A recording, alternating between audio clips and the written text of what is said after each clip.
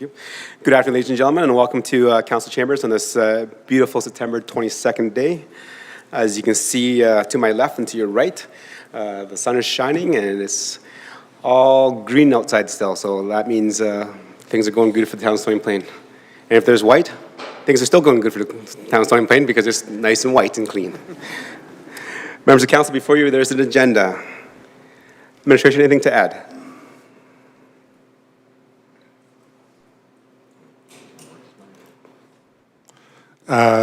Thank you, Your Worship. Nothing to add. Okay.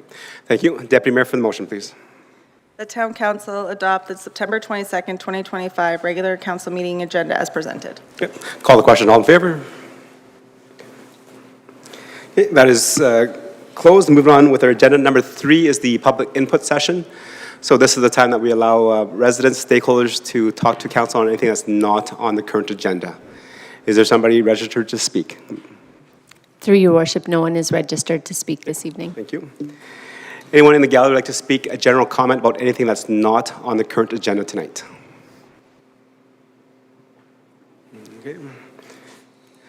Seeing none, we'll move on to number 4, which is presentations and delegations. Today we have 3 presentations, definitely. And the first one coming up is definitely a wonderful community group. We have the Rotary Club of Spruce Grove, and definitely one of our partners. I'm going to talk about a little bit of a program that they're doing over in Spruce Grove that affects the entire tri-region. So welcome. There is a mic there, so when you turn it on, if you speak directly into the mic, and then I think there's a sign-up sheet. Have they already signed in? Thank you very much. Okay.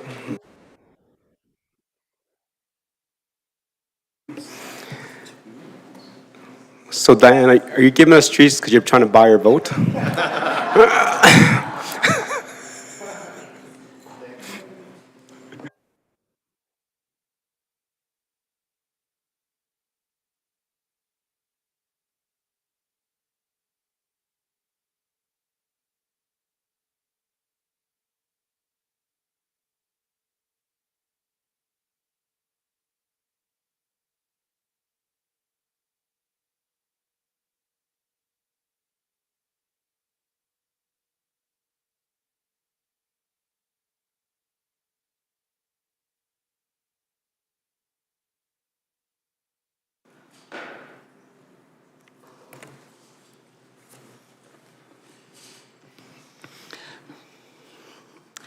Thank you very much. My name is Diane Brown. I'm here representing our Community Pantry, a project of the Rotary Club of Spruce Grove Community Partners Society. We are a registered charity as of a year and a half ago and have been feeding children in schools for myself personally 7 years and through our Rotary Club for the last 4. Sorry, I've got to get my marker here.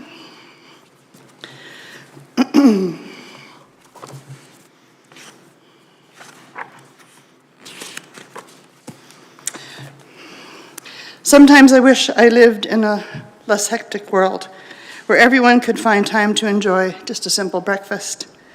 I hate to see people go hungry. It hurts when there's no need for it.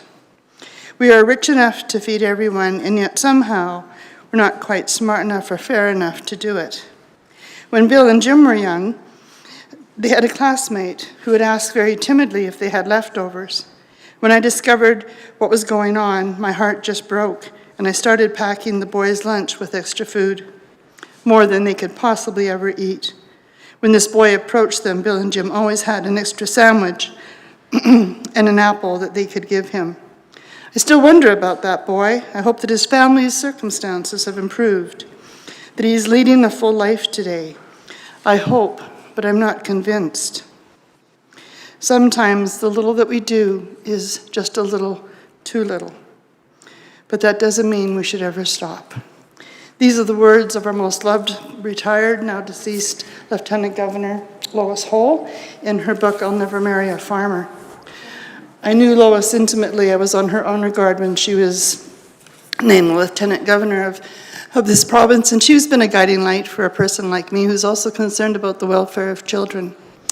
Thank you so much for accepting us in our presentation today, and thank you so much for the pre-read that I'm sure you've all gone through to understand what the new announcement is. And the announcement is that after many years of work and dedication from our volunteers, we have been chosen in this community to be the recipient of food through the National School Food Program to the tune of $400,000. That's an amazing amount of money, making up 8% of the funds available in Canada in our category. I'm very thankful for the funds on behalf of the volunteers, because for them it shows them that the work that they do every week has meant something and has caught the eye of people as concerned about the welfare of children as we are. So what do we do, for those of you that don't know? Monday and Wednesday, we pack a lunch. We pack a school lunch in a brown paper bag, and we make a sandwich. That sandwich would be jam or cheese and meat and cheese. Along with that sandwich, we place an apple, a little tiny bag of mini carrots, and either a cookie or a granola bar in that lunch. And we send them off to the children in Parkland School Division that suffer chronic food security concerns. These are not the children that have money in their pocket. These are the children that I say live on the outside of our circle we call our village. These are the children with great pride, too much so maybe to step up even when the parent program is serving pizza.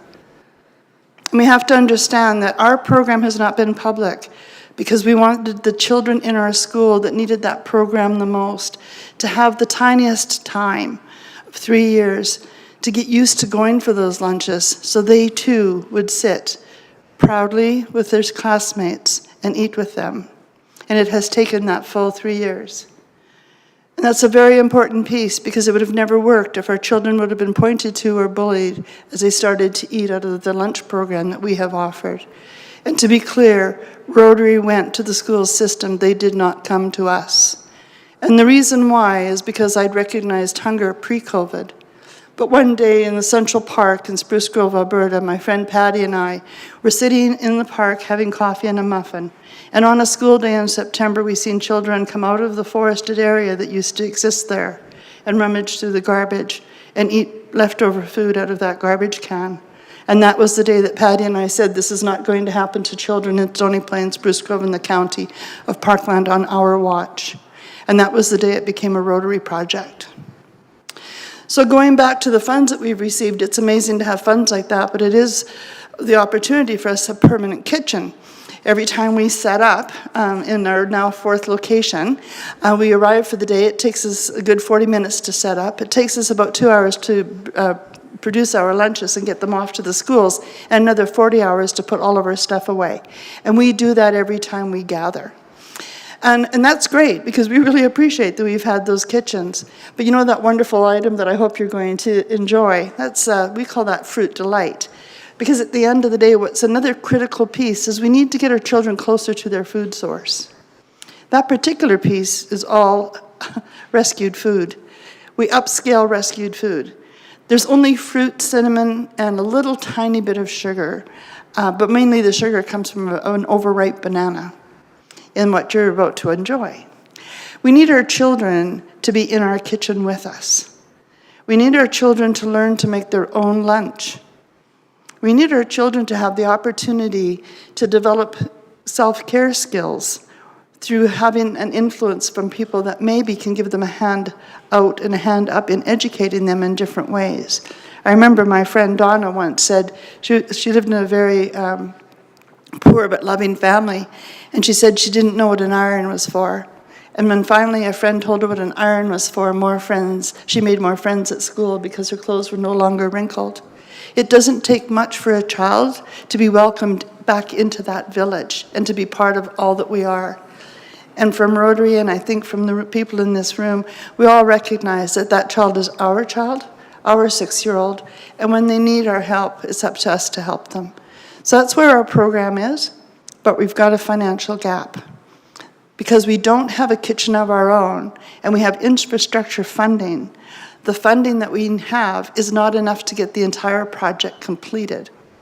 Now, I am going to tell you that tomorrow I'm probably going to be announcing that our project will be in this community. We have 2 locations, but our primary opportunity is here in Stony. It doesn't matter where we are. It really doesn't. It matters that we feed these hungry children. So our gap is this. We can end up with a fully functioning professional kitchen equal to a kitchen that you would find at Nate. And when we teach our children, we're not going to teach them on grandma's stove. We're going to teach them on the future stove, the stove that they're going to want to have in their kitchen. Just think of that advancement for a child who's been hungry that comes into our program to realize that they're going to learn the new technology of combi ovens, that they're going to be inclusive as to what the future is going to hold in learning, not just what they see at home, but even beyond that. Imagine even further if we can take that kitchen and turn it into a collegiate program. So why is it important that we in our communities, Stony Plain, Spruce Grove, and the county embark on this? It's because other communities are doing so across the province of Alberta. And you've got people, 68 volunteers, of which 42 of them are committed at least twice a week, that are willing to take this leap into this type of opportunity for our youth and for our community. And so I hope that you can all embrace what we're doing today and what our future can bring in the kitchen that we're about to have. But we do need additional funding to make sure that we have architectural drawings, that some of the pieces, we don't have it, we only get this funding once in a lifetime, and we've got to make sure we use it well. It has to have structural engineering processes around it, and these are not the specialties of the volunteers that we have in our core group. So there are some people that we need to hire from our community here. I'm sure that they'll discount based on the project, but we're going to be a little short of funding in order to get our project completed. I thank you very much for hearing me today. I have a few more things to share, but first I'd like to ask if there's any questions. Thank you, Diane, for the presentation and coming to speak to council. Definitely, I've been following this project for quite a few years now, and thank you for your commitment. Definitely championing the cause, getting Rotarians behind you, and then making sure that our children and our communities are looked after. So thank you. Members of council, any questions for clarity and understanding? Deputy Mayor? Thank you, Your Worship. I was just curious as to what the funding gap number was that you were looking at, sorry. So I'm a firm believer that at times like this, that I'd ask everyone to give as appropriate to the community that you are. I don't want this to be a tax burden position for anyone in our community, but if there's additional funding to the tune of maybe $20,000 to $25,000, that would be well received. And it would help us a lot along this journey. Thank you. Yeah. Thank you, I appreciate that. That's all. Thank you. Councillor Hansard? Mr. Mayor, thank you. Through to our guest speaker, I took a sniff. It smells yummy. Thank you for that. The project that you're handling seems to be one of those that oftentimes it's easy to just put it out of your mind. You hear it like you do the ads on TV for a great need, and you put it out of your mind. But when you realize it's local children, it's our children, it does touch your heart. And I'm happy to hear that you're looking to do this locally to enable your capability. So I'm assuming you're making presentations before other councils as well. Yes, we are, yes. And so you don't know yet if any of them are stepping to the plate or not, right? We've had a positive response to the civic grant process in Spruce Grove. Okay. Yeah. And without these kinds of extra funds, what's the difference in time to be able to do it right away? Because every day matters to the kids who aren't eating. The difference in time from doing it right away to doing it when the money is accumulated is, how great is that number? So sadly on this grant, it's a very short-term grant, and we must complete and report by March 31st of 26. And so the project itself is at risk without some funding to move forward with. I do want to make one other financial point, is that the community pantry funding has already pre-funded the memorandum of understanding that we have before us to the end of the school year that we're in right now. So we are not at risk of our current year programming, and we have half of the next year funded as well. And so this additional funding will not at all be going to the food program. It will only go to fill this gap. And we anticipate that the generosity of the community, plus the continuing funds from the national level of government, will flow through to allow for this project to eventually be wholly funded without a continuation of requests to local government. And if I may, Mr. Mayor, thank you for that clarification. The other thing is, you're asking for the continuation of the project, but you're asking specifically, are you not, for funding to help you have the kitchen created, that enables ongoing opportunity for feeding children, where they learn the skills to feed themselves if they're given the resources to do so. Is that correct? That's correct. Thank you very much. Thank you, Councilor Nash. Moving to Councilor Meyer. Thank you, Your Worship. And Diane, thank you for the presentation, and my hat's off to you. And I specifically want to take my hat off to you in taking such a regional perspective on it. And so I don't want my question to sound like I'm looking out just for Stony Plain, and I do appreciate this is a regional thing. I just want clarity. You did mention that you have 2 locations, and Stony Plain being a primary, and I'm not quite sure how that flowed with your comments about having the students close to the kitchen.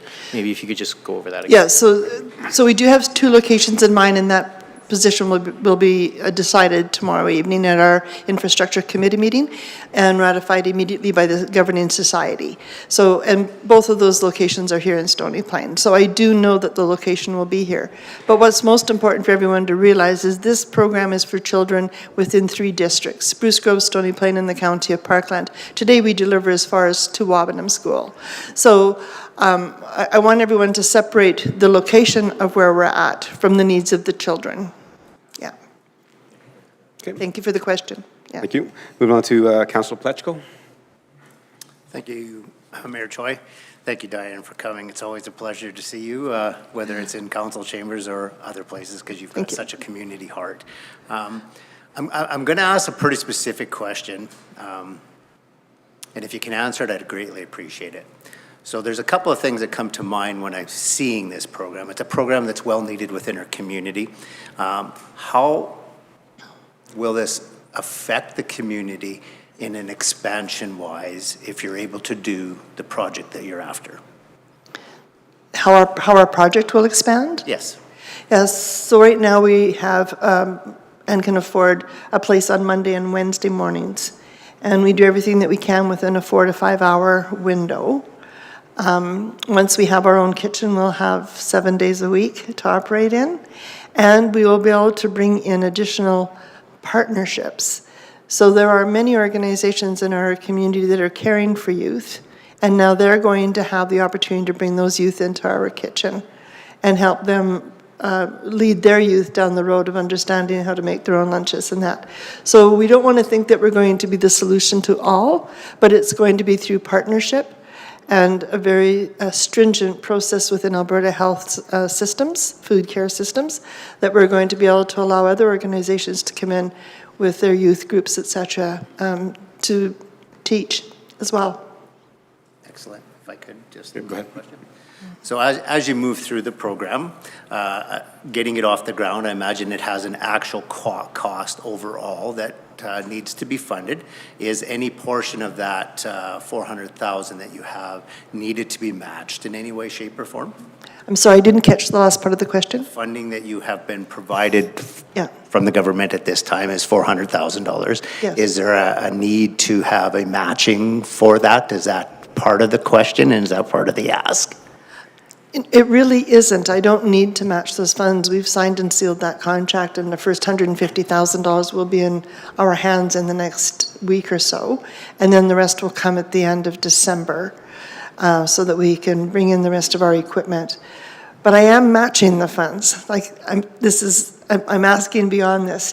In the Edmonton Community Foundation portfolio of grants, there's a grant that if I get civic funding, I can present that. I've already got that with a kind of note ready to hit a go button, and I can get matched funds from them.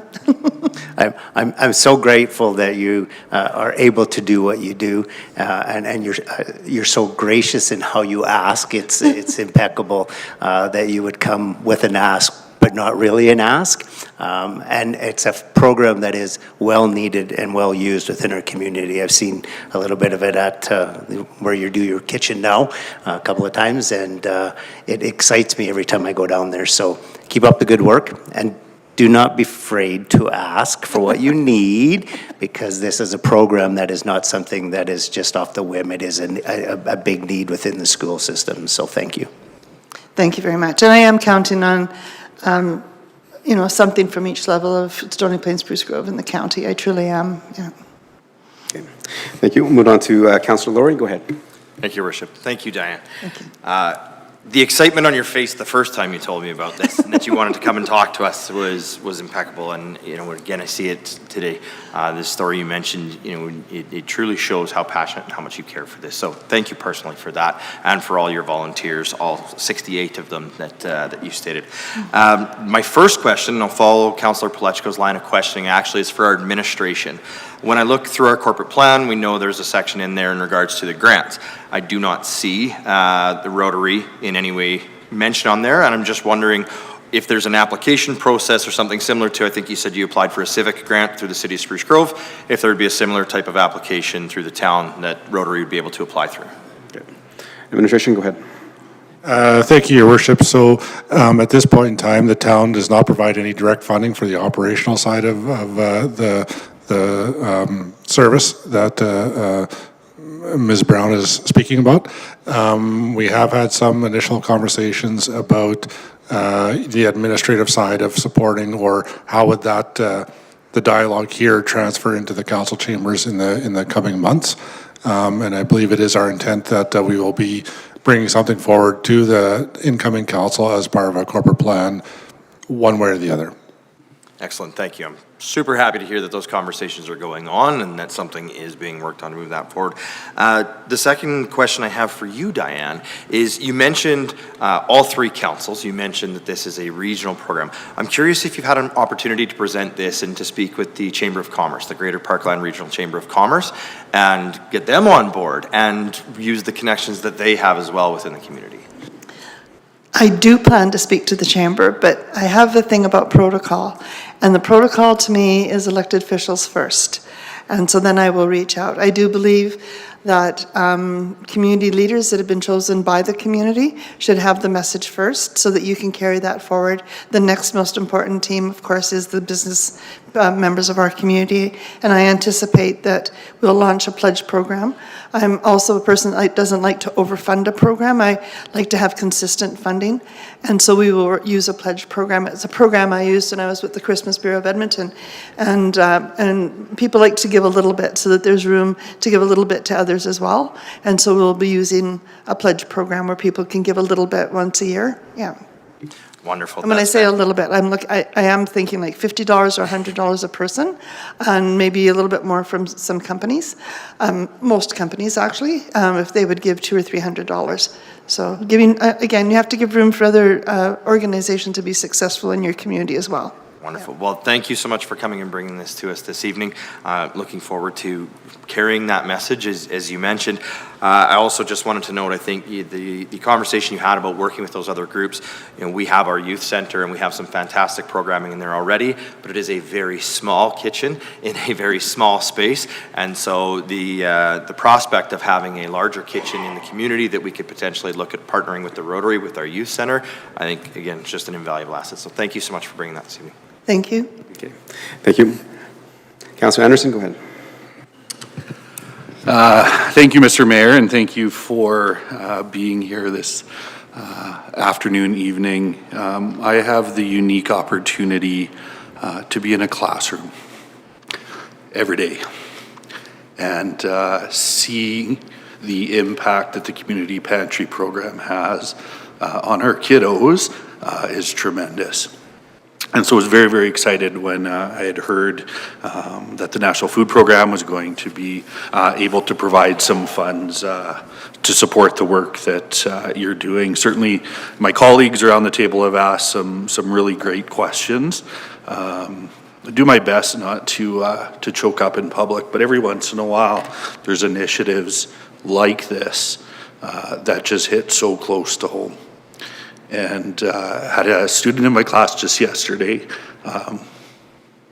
talk about having to access the food bank and just some of the embarrassment that they felt, and being able to, or for whatever reason, feeling the need to share that with me, and had a good conversation about what options were available, and the community pantry through the Rotary was one of the things that we talked about that was available to them.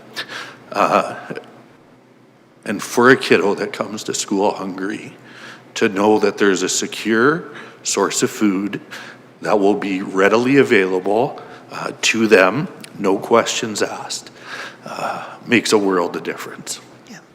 And so, from a grateful region, from a grateful council, and from some tremendously grateful kiddos, thank you for all you do.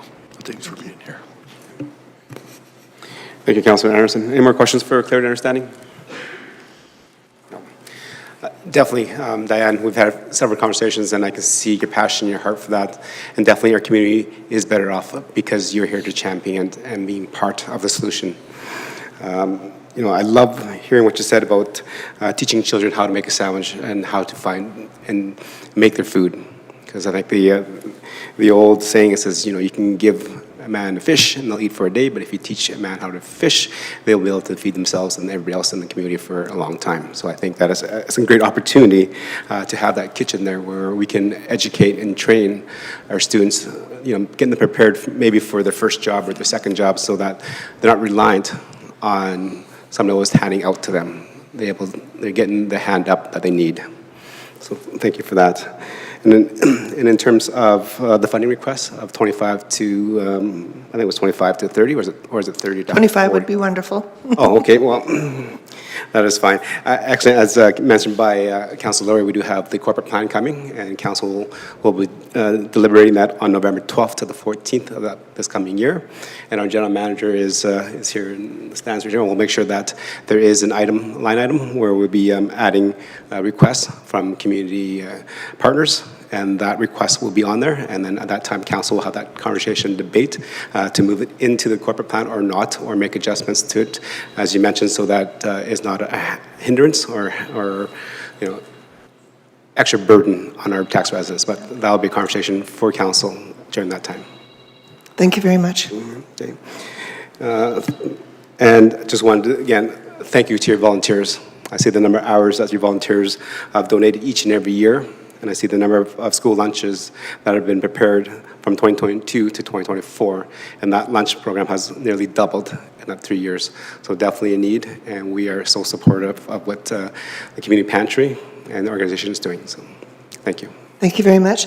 We've launched a logo, and I'd like to just give you, Mayor Choi, a logo that you can share with everyone around you in our community and with our councillors. Thank you very much.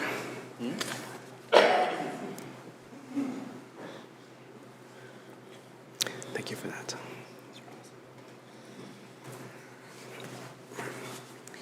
In the spirit of Lois Hole, there's an apple in that logo. Yes. Thank you again. I thank you so very much for your time this evening and your future contribution to our organization. Thank you. Members of council, it's always great to see community groups come and present and let us know what's happening in our community and how we can support all those that are in need. Moving on with our agenda, number 4.2 is the presentation from the TLC for the 2026 budget. Welcome, Lenny. Again, there's a sign-up sheet that is on the table, if you can sign that. And when you speak, please push the red button until your little mic turns red and speak directly into the mic, please. Thank you. Yeah. And please introduce yourself. There's many people in the gallery and then those that are participating online that may not know who you are.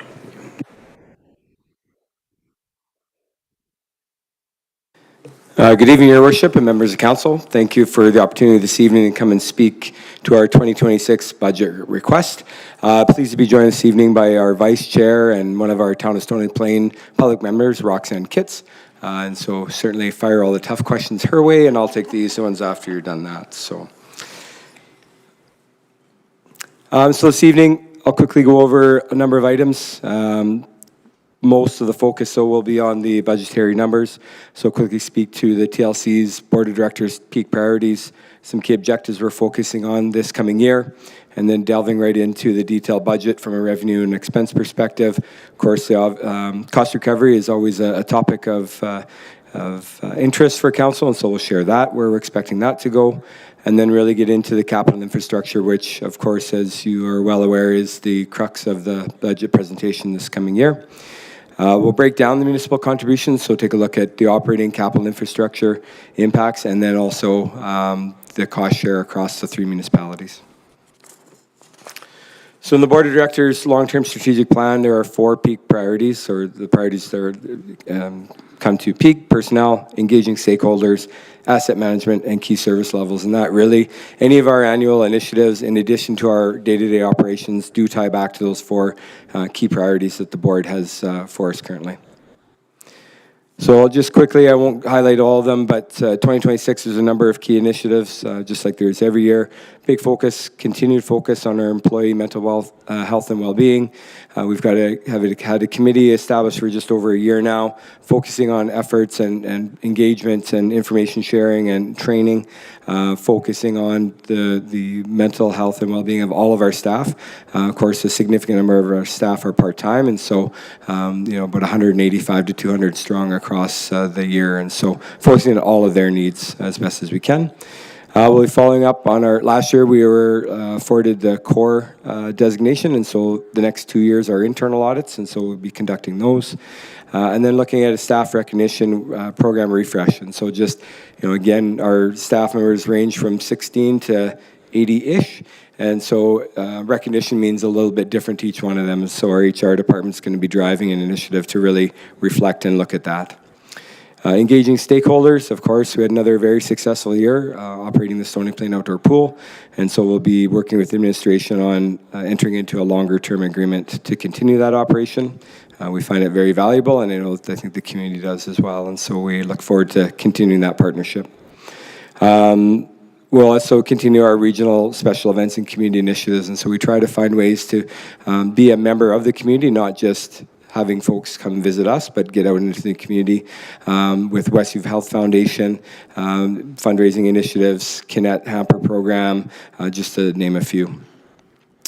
Asset management, so that's an ongoing thing, and of course in 2027 that facility will be 25 years old already, and so it's an ongoing process, just like any other public facility, to continue to update, and both from a prioritization as well as cost perspective in terms of that long-term plan. And then in a couple of years, it'll be time to replace the indoor fields. And so we're taking that opportunity to take a bit of a step back, knowing that there's different trends when it comes to not only soccer, but other sports that are on a turf field. And so we're not looking to just necessarily replace like with like right off the hop. We're going to take a step back and really investigate what the potential options are and what the best process forward is going to be for the region, and so engaging, of course, both soccer associations as well as other partners in the community to look at what the best use of those fields is. And then key service levels, continuing on expanding online options for customers. We're seeing more and more capacity being built up through our IntelliLeisure program for folks to register for programs online.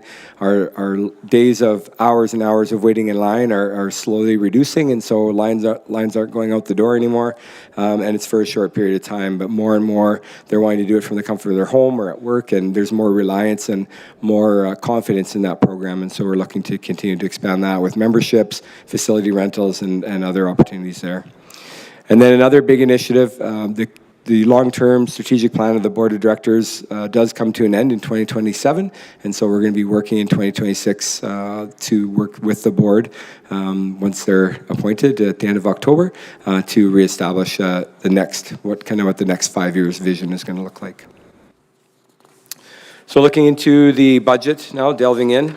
So from an operating perspective, I will put a caveat that this operating budget this year is anticipating a 9-week closure of the Aquatic Center, and that's to replace air handling unit number 1, which we'll get into greater detail a little bit later. And of course, I was in front of council a few months ago requesting conditional approval on funding to apply for a grant to cover 50% of those costs. And again, I'll refresh and revise that in a short time.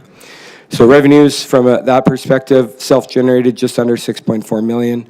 Operating expenses, not including depreciation, of about 8.65 for a cost recovery rate of 73.86%.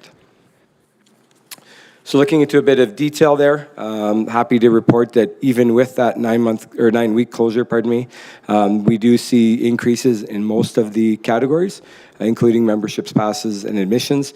That one, with the 9-week closure, we know that there's going to be a number of folks who pause their memberships, just like they do when we have our regular 3 to 4 week closure in the pool area. We did our best to try to anticipate what that increase might look like, but knowing that a lot of members do come for the fitness center and other opportunities, not just the aquatic center, and so we did our best to try to estimate what that reduction would look like. Programs and services is seeing a small reduction for a couple of reasons. One, in our fitness class area, and it's no different, our folks that are like us across the region are seeing less demand for registered programs when it comes to fitness and more drop-in that's included in their membership. And so we're seeing a reduction in their revenue, but also a reduction in the expense of having that extra instructor for that registered class, and more so on the drop-in perspective. Facility rentals continue to be high, and I know that there was some concern with the opening of Heavy Metal Place, whether or not our ice demand would go down, and it certainly is not. We had the same request and actually always get a little bit more requests for additional ice time from all of our partners in our current user groups, and so we're not seeing that going down anytime soon.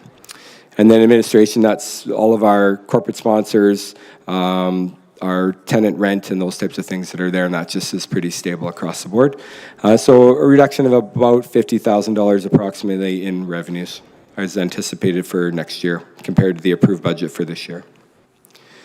So just looking at a bit of trend data there, happy to say we're eventually going to get back to that ability to show you a 5-year trend. Of course, 2021 and 2022, we're going to pretend like they didn't happen because those were totally wonky numbers. So we next year we'll be back and we'll have that 5-year trend data. So fairly stable overall. 24, we did see higher than anticipated revenues overall. Part of that was grant funding, but also just increase in our memberships and everything beyond what we had anticipated. Flipping to expense side now, of course, salaries and benefits, just like most organizations, is the number one. And we are seeing a slight reduction there, mostly again because of the 9-week closure. But it's not as significant as maybe it would have been because there are other departments that do need a bit more of requested additional hours to keep the service levels where they're at. Plus, we have a cost of living increase that's identified in our collective agreement with our union staff as well. Materials, goods, and supplies is pretty flat, and it's mostly just inflationary in nature. Utilities, we're seeing a small reduction, mostly because of the changes to carbon tax, but also because of the green initiatives that we've taken on over the past number of years. One being the lighting retrofit from a number of years ago, and then last year, the implementation of Real Ice, which allows us to do cold water flooding of the arenas as opposed to using a boiler and having hot water. And the quality of ice has been as good or better, actually, from the user group's perspective. And so that does reduce significantly the energy that we're taking there. So almost identical to an expense budget as per our request or approved budget for this year. And again, just the 4-year trend, so fairly stable over the last few years. Cost recovery, you'll see a very high number in 24 in the actual category, and that's because we had much greater revenue than we had anticipated. Can't promise it's always going to be over 80%, but certainly we're hoping to be in that 73 to 75%, which is still very healthy, considering the model that with which we're funded by the municipalities.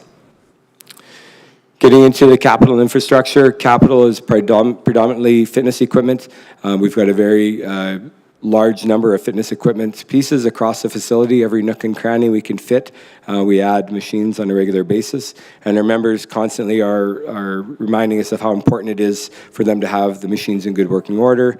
And we've taken some investment internally and provide additional training to 2 of our wellness reps who go out and get training on how to maintain and repair equipment for those most of the minor and kind of more traditional repairs, which saves us having to bring in external folks to do that work. So investing in our own staff to get that training and reducing money on the back end. But yeah, most of that $100,000 ask is for fitness equipment, which is pretty typical of every year that we're here. Then we get into the main crux of it, of course, and a massive increase in our infrastructure request, which, again, I was here back in June, just speaking to this item. And so air handling unit number 1 is our main air handling unit for the pool. It's a massive unit you can see from the roadway, and it is nearing the end of its life. Initially, it was going to be replaced in 2027 was the projection, and we feel that it's prudent to move forward with it sooner for a couple of reasons. Number 1, we're continuing to have to put minor amounts into it on a regular basis to repair components of it, which is getting harder and harder to source those components and adding to how much money we're investing into it versus replacing it 1 year early. The second thing is because of the lead time that's required for this unit, it's about 25-week pre-order period plus going through the request for proposals process, which add another 6 to 7 weeks. You're looking at after you're installing a close to 9-month process if it were to fail prematurely. And certainly our region would be impacted severely if that were to unfortunately happen. Having said that, we have applied for an Active Communities Initiative grant to cover $1.5 million of that total project. And we're hoping to hear the results of that in early November. And we'll be happy to bring the good news when we get it back to the councils. And so that would reduce that ask in time for the final approvals of council's budgets in all 3 municipalities. Added to that project is our aquatic circulation pump replacement. So because we're going to be closed for 9 months, we took a look at what was coming down the pipe and said, rather than being closed for lengthier periods of time and a number of years in a row, trying to do everything that we can within that 9-week period. And that is included in that ACI grant application as well. And then the other larger component is the water refurbishment to our water slide, just extending the life of that amenity for over a period of time. So taking a look at municipal contribution summary in the 3 categories. Operating, we're asking for approximately 2.25% more, or about $50,000. Capital life cycle is up. Again, that's because of the units that we're replacing on the capital side. And of course, the biggest ask is from the infrastructure perspective. So overall, about a $1.8 million increase compared to the approved 2025 budget. And a reminder, up to $1.5 million may come off the books of that if we were to be successful in that grant. So that $5.456 million does not take into account if we were successful in that grant application.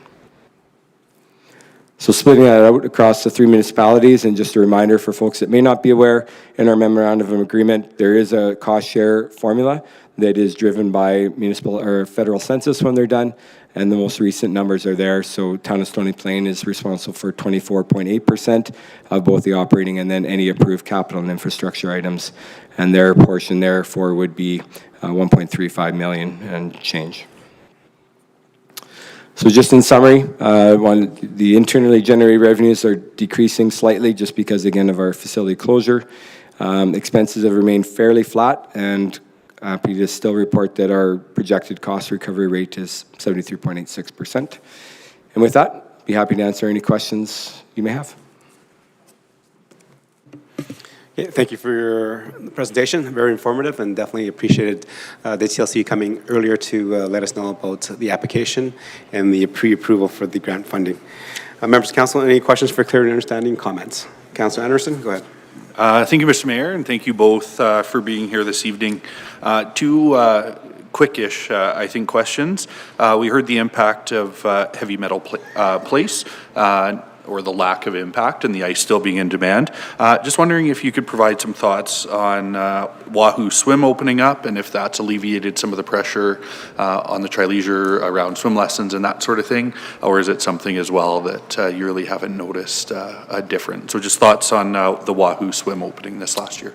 Your Worship, through to Councillor Anderson and the rest of the council. Certainly, it's helped with the pressures. I would say there's still some pressures being felt, and we've actually noticed a trend of predominantly for years, it was the lower levels, the preschool levels, and those kind of first two swim levels that were in demand at most, and now it's actually the higher levels, and so it's just trying to balance those needs. But I could safely say that we're seeing less pressure on wait lists overall, but just some are just in a different area. So we always do our best to, when we see that classes aren't going to fill, we'll try to add some of those that are on the wait list and try to maximize the time there and try to accommodate as many as we can. But certainly it's been a welcome support to the region. We certainly haven't been negatively impacted by it. Perfect. And certainly anytime we can get more families in for a life skill like swimming, certainly it's a really important piece. Do you have another question, Mr. Mayor? I think you had talked about the potential of a grant for that air handling unit. Just a quick reminder, if you wouldn't mind, what the grant amount was? Your Worship, through to Councillor Anderson and the rest of the council, the max grant is 1.5 million. Matching component, and so our project is about 3.2-ish million all said, and so we did apply for the full 1.5 million. Okay, and then similar to the breakdown by municipality, should that grant be received, it would be allocated back into the draft budget at the same percentages. So for Stony Plain, sorry, the 24.8%. That's correct. Okay, thank you. Okay. Thank you, Councillor Anderson. Moving on to Councillor Pletchko. Yeah, thank you, Your Worship. Thank you, Lenny, for coming. It's always a pleasure to see you in council and hear a little bit about recreation facility within our community. One of the questions that I've had posed to me in just recent time is I'm wondering if you can help the residents understand the cost recovery of a recreation facility and why the cost recovery is only at that 75%. Your Worship, through to Councillor Pletchko and the rest of the council. So cost recovery is the internally generated revenues versus the expenses, which leads to that balance that's funded by the municipalities. 70 to 75% is actually quite high cost recovery compared to other facilities that are generated. It's hard to really clearly articulate that because in a typical municipally owned and operated facility, some of those common costs such as HR, finance, communications, IT, those things are spread out across the organization, whereas we take those upon ourselves, and so those costs are borne solely by our facility. And so we do our best to try to balance that and try to get as close to zero as we can, but in looking at a few other facilities that are similar in nature, we're certainly in the realm of average for most other municipal funded facilities like ours.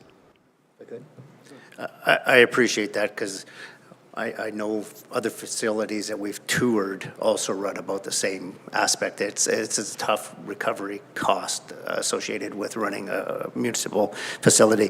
The other question that I've had posed the last little while, could you speak to a little bit of the capacity that's at the facility? So what is the capacity, max capacity of it, and what is it on an average weekly basis? So usage, I guess, is what I want to get to, is what is your usage compared to what it could be? Another great question through Mr. Mayor, Your Worship, to Councillor Pletchko. It would really depend on each environment, so whether you're talking the arena facility usage versus capacity in the pool for a public swim and that sort of thing. And so I don't have the numbers in front of me, but I can certainly get that information through to Mr. Hill and share with council. Our ice, I would say, is very close to max capacity, especially during prime time hours, and even into the evenings and weekends. And even in the mornings, we're getting more and more busy. Fields have certainly seen a significant uptake since the Baseball Academy program has joined our facility and has come winter is in our facility 5 to 7 days a week. And so our daytime use that typically would have been quieter on the fields is now being maximized use on one of the fields for sure. And then program registration, again, would be a different set of numbers. And typically the numbers I've seen anywhere from 80 to 90% fill rate on our programs and services. And so I can certainly pull together as much as I can of those different components and share that with council. Appreciate that. Thank you. Okay. Thank you. Councillor Hansard? Thank you, Mr. Mayor. It's a real pleasure to see you all in council chambers, and I appreciate that you've taken time to come talk to us.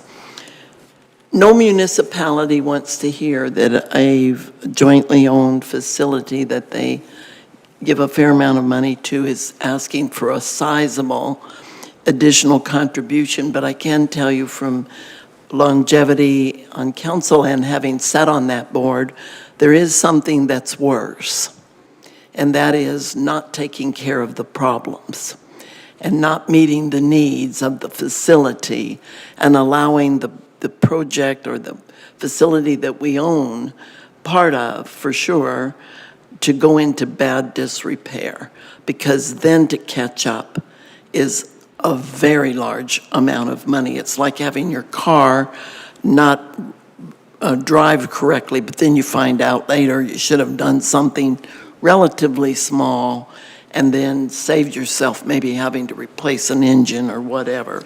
I use a silly analogy, but that's really the mindset that we have to look at these things with. The other thing is, no facility recovers their costs 100%. I don't know of one. And your report has stated very clearly that you're back at really full capacity and humming along, which is a very different story than COVID year and the 2 years following. So I think that's amazing.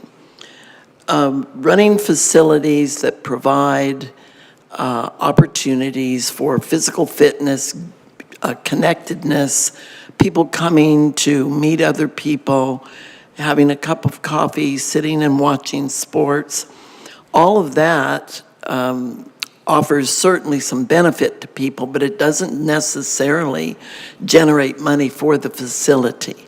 And yet people come and go. And they should, because 3 municipalities own that facility. They should feel free to come and go, buy an orange Julius, buy a simple meal or have a coffee and just be in a public place, especially with winter coming on. So I would not expect there to be full cost recovery in under any circumstance, but it's part of what good communities do, to provide the opportunity and the facility for their taxpayers and residents. The question that I had is on your daily admissions.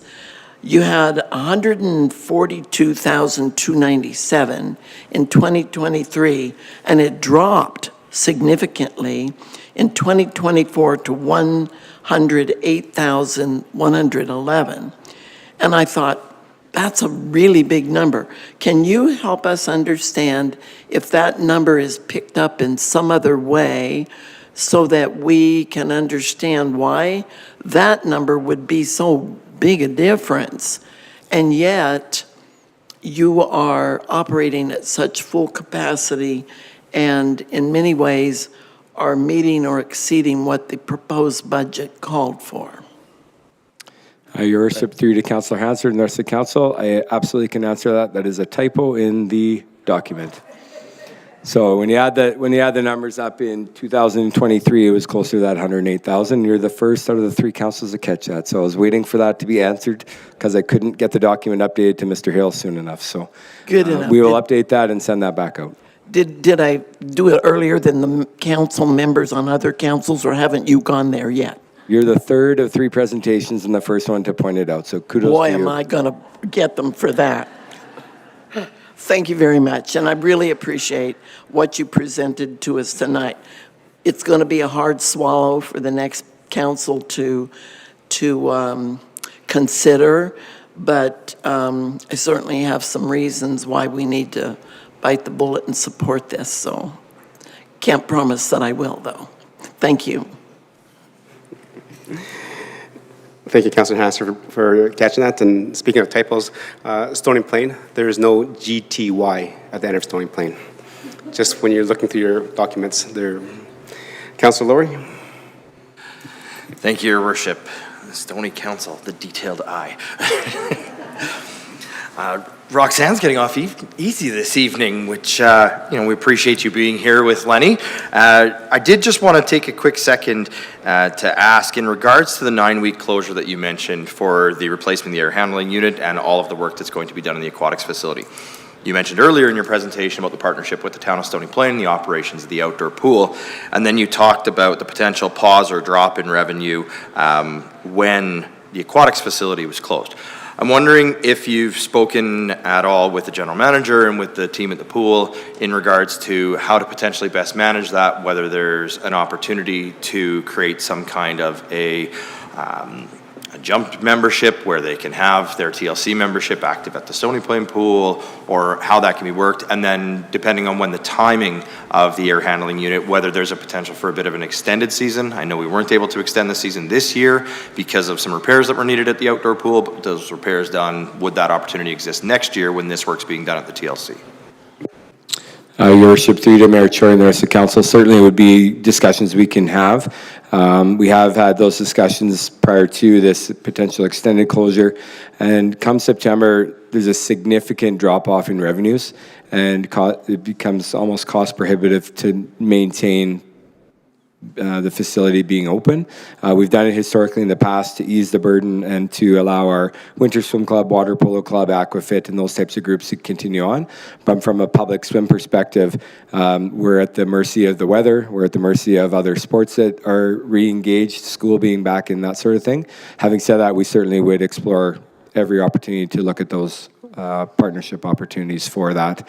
The anticipated closure, and again, we'd be working with our user groups to identify there's going to be no easy 9 weeks, but approximately mid-August to mid-October is what we're anticipating for that, with minimizing the impact on the summer swim club end of season, the winter swim club gap between short course and long course, and then back to school and everything else. So we're trying to ease the blow on that as well. Excellent. I appreciate that. And I'm fortunate enough to be the current sitting member on the board, and I know Lenny won't toot his horn too much, so I'm going to do it a little bit for him. In respect to the grant application that is in, Lenny's advocacy to many different members in relation to that has been fantastic, both local and beyond. Lenny's heavily involved in the Canadian Summer Games and was there this summer and was able to get a great advocacy opportunity there as well. And so his work goes far and beyond the borders of this community when it comes to this facility. And I just wanted to express the appreciation from our council, on behalf of our council, hopefully, that for all the work that you do in that facility to keep it in the shape it's in and to keep it running as well as it does. Thank you. Any more questions for clear understanding from members of council? Councilor Meyer, go ahead. Thank you, Your Worship. And Lenny, thank you for your presentation tonight. I'll just make it quick. I do remember when you first came in, and sorry, just turning back to our cost recovery discussion earlier. When you first came in, I remember you kind of prepping us. I believe at the time we were getting like 83 and higher in our cost recovery, and you kind of prepped us and saying, well, that's a really high number, and we can expect that number to come down over the years, and sure enough, it has. Now I'm listening to your presentation, and you're still kind of giving us this is a really high, really good recovery number, and I can appreciate your efforts on the grant application. I'm sure that will tip that number and make it look better if it's successful. But I'm just curious, moving forward, what is the average cost recovery for a recreation facility? I can appreciate also you mentioned it's not always an apples to apples comparison, but what does, say, like a Morinville pay? Your Worship, through you to Councillor Meyer and the rest of council. In discussions with my colleagues, there's a few facilities across the province that are funded similar to what we are, and that number is sliding down, unfortunately. The costs are increasing at a greater rate than what we can expect the users to pay. And so it's about getting creative and trying to find unique opportunities and new opportunities for fund development. One of the new ones that we're hoping to close in the next couple of months is a new sponsored area within the facility, and that's the multi-purpose room that we just took back a couple of years ago. They used to be Shots Lounge, and so now that's rented out as a multi-purpose space. Again, if we can nail down a sponsor for that area, that adds an injection of funds. But it's definitely stabilized, and I think in that 70 to 75% is what I'm hearing. There's a few that are still closer to 80, but they're struggling to keep it at that 80 mark for sure as the costs go up and the ability to draw upon your members to always have to share that burden. Having said that, thanks to the partnership with the Westview Health Foundation, we do now have the capacity to offer a subsidized membership. And so while we're not getting full revenue generation from that, it's money that wouldn't have been there without that partnership. And so hopefully over time we'll see that. Having said that, like I said, in 2024, it was above 80%, which was very pleasantly surprised to see. And we are having a very good year again this year, so it is possible that we could be close to that number again. But long term, I've spoken with 2 or 3 others that are in my shoes, and they're definitely seeing that trend unfortunately come down. And it's just about trying to stabilize that and not have it drop too low. Well, I appreciate you kind of preempting my next question, which is what are we looking at? And so it's good to hear that you're looking at sort of outside the box ideas and different ideas to try and keep that number as good as we can keep it. Thank you. Thank you, Councillor Meyer. Any other questions for clear understanding from members of council?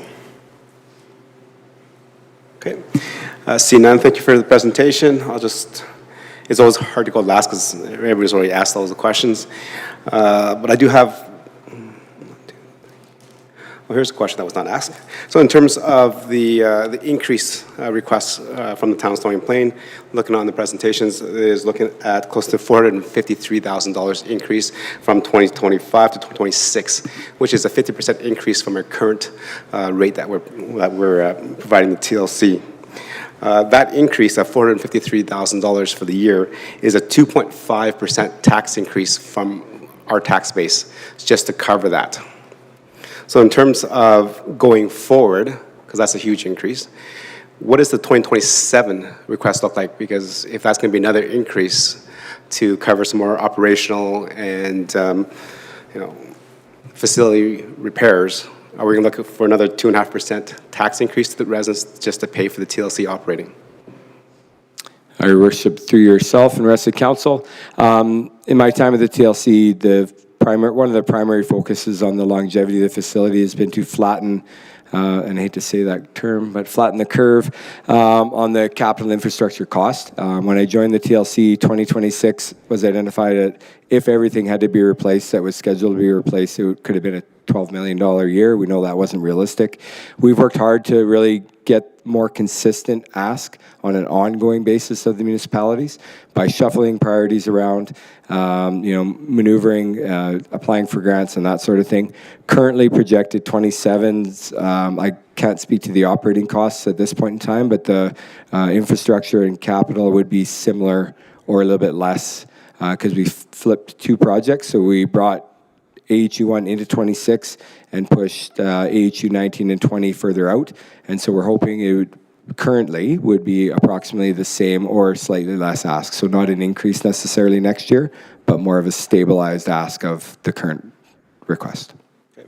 Thank you. And I think the TLC board representative, Councillor, would like to add to that. Go ahead. Thank you, Your Worship. And I just want to add the perspective that with the TLC in the asset management and the infrastructure assessment and needs, the TLC does not carry capital reserves. They do not build those reserves annually, year over year, for the replacement of these products.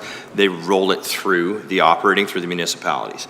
So as municipalities, we should be looking at that in our asset management and making sure that we do have those dollars, whether that is, as you mentioned, directly from a budget increase or whether it is in a reserve somewhere else for the infrastructure needs of an asset that we do own. Okay. Thank you. Thank you for the addition. Any other questions for clear understanding? Okay. So based on your presentation earlier, we have applied for a $1.5 million grant. So in terms of if you are successful in getting the full 1.5, how does that decrease the ask to the municipalities? Your Worship, through yourself and the rest of the council, so they would reduce it by the same percentage, so 24.8% of that capital infrastructure project of $3.2 million. I don't have the math on the top of my head, but we would reduce it accordingly in relation to the other 2 municipalities as well. So it would be an equal reduction that we would see, and we'd be able to communicate that to council ahead of the formal budget approval timelines in December. Okay, so then moving forward in terms of fiscal planning for our community, if the TLC was successful in receiving a grant of $1.5 million, the request to the town zoning planning would be decreased. So instead of asking for a 50% increase per se, like we can say, could be a 15% increase. But then the following year, in 2027, as you mentioned, that the capital requirements would probably be the same, so then you would ask for the additional $500,000 to cover the difference to get to the capital expenses that you're looking for. Worship, through yourself and members of council, we revise that annually, and we do go out and get true costing. And so a lot of, just similar to any other long-term plan, those numbers are estimated a number of years out, and then you go out to refine the numbers. There's been a number of projects that we've seen the estimated cost has come in actually less because the whole component doesn't necessarily have to be replaced, just certain aspects of it. Our fire suppression system is one example where on the books it was, I believe, $850,000. We had the specialists come in and identify truly what needed to be replaced, and it was down to under $200,000. So we'll continue to revise those numbers and work with general managers across the 3 municipalities to revise those numbers as they come due, and of course coming through the board. And so we would refine those numbers as part of next year's budget process. Okay. Thank you. So in terms of the notification for the grant application, will you be notified before November 12th to the 14th? So when town council does our corporate plan, that if we have that certainty, then we can take it off ours, so we're not, again, then going to the public and saying we're increasing 2.5% to cover the TLC budget, because it's hard to increase taxes 2.5% for one single line item. Your Worship, that would be the hope. I've been told early November, so if everything goes well, I would expect that we would have an answer one way or the other by then. Having said that, just like any other grant application process, number of applications that need to be thoroughly reviewed, and then allocations made and decisions made at the ministry level. So, but the last I've been instructed is that early November is when they're expecting to have those announcements. Okay, thank you. Last chance for members of council. Any questions for clear understanding? So on behalf of the town council, thank you for the presentation. Definitely this will be added to our corporate plan that will happen November 12th to the 14th. And hopefully we'll have some good news regarding the grant application, and maybe we can reduce the request from the TLC. And thank you for your work that you're doing with the TLC. I think there was some conversation about cost recovery, and aiming for about 73-75% cost recovery is really good in terms of the recreational center. Many other centers in the region are only recovering about 65% recovery rate. And that 65% rate does not include the extra time and staff hours that the municipality is given to that facility. As members of council realize, this is a tri-regional owned facility, so all the in-house keeping in terms of payroll, HR, and safety and all that is also done and handled through the TLC, whereas the other leisure centers, which are only owned by one municipality, those expenses are absorbed within the municipality themselves, so the true cost is not there. So on behalf of the council, thank you for doing your work and making sure that we have the best cost recovery possible for the facility that we have. And if I could, Your Worship, just thank you for the last 4 years of support from this council and ongoing support from Mr. Hill and the rest of the administration. Really appreciate the ongoing dialogue we can have and the frank discussions, not always easy discussions, but frank discussions and the partnerships throughout the region. So best of luck those seeking re-election, and yeah, we'll see what happens in a month. Thank you very much. Appreciate that. Members of council, we're finished 4.3 on our agenda. 4.2 on our agenda. So moving on to 4.3, and this is the presentation of the Stony Plain Public Library. And again, the presentation is for the 2026 funding request. Good evening. I think we might need another chair.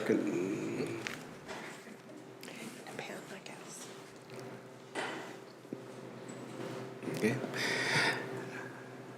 As your lady gets set up, again, there is a sign-up sheet.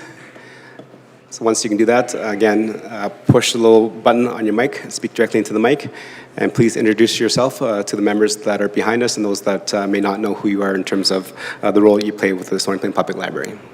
Thank you.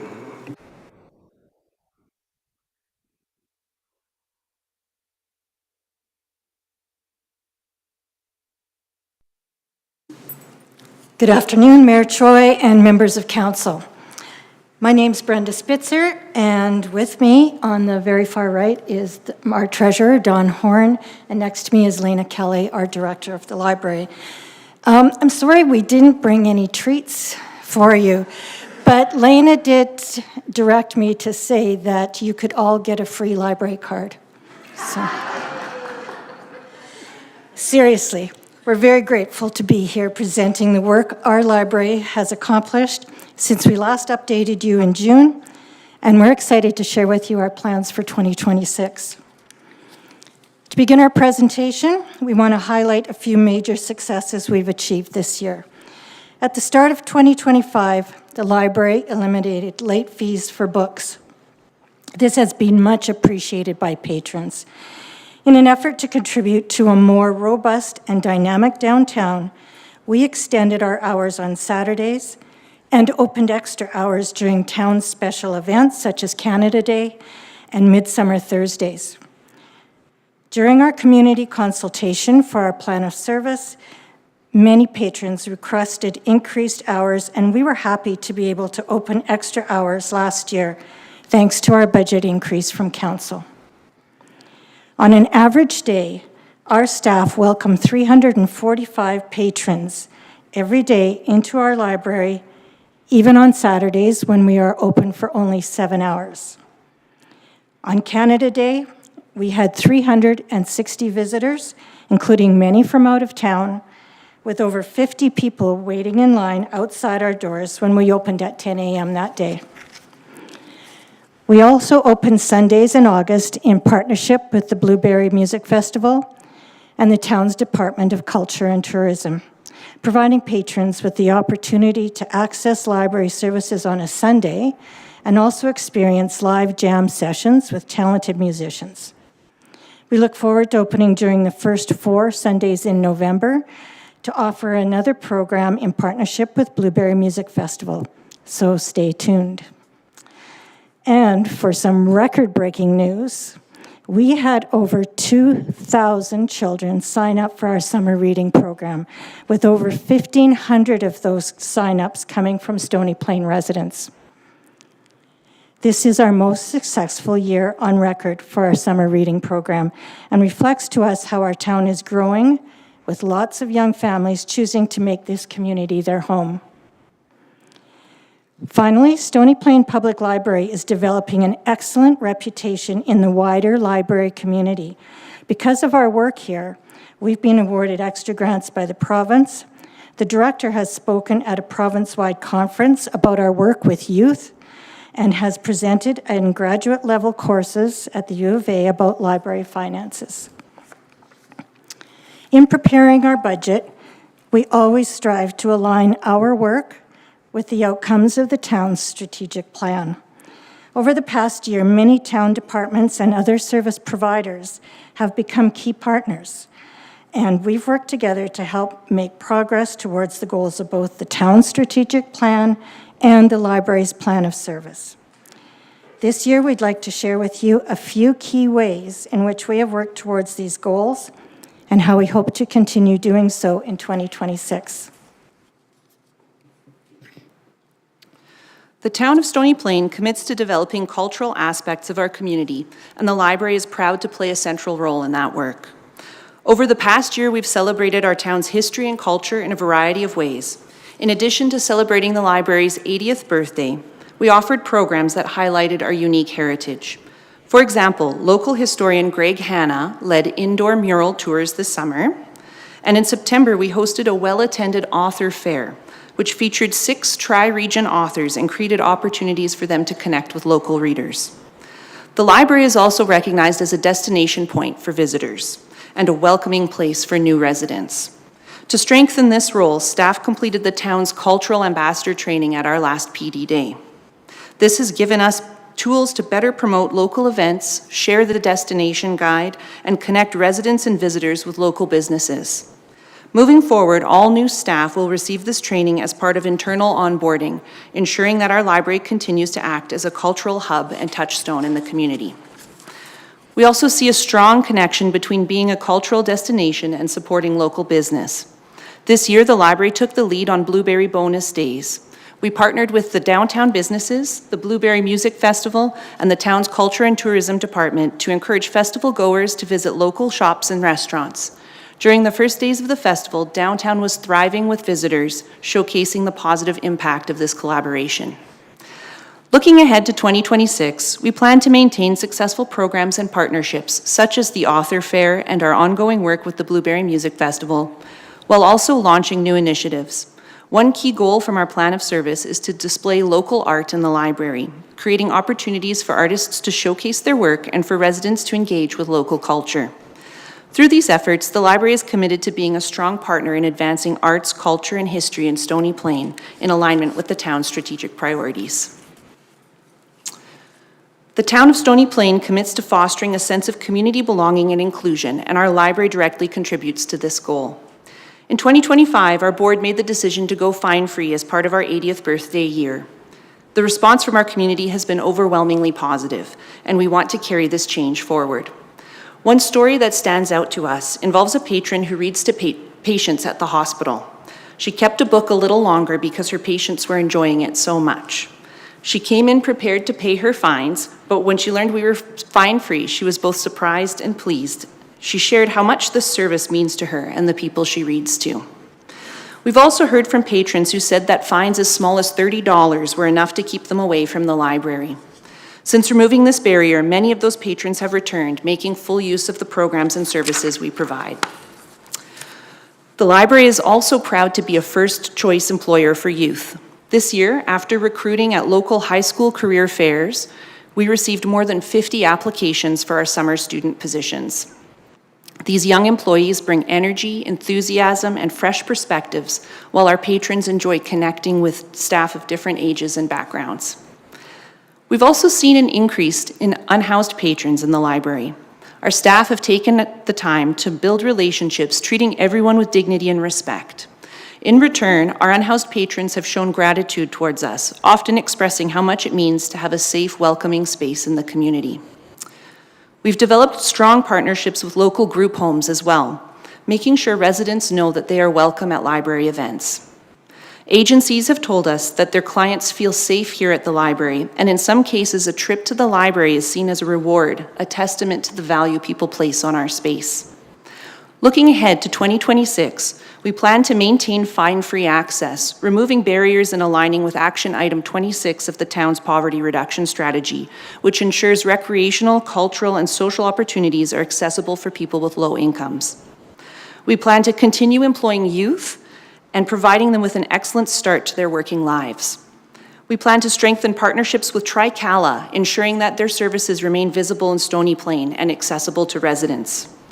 We plan to serve as a host site for the final intake of Community and Social Development's Life Skills Wraparound program, a partnership we are proud to support by both referring community members in need with this valuable resource and providing space for this program. Through these efforts, the library continues to be a place where everyone feels welcome, included, and supported.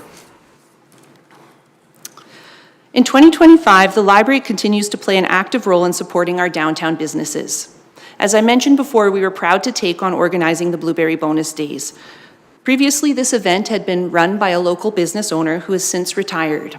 By stepping in, we were able to use our already existing community relationships to bring the event back to the business community and the festival community here in Stony Plain. We also continued our summer reading program scavenger hunt in partnership with the local businesses. As we mentioned before, we had over 2,000 children participate in this program. Every one of those children and families participated in the scavenger hunt, bringing energy and traffic to our downtown and positive connections into the downtown core. Beyond supporting businesses, the library plays a vital role in connecting residents to technology and workforce opportunities. Through programs we offer, such as Get Connected and partnerships with the Braden Center for Career Advancement and Careers Next Gen, we provide job seekers with the space, technology, and direct support to advance their goals. This year, we also installed a state-of-the-art people counter, which provides hourly data on visits to the library and lengths of stay. This tool will allow us to make evidence-based decisions about our hours and staffing.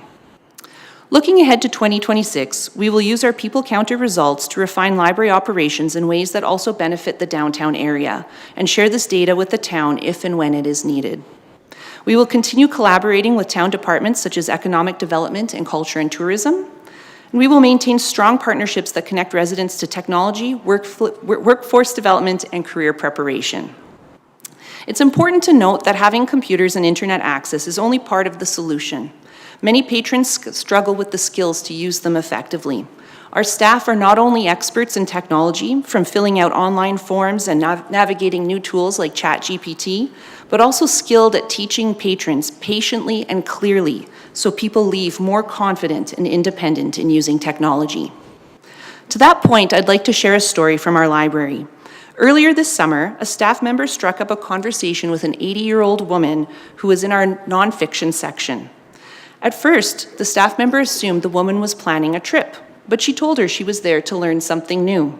She had her laptop with her and was waiting for her tech help appointment with our staff member, Dareth. Later, as she was packing up, staff asked her if she had learned something.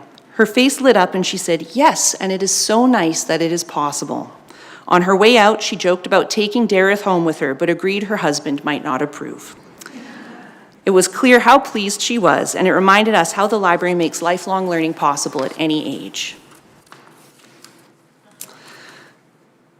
Thanks to the budget increase last year, we have been able to add 140 additional opening hours this year. And we have not only increased access to library services, but also supported greater foot traffic in our downtown area, contributing to the vitality of our core. We've also built strong working relationships with the RCMP and bylaw services who have supported us in creating a safe and positive environment for our patrons. Library staff have completed de-escalation training provided by the RCMP, and we've made policy improvements that allow us to consistently and fairly communicate and enforce behavior expectations in the library. Our patrons have noticed the difference. We've received feedback highlighting how effectively staff handle disruptive behaviors, swiftly, confidently, and with professionalism. This has helped reinforce the library as a safe and welcoming space for everyone. Looking ahead to 2026, we will maintain our increased Saturday hours, ensuring more opportunities for residents and visitors to access the library and downtown. We will take advantage of a new program available through the Yellowhead Regional Library, which will allow us to record and track incidents in the library in a more organized and detailed way and share that information with law enforcement if needed. We will continue to partner with law enforcement to maintain a safe, welcoming, and vibrant community space.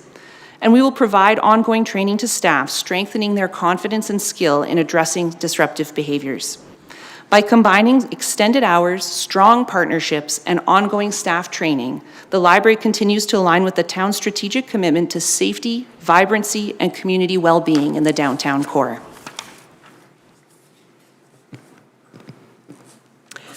To build the 2026 budget, we used several processes to prepare a budget that both met the needs of the library while being as fiscally responsible as possible.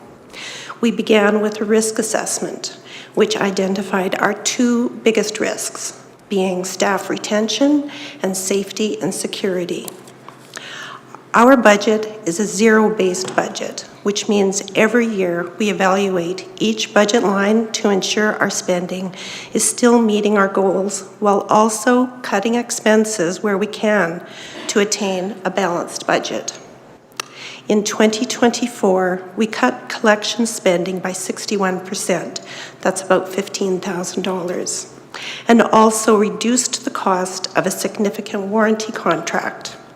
We've maintained those cuts in this current budget while accounting for inflationary increases, in particular to our janitorial contract.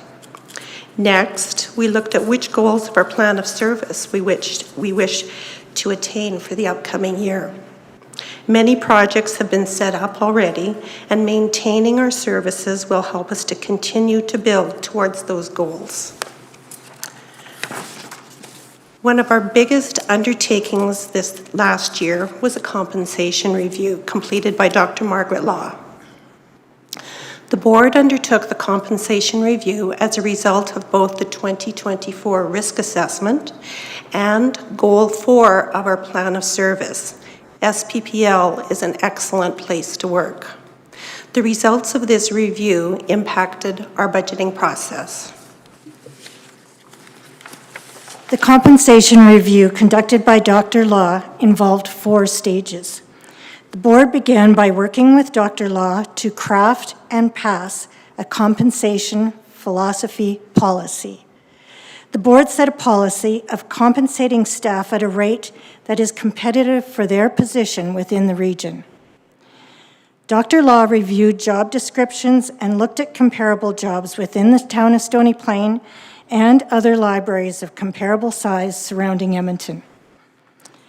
Finally, she prepared a report and recommendations for the board to review in preparing for our 2026 budget process.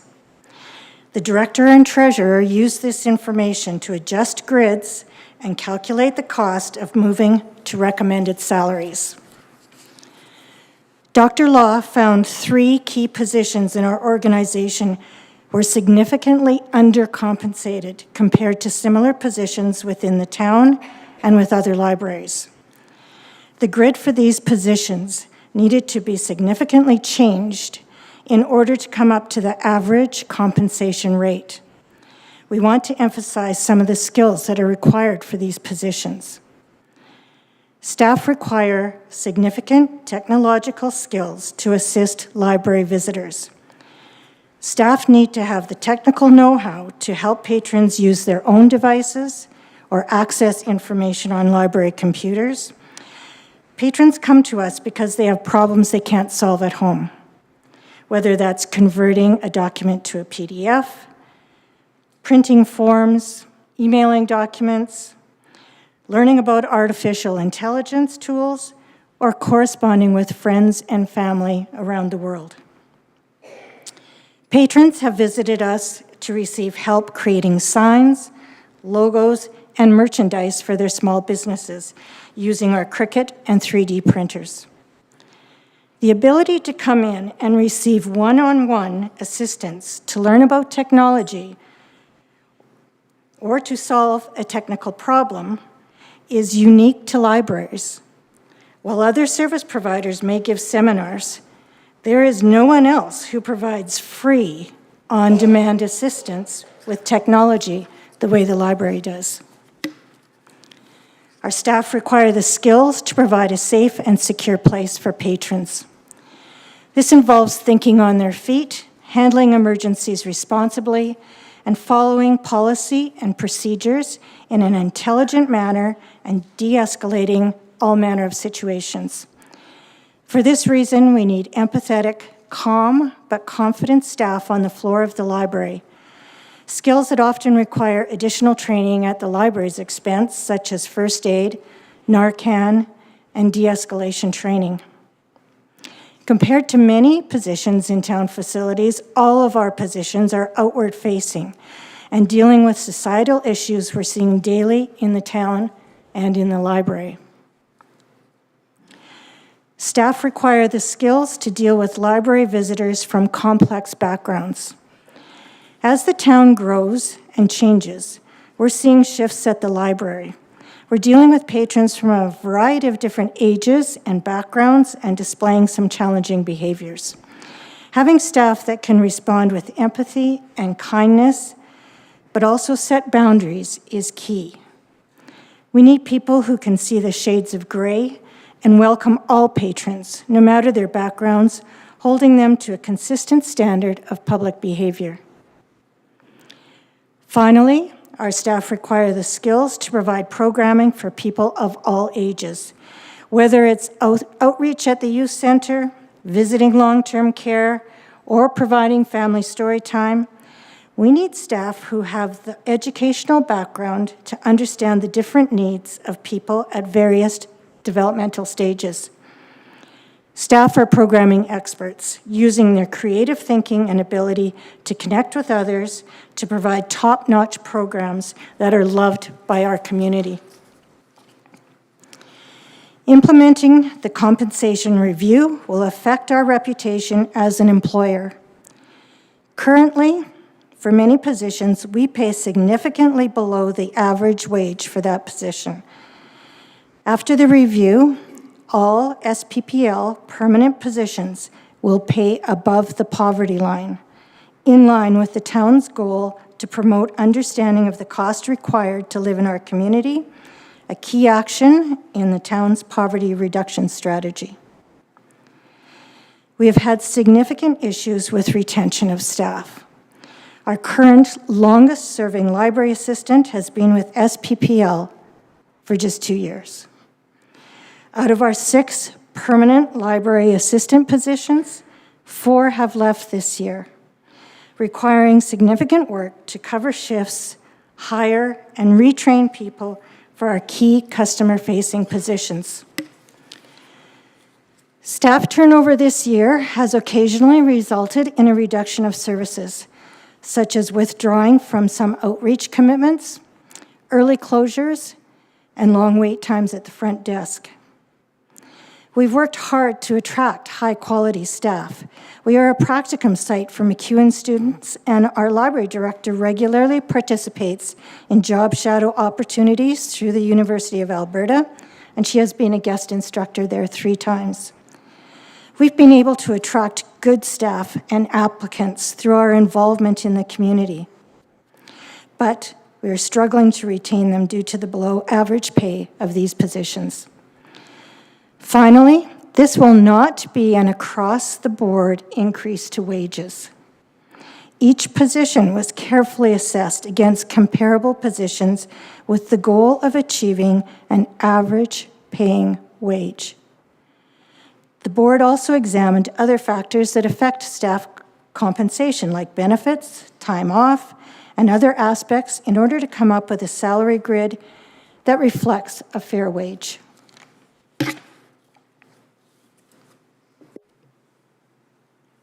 In 2025, the town provided us with an operating grant of $667,500. For 2026, we are asking for a $112,900 increase to that grant, for a total sum of $780,400. In 2025, we were successful in obtaining the Canada Summer Jobs Grant, which helped us employ 2 local youth. We also want to emphasize that altogether this summer, we employed 7 local students in a variety of positions. We are actively working to help employ our teens given the struggles they face in light of the high youth unemployment rate.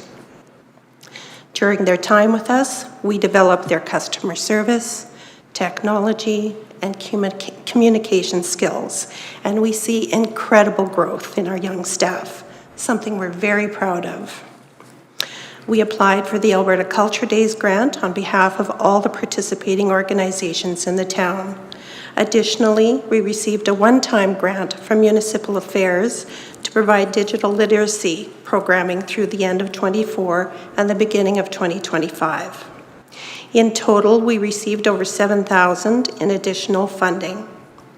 In 2026, we will also be working with Tricala to apply jointly for funds to provide adult programming. We anticipate our service revenue remaining steady. This revenue comes to us in the form of fees for room and exam bookings, printing, and photocopying. Under our donations and gifts line, our Friends of the Library group continues to be a huge support for us. We have effectively moved most of our fundraising to our Friends group, who've taken on casinos and our twice-yearly book sale. They have generously contributed $34,000 over the past 2 years to help us with program supplies, library materials, and technology. This December, they'll be hosting a comedy night fundraiser at the Heritage Pavilion to continue raising funds for our library. We value the relationship we have with our Friends group, and we're extremely grateful for the impact their fundraising has had on our services to our patrons. And finally, the 2026 budget includes movement from our capital reserve to fund one-time expenses related to routine equipment replacement.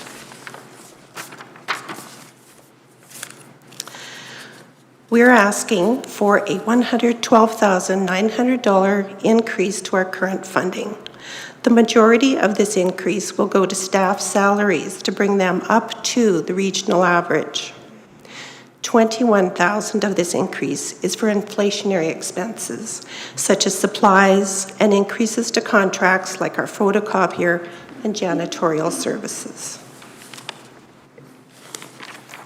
Our funding request will have the following impact on our services.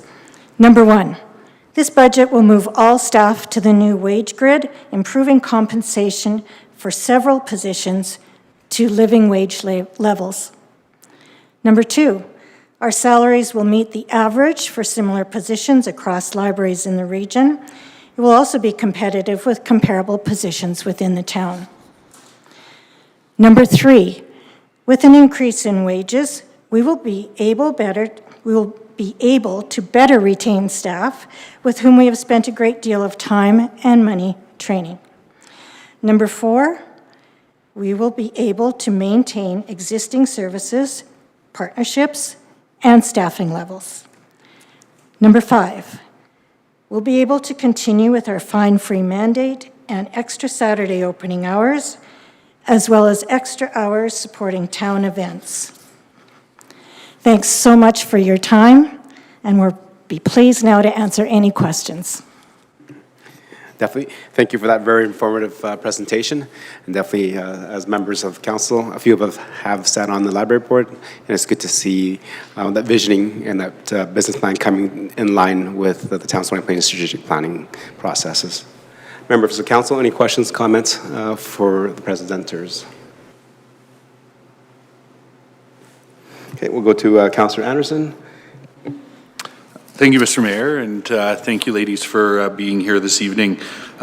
We talk about all the partnerships and that sort of thing. I feel like, you know, I heard courses at the U of A and presentations on library finance, but I think there's a master class on community partnerships hidden in there somewhere as well. And we heard about lots of those today. One we didn't hear specifically about, but does fit in with our recently accepted youth engagement strategy, is some of the partnerships with our youth center, for example, and maybe some quick thoughts on some of the work that you're doing in partnership with the local youth. Okay, go ahead. Thank you, Councillor Anderson. The Youth Centre is a key partner to us. We are meeting with them very frequently. We promote their programs, they promote ours, and most recently last week, Terrence from the Youth Centre came with a group of kids to an author visit at our library. We had Gail Sobat come in. She's a wonderful writer, performer, educator, specializes actually in working with at-risk youth, and she put on a great youth workshop, a writing workshop for creative writers that was really enjoyed by the community. We've done other partnerships as well. You know, our doors are always open to the Youth Centre, and you know, we've said even during the hot times, if your air conditioning is not working, come make use of our facility in our program room so you guys can have a cool space to work in. And they have taken us up on that a number of times. We also license films through our partnership, or through our membership in Yellowhead Regional Library. So instead of the town having to pay an additional license for the Youth Centre to show those movies, the Youth Centre comes to us to watch those movies on movie nights. And we can show most of the Disney films and things like that. So that's just a few of our key partnerships. As I mentioned in our presentation, an upcoming partnership is with Careers Next Gen, which is an organization that works with youth specifically on career planning and planning for the future. So that was a connection that Laura and I actually made at one of the career fairs at the high schools this summer. And so they're going to come out. They can even get kids into apprenticeship programs and things that they're interested, job shadows. So we're keen to get that rolling this fall and see what they bring to our space. And the Youth Centre has been invited to that as well. Awesome, and thank you for sharing that. I think sometimes when it comes to youth, specifically, we wait for them to come to us. We're not always comfortable going to where they are, but to hear that you know, you're actively engaged in the high schools, the career fair, coming down and partnering at the youth center, having them come up to you. There's so many opportunities for partnerships.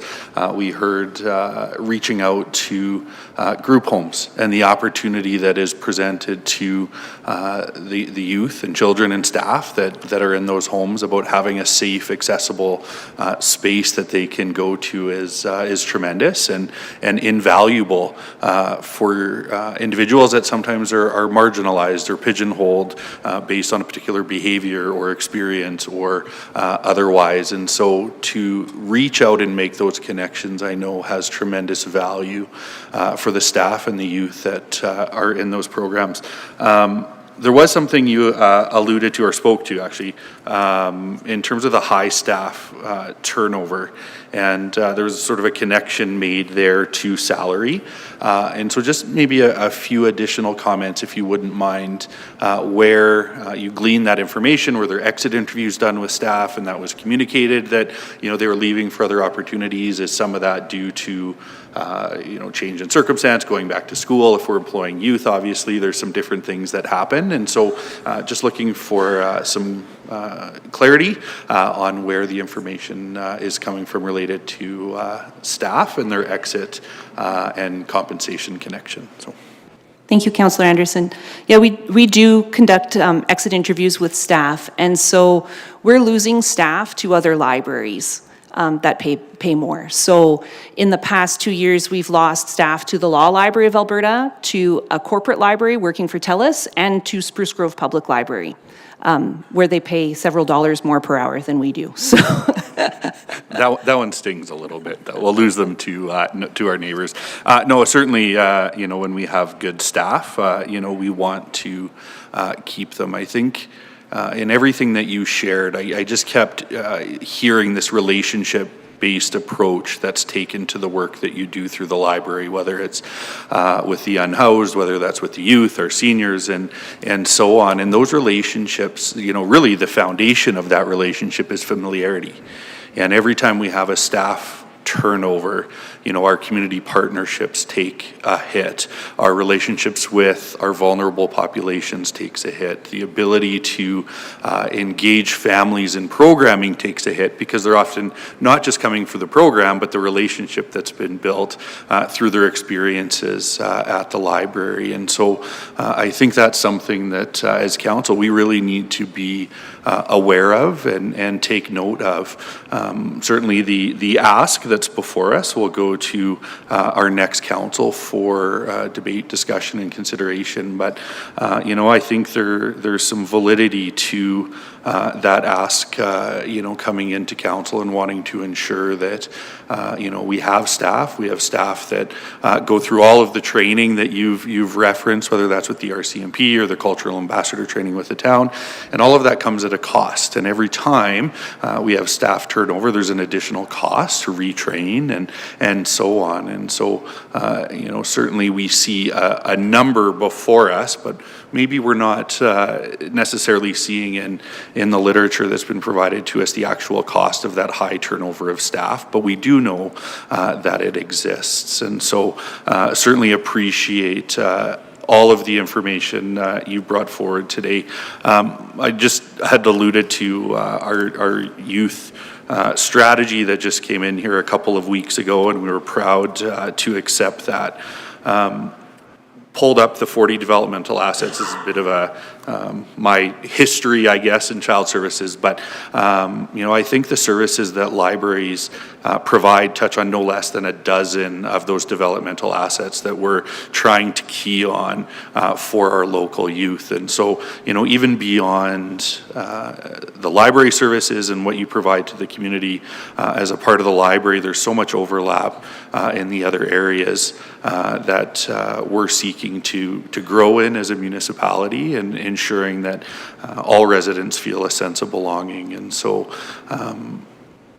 tremendous appreciation for the work that you do. I've had the privilege to sort of pop in and out, especially over the last year, and asked about the reading program. I think you said 1,500 kiddos from Stony Plain went to look at the booklet that you provided all the kids, and it was so well attended. There wasn't even a booklet left for me to look at, which is a great problem to have, and seeing the excitement there. And so just a tremendous amount of gratitude. I would say the last 12, 18 months, we've seen so much growth out of our library, the connections that you've made, the programs that are offered, and I couldn't be more proud of the work that's going on there, and we're grateful for all that the three of you do. But I know there's a team behind you as well, and not everyone could be here, but the fact that they're here in advocacy and support speaks volumes to the role that the library plays in Stony Plain, and we're grateful for that. Thank you.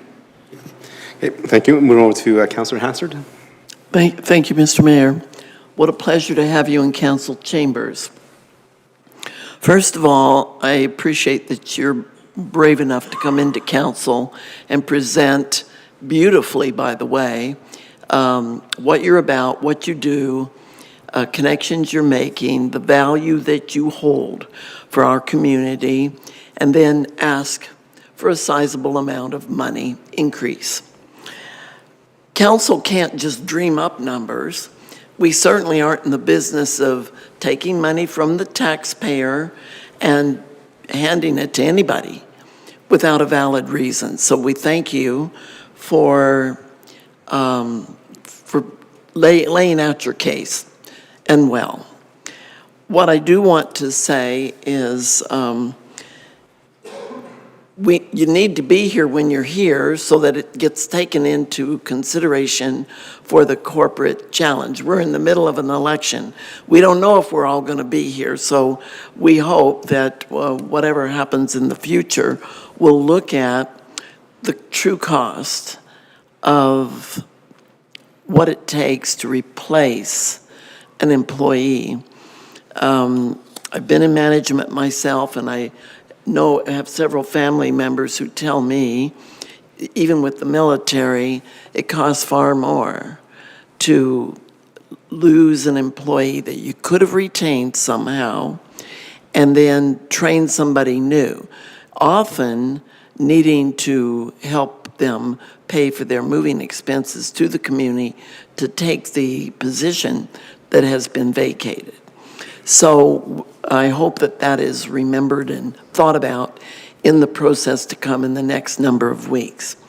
Secondly, I want to commend you on an excellent job of connecting, because that's really what Stony Plain is about, is connecting with people. Long ago, council made a decision that it's not okay to always sit in council chambers and expect everybody to come to us.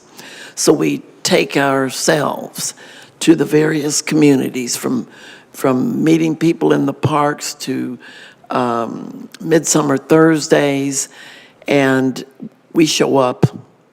This council shows up at events so that people can approach us, even you. Some of you have talked to me about things. And I appreciate that when we've had some events here, you're involved directly with the library. I want to speak about, just a moment, about what it's been like for me to come into that library and experience some different things that I haven't experienced before. I love the table that you have set up for the very complicated tiny piece puzzles. I sat with an elderly gentleman one day who asked me if I wanted to put puzzles together. And in my brain, the first thought was, I don't do puzzles. I raised 4 children. I did puzzles till I was blue in the face, but somebody asked, you respond. I sat down with him. I'm sort of an engager. I talk to people. And he said, I find it best to work on puzzles quietly. So yes, people can correct me in a nice way, and he did. But he's the one who started talking, and he gave me some tips on how to be able to lay those puzzle pieces down fast. Lo and behold, I had to come use your fax machine to fax something to another country, And I was having a great deal of trouble anywhere, even finding a fax machine. But the library has a fax machine because now most people scan to email, and this document could not be sent that way. I had 2 staff members who helped me in detail to get that document sent where it needed to be in the time frame that it needed to be, and provide proof that it had been done. While I was there, I sat down at the table. Now, I learned from the previous episode, there was a teenager sitting there, a young man.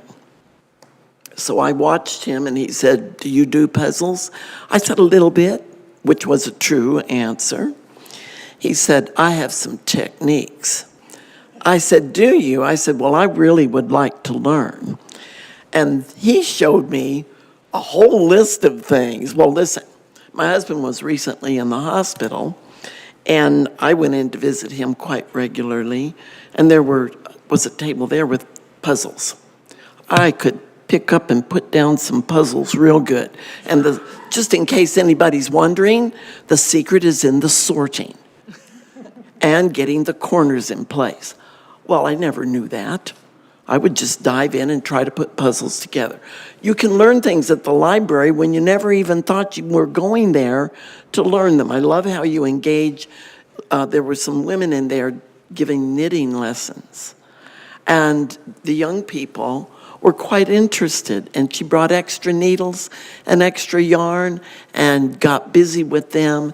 And there she was, a patron, but engaging other patrons. You've created an atmosphere in that building that invites that type of thing.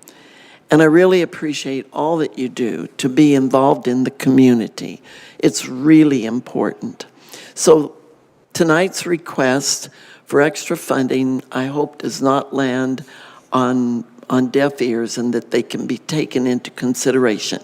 You've made beautiful improvements. Our members of council who have been council appointees, currently I believe it's Councillor Palechko, you guys have done an excellent job. And we're proud to have you in the town of Stony Plain on Main Street, meeting so many needs and teaching people how to put puzzles together, et cetera, et cetera. Thank you so much. Thank you, Councillor Hanson. Moving on to Councillor Meyer. Thank you, Your Worship. First off, let me say congratulations. 2,000 plus kids signed up for the summer reading. That's wonderful. I mean, I can remember it was a program that I got to partake in when I was a kid, and I put my kids through it as well. So it's a great success. That's something to celebrate. But, of course, we're asking for money, so we got to ask some questions here. Like our previous presenters, the TLC, Lenny was very nice to let us know that, as the building gets older, we're going to see more costs. I can only imagine the same is probably true for the library. And so my question, he kind of preemptively answered, was what are we looking at that we can maybe think outside the box to maybe think of other revenue sources? Now, I can appreciate you guys don't necessarily serve the same crowd, so it might not present the same opportunities, but I am just kind of curious, because on one hand, we're saying we need more money, and on the other hand, we're saying we want to go fine free. So I guess the first question, now, in my head, I think I have a number in my head what we were receiving in fines. I'm just wondering if you can maybe give us an idea of what that is. Mm-hmm. Yeah, thank you, Councillor Meyer. We were receiving about $17,000 in revenue for fines. While we no longer plan on receiving that revenue, we are still receiving a small amount of revenue from Spruce Grove patrons who want to use our library but have fines at Spruce Grove. So they do pay us, and I've worked out with the director of Spruce Grove at the end of this year. That number, I'll let her know what it is, and she'll decide whether she wants that money sent back or not, or if we can keep it as revenue. So it's not a substantial amount. Like right now, we're probably sitting at $3,000 to $5,000 in that line for revenue. So I'm not sure what she's going to want to do with that, but Yeah. Okay, so here, not significant, although I wouldn't sneeze at $15,000. It's not going to make a huge dent in the 91, but it would make some. Just in regards to, because I heard you say it's not going to be a blanket raise. So in terms of, it's kind of a two-part question. Basically, I want to know, do we feel if we approved the increase, would that be the significant enough amount of dollars to potentially stop the loss of staff? Do we feel that would be like or are we just kind of getting to the minimum and maybe potentially we'd still lose people? Thank you for your question. So the board set a compensation philosophy policy of being a competitive employer, and we thought step one is to get to average. So right now we're looking to get to average and see how that impacts our staffing. We understand that these are part-time positions, and it's hard to get people to stay forever in a part-time position. People have families to support and expenses coming, but if we could retain staff for 2 to 3 years in that position, it would certainly help to give us some depth on the bench. We've struggled with being quite short-staffed. We had to pull out of the last Midsummer Thursday and an event at the Tri-Leisure Centre because we didn't have enough staff, even in administration, to send myself or Bonnie to those events. We were already committed to other things. And, we don't have a huge casual pool right now because we've hired out of that pool to fill positions, right? So I think it will help to get to average, and then the board, in the next couple of years, we can do some work about what does competitive look like? Does that look like adding, a health spending account to our part-timers? We're also one of the only libraries in the region that does not offer any sort of health spending account or benefits to our part-timers, something that one of our new hires was actually quite shocked about based on where else she had worked in the province. So there's other ways to be competitive other than salary, but we definitely need to keep an eye on it as we move forward. I appreciate sort of the make some moves and then see if they make a noticeable difference. I think that's very prudent.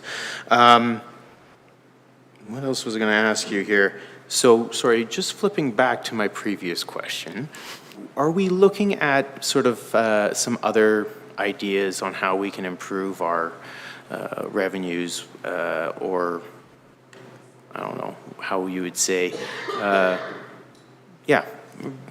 revenues? Yeah, thank you. We've looked closely at the budget and at revenue sources. Something that we struggle with grant applications is the grants we're eligible for we can't often use for staffing. We can use them for programs, supplies, even our casino funds from the Friends are very, very strict through the AGLC, what we can use those funds on, technology, books, things like that. But that gap in our budget for staffing is really hard to come by through other revenue sources. So while we've been able to offset some costs with the Friends funding, it does depend on how the fundraising does. We still plan to apply for grants like the Canada Summer Job Grants and other employment grants that come our way to fill the gap in getting some of our staff started or onboarded for those first couple of months, maybe to cover the cost of training them. But again, there's limits to who's eligible for those grants, right? Age-wise and education-wise, they still have to be in school or they still have to be under a certain age. So it's not always a great solution for our permanent positions, but for our student positions, it is a great option for us.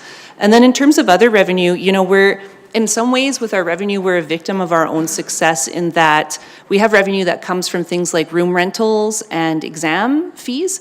So we've still done great, had great success this year in our exam adjudication that we do. We charge a small fee for that. We're constantly being booked up with exams. We're one of the best costs in the whole Edmonton area if you need to take an online exam, and very easy to book. And we have lots of study space and laptops and things for people. I know other libraries have that service, but they don't have the space to offer it, so it's very tricky for students to get in. So we have students come from Sherwood Park to come here to write exams. The other revenue stream that is affected by our library programming is our ability to rent our rooms. So people love our rooms, they want to rent them. They want to rent them for everything under the sun. Their own business, meetings, craft circles, condo boards, things like that. But we also need to use those rooms for our programs, right? So we give our library kind of first crack at it and then let people book up. And our rooms are extremely competitive. They're booked well in advance and almost every night of the week. We actually had to move our board meeting earlier in the year because we were triple booked in the one room. So we went to Yellowhead and they provided nice space for us to have our board meeting. Yes? Sorry, I just might want to add one thing. We've worked really hard the last year solidifying our relationship with the Friends. So Sonia, myself, and Lena, we meet regularly and try to stay on top of extra fundraising ideas. And I think this big event that they're working on for early December will be very successful in bringing some nice revenue for us. I was going to say, I appreciate all of your answers, and it sounds like we're counting on those Friends a whole bunch. So all the luck with, and thank you for fostering that relationship with the Friends. I know it's been an ongoing effort, so thank you. Thank you, Councilor Meyer. Go to Deputy Mayor. Go ahead. Thank you, Your Worship. Through you to our presenters, going back to your 26 budget overview, it's really easy to see that the expenses overtake the revenue still at the end of the day. There's a $601 shortfall. Again, not substantial, but still a shortfall nonetheless. My question to you is, how is the plan put in place so that doesn't actually happen? Because we know shortfalls kind of build up and then we are in a really bad position. So question one would be, do you have a plan in place so you end up with a zero budget? Start there. Thank you, Councillor Lawrence. Our budget process is tricky in some ways in that we don't know until quite late in the year what our funding will be from the county. And that's dependent on library use. So how many people visit us versus Spruce Grove versus Seba Beach versus Devon. There's kind of a pool of money that's divided between us based on how many residents of the county use our library. And so I've estimated quite conservatively in the budget what that number will be. We've seen it drop over the past couple of years, and I don't know what the impact of the new Spruce Grove Public Library branch will have on that. I'm just not sure. It's hard to predict people's behaviors. We are kind of the first stop coming in from the county, so I'm hoping that our revenue stays similar in that area. So that is a conservative estimate there. We do also have reserve funds that we could draw upon if needed. And that is why we have a reserve, is for emergency issues. And, this year I'm staffing within 1.6% of my staffing budget. So, a couple the need to double staff a couple shifts can make a big difference in that budget. And that's why the board is very responsible to have things like reserves so that we can, in case of emergency or in case of a shortfall, dip into that. The other thing that's hard to predict is our revenues from things like room bookings and exam bookings. The services have kind of gone up and down all over the place. Last year we did really well in equipment booking. We had our projector booked out a lot. This year nobody's booked the projector. So it's hard to predict what's going to happen with that. But some things we know we'll always do good business in. Okay, no, perfect. I appreciate that. At least there's a plan in place for that. And then going back to the fines, I know Councillor Meyer's a little bit concerned about. I'm really not. My child has a really bad habit of sticking his library books in his library, so I appreciate that, so thank you. And I've also had the pleasure of being at the library just about every day this week with my kids, and it's been a great time to see all the different programs that have been going on between the culture camp or culture days over the weekend and the newcomers that were there on Thursday. So I really appreciated everything that you guys do offer. It's wonderful. Thank you. Okay. Thank you. Any more questions, comments? Okay, Councillor Pletchko, go ahead. Thank you, Your Worship. Oh, hard act to follow these guys up here. And just so you know, that Friends of the Library do that's coming up, I hope to see each and every one of you at that Friends of the Library function. They're in support of the library that we so need to have funding. Where to start tonight? I think what I want to start with is our board, and I see just about everybody here tonight, and that is fantastic. When I come to this organization 2 years ago, there was lots of work to be done. And the one thing that I've come to appreciate each one of the board members on is the amount of thought and process that has gone into getting us where we are today, and being able to justify everything that is needed at the library. I think back to my, 2 terms on council. Most of the time it was we need, but we didn't have a reason that we needed.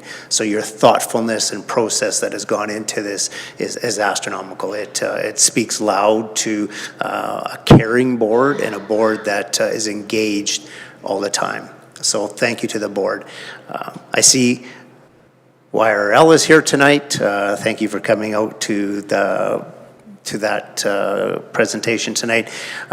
It's a great collaboration between the Stony Plain Public Library and YRL. That works very well, and there's a lot of resources that we're able to do there. So by sitting on that board, I've learned a lot about libraries that I didn't know in the past, and it is nice to see patrons and friends of the library out as well tonight. So a great following. It speaks loud to what our library is doing in the community.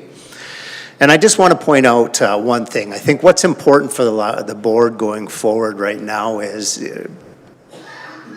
election time. Could be 7 new people, well, only 6, because I think there's an announcement coming out of one of us that actually is acclaimed, so we won't mention who he is, but there could be a turnover at this table.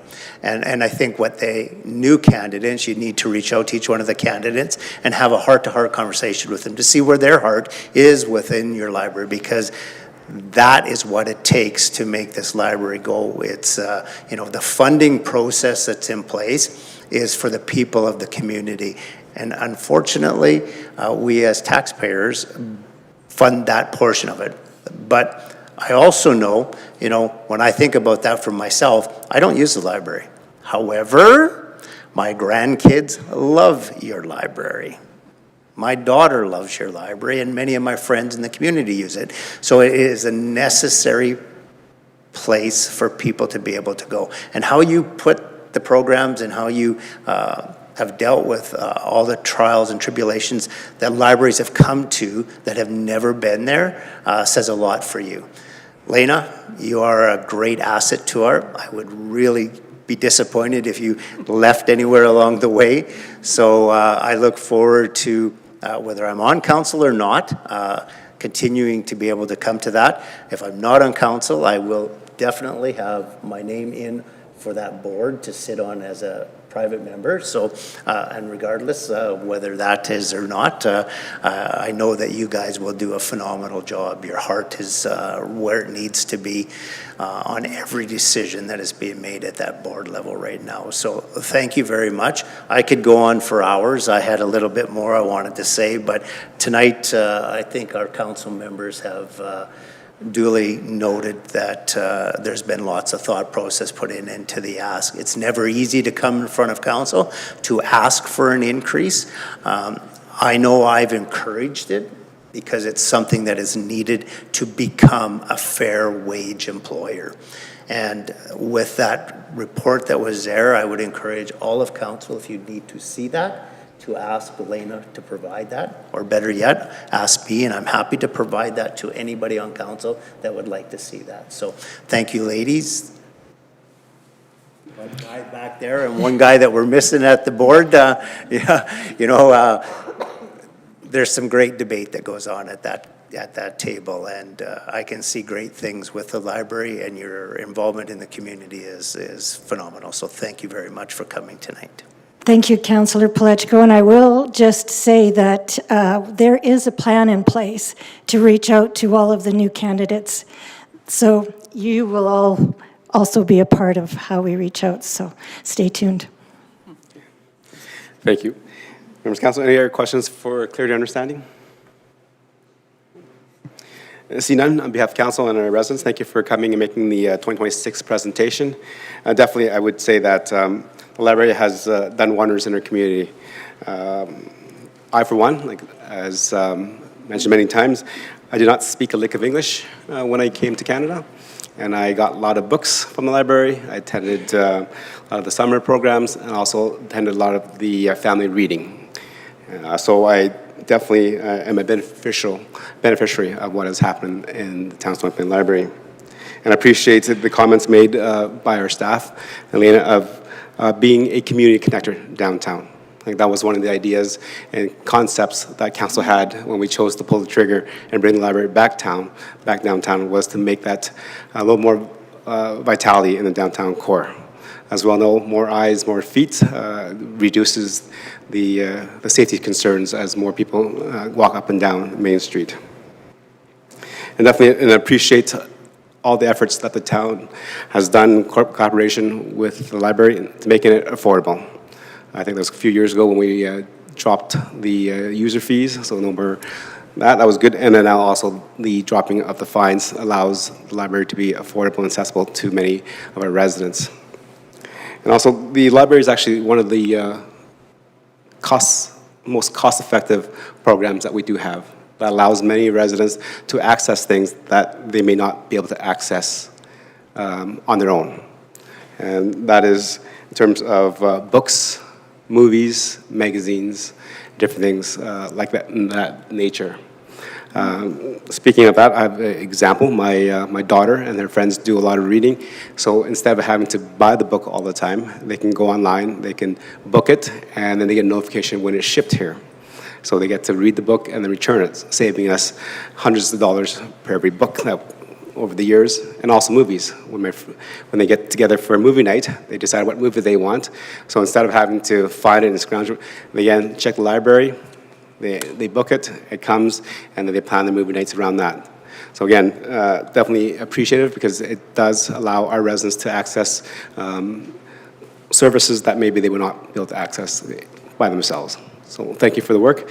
Again, looking forward to the increase of $112,900 for the 2026 budget. Again, we'll have a corporate plan on November 12th to the 14th.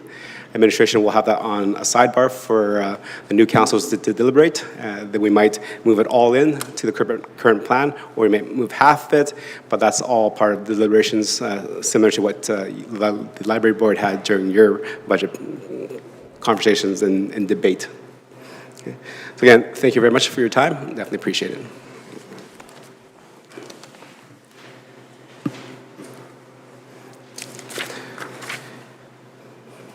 Right, members of council, that finishes presentations, delegations. So moving on to number 5 for statutory public hearing. So before we go into that, let's take a quick recess for 15 minutes, and we'll come back to number 5 on our agenda. Thank you.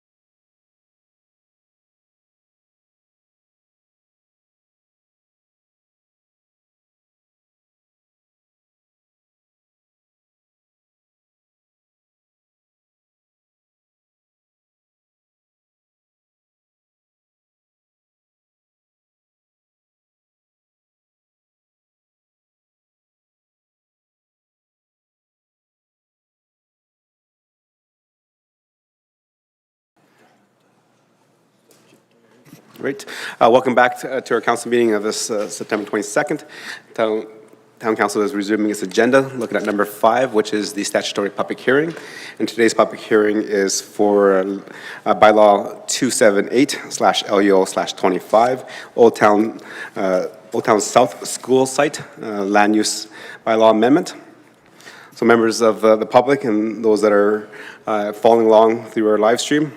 So there's many opportunities for members of the community to talk to council, but this is the only official opportunity for members to address council through a public hearing.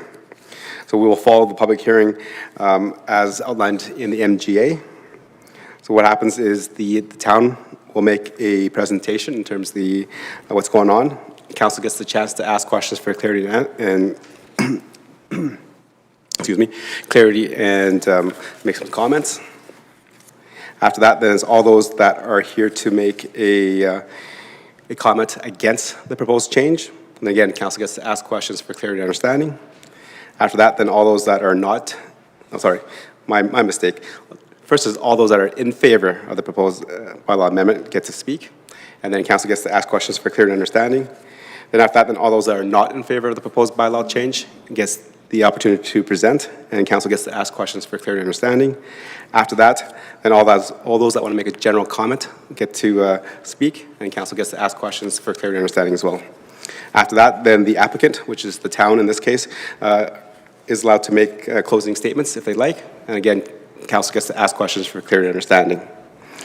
And after that, will be the public hearing will be deemed closed. I'll just double check with the administration after that's done to make sure that we followed the rules that are outlined in the Municipal Government Act. And then after that's completed, we'll have the debate and conversation under bylaws number 8. So that'll be a little bit later on tonight's agenda. Okay. And then again, this is a public hearing, so all comments and questions will be flowing through me as the chair. So if you have any questions, members of council or our staff, it is through the chair and not directly one-on-one with the presenters or our staff. Okay. So with that, I would call to order public hearing bylaw 2728/LUO/25 for the Old Town South School Site / Land Use Bylaw Amendment. Go ahead, administration. Good evening, council and the public. This is the public hearing for bylaw 2728/LUO/25, the Old Town South School Site Land Use Bylaw Amendment. So as we typically start out, our land use planning framework in Stony Plain, there's 5 different tiers. This here falls under the land development, which deals with the land use bylaw, subdivisions, and land servicing. To kind of frame this, we have an aerial context map here that shows the area highlighted in red, which is the bylaw area. Around it, you can see to the east, the Glen Hall Centennial Arena. To the south, the Recreation Center is currently being built. Further there, to the south is the Westview School. Across from the area is the Brickyard neighborhood that's just being developed, and to the north is the older part of the Brickyard neighborhood. This area is part of the Old Town South, which is basically a large green space here that has the temporary location of the École La Trinité French school site, which is why we're here today to propose a new permanent location potentially for them in this area that's highlighted in red. So ultimately, this is a land use bylaw redistricting application. So in essence, we're changing an area that is a P1 to a P2. P1 is a parks districts to a P2 community service districts. The P1 does allow it as a discretionary use for a school site, but we're trying to change it to a P2, which allows it as a permitted use as opposed to discretionary. Just for context, the surrounding area here, the green area on the map is displayed here, shows the P1 district. So this is most of the Old Town South area, with the exception of some lands just underway from a transfer from the school board to the Parkland School Division to the town, as well as down here, which is the P2 district, which is the Westview School. So again, we're going from the left screen, which has the area currently as the P1, which is green, over to the blue area highlighted in red, which is the P2 is shown.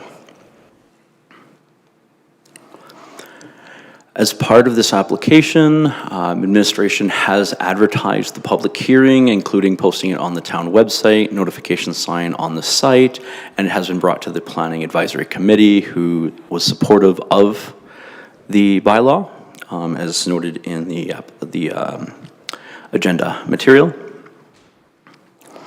Here's an example of the sign that's on the site. So again, in terms of the next steps, we have already advertised the public hearing tonight on September 22nd, 2025. We have the public hearing, potentially third and second reading, and ultimately council's decision on the bylaw if it so wishes to make that decision. And thank you. Available for any comments or questions. Okay, thank you for the presentation and the updates from first reading. Members of council, any questions for clarity and understanding? Councillor Hansard, go ahead. Thank you, Mr. Mayor. Through to our manager in planning, I'm wondering if it's possible, maybe you have already done this, but please clarify. Can we not be really clear when we're posting the big signs and the ads that the intended use is for a school, so that chat pages and so forth that want to paint a picture that it's going to be something that good neighborhoods might not want to have in their neighborhood would not have to be upset or concerned? How specific can we be? Go ahead, administration. Through your worship to Councillor Hansard. So ultimately, the land use bylaw allows for various uses. We could add more information on the sign, for example, that says the purpose of this in greater detail. One of the challenges is the amount of information we do have on the sign. We do like to make sure that all the permitted and discretionary uses are there. In this case, an education service is what the town has in the land use bylaw that would be representative of a school site.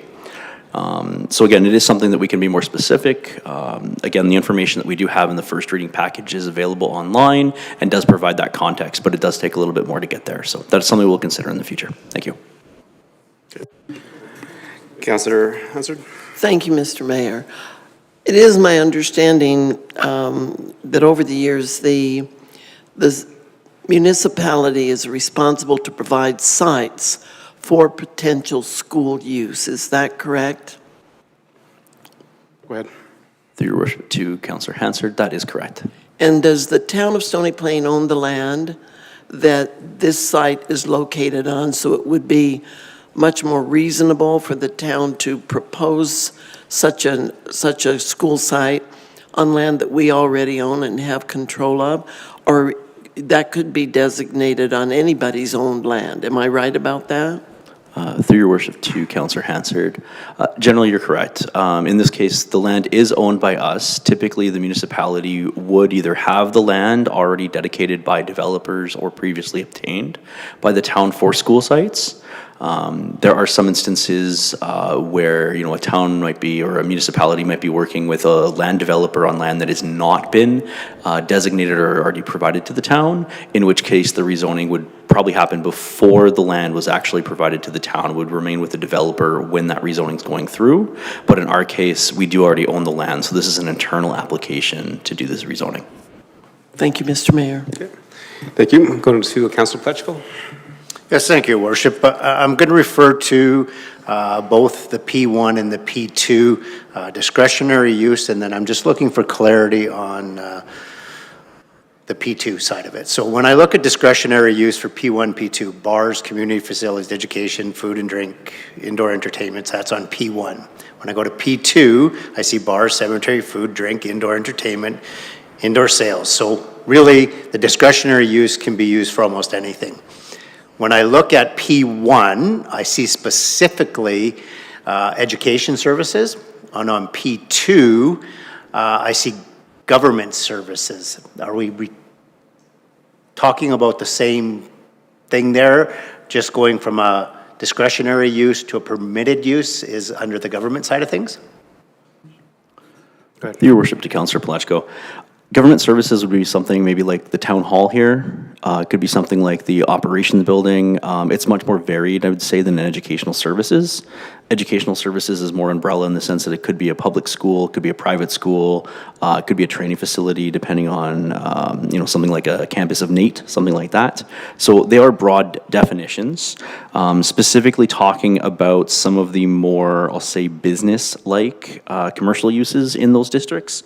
I will refer to number 4 under development regulations, where it says bar, food and drink services, outdoor entertainment establishments, and indoor sales and services will only be allowed and associated with a permanent use. So the intention there is if you had like a rec facility that wanted to have a facility within it associated with that, that those would be possible within either the P1 or the P2, but only in association with a primary use. Greatly appreciate that answer. And just to further clarify, tonight, from the P1 to the P2, we're specifically looking to change that for the education purposes. Through your worship to Councilor Pacheco, that is correct. This is for the school site, ultimately. Thank you for that. Thank you. Any other questions for clear understanding? Okay. Councilor Anderson, go ahead. Thank you, Mr. Mayor, and thank you for the presentation this evening.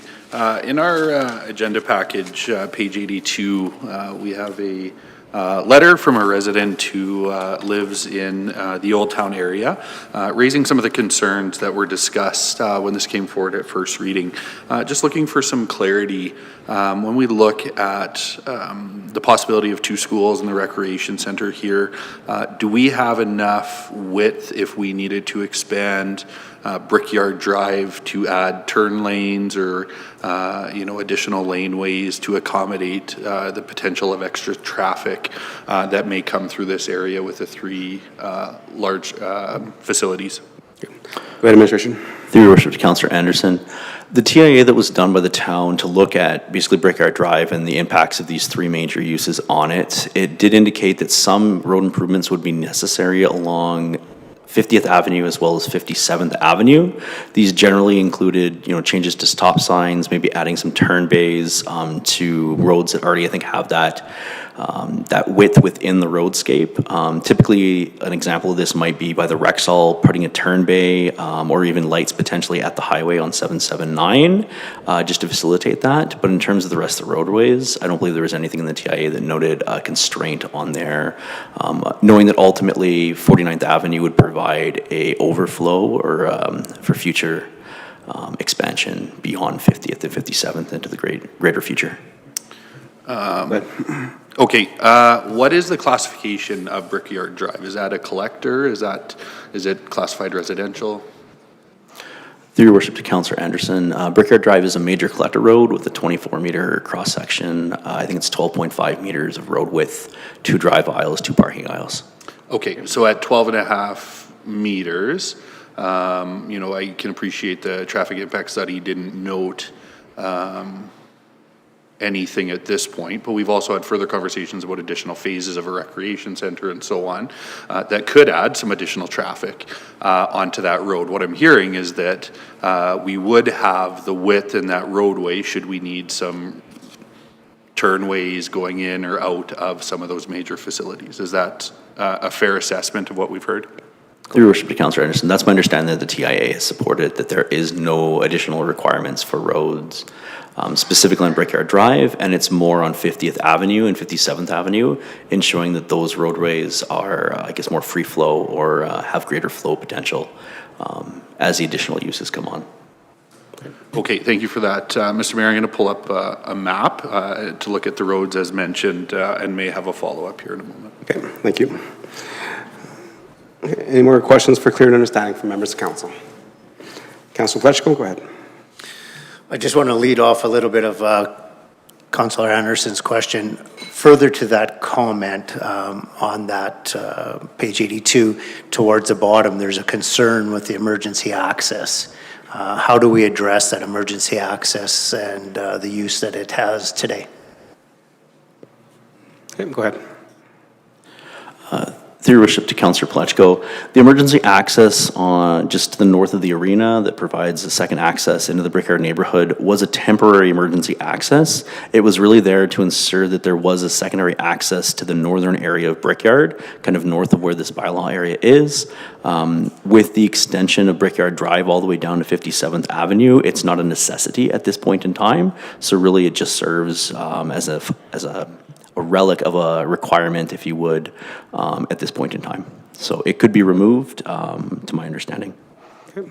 Second question? Go ahead. If I could, you kind of went down the road that my next question was going to be, is there plans to remove that in the future, or is that something that we're going to leave? Because, correct me if I'm wrong, is that not a unpaved access at this point in time? It's really, like you mentioned, a bit of a relic? Go ahead.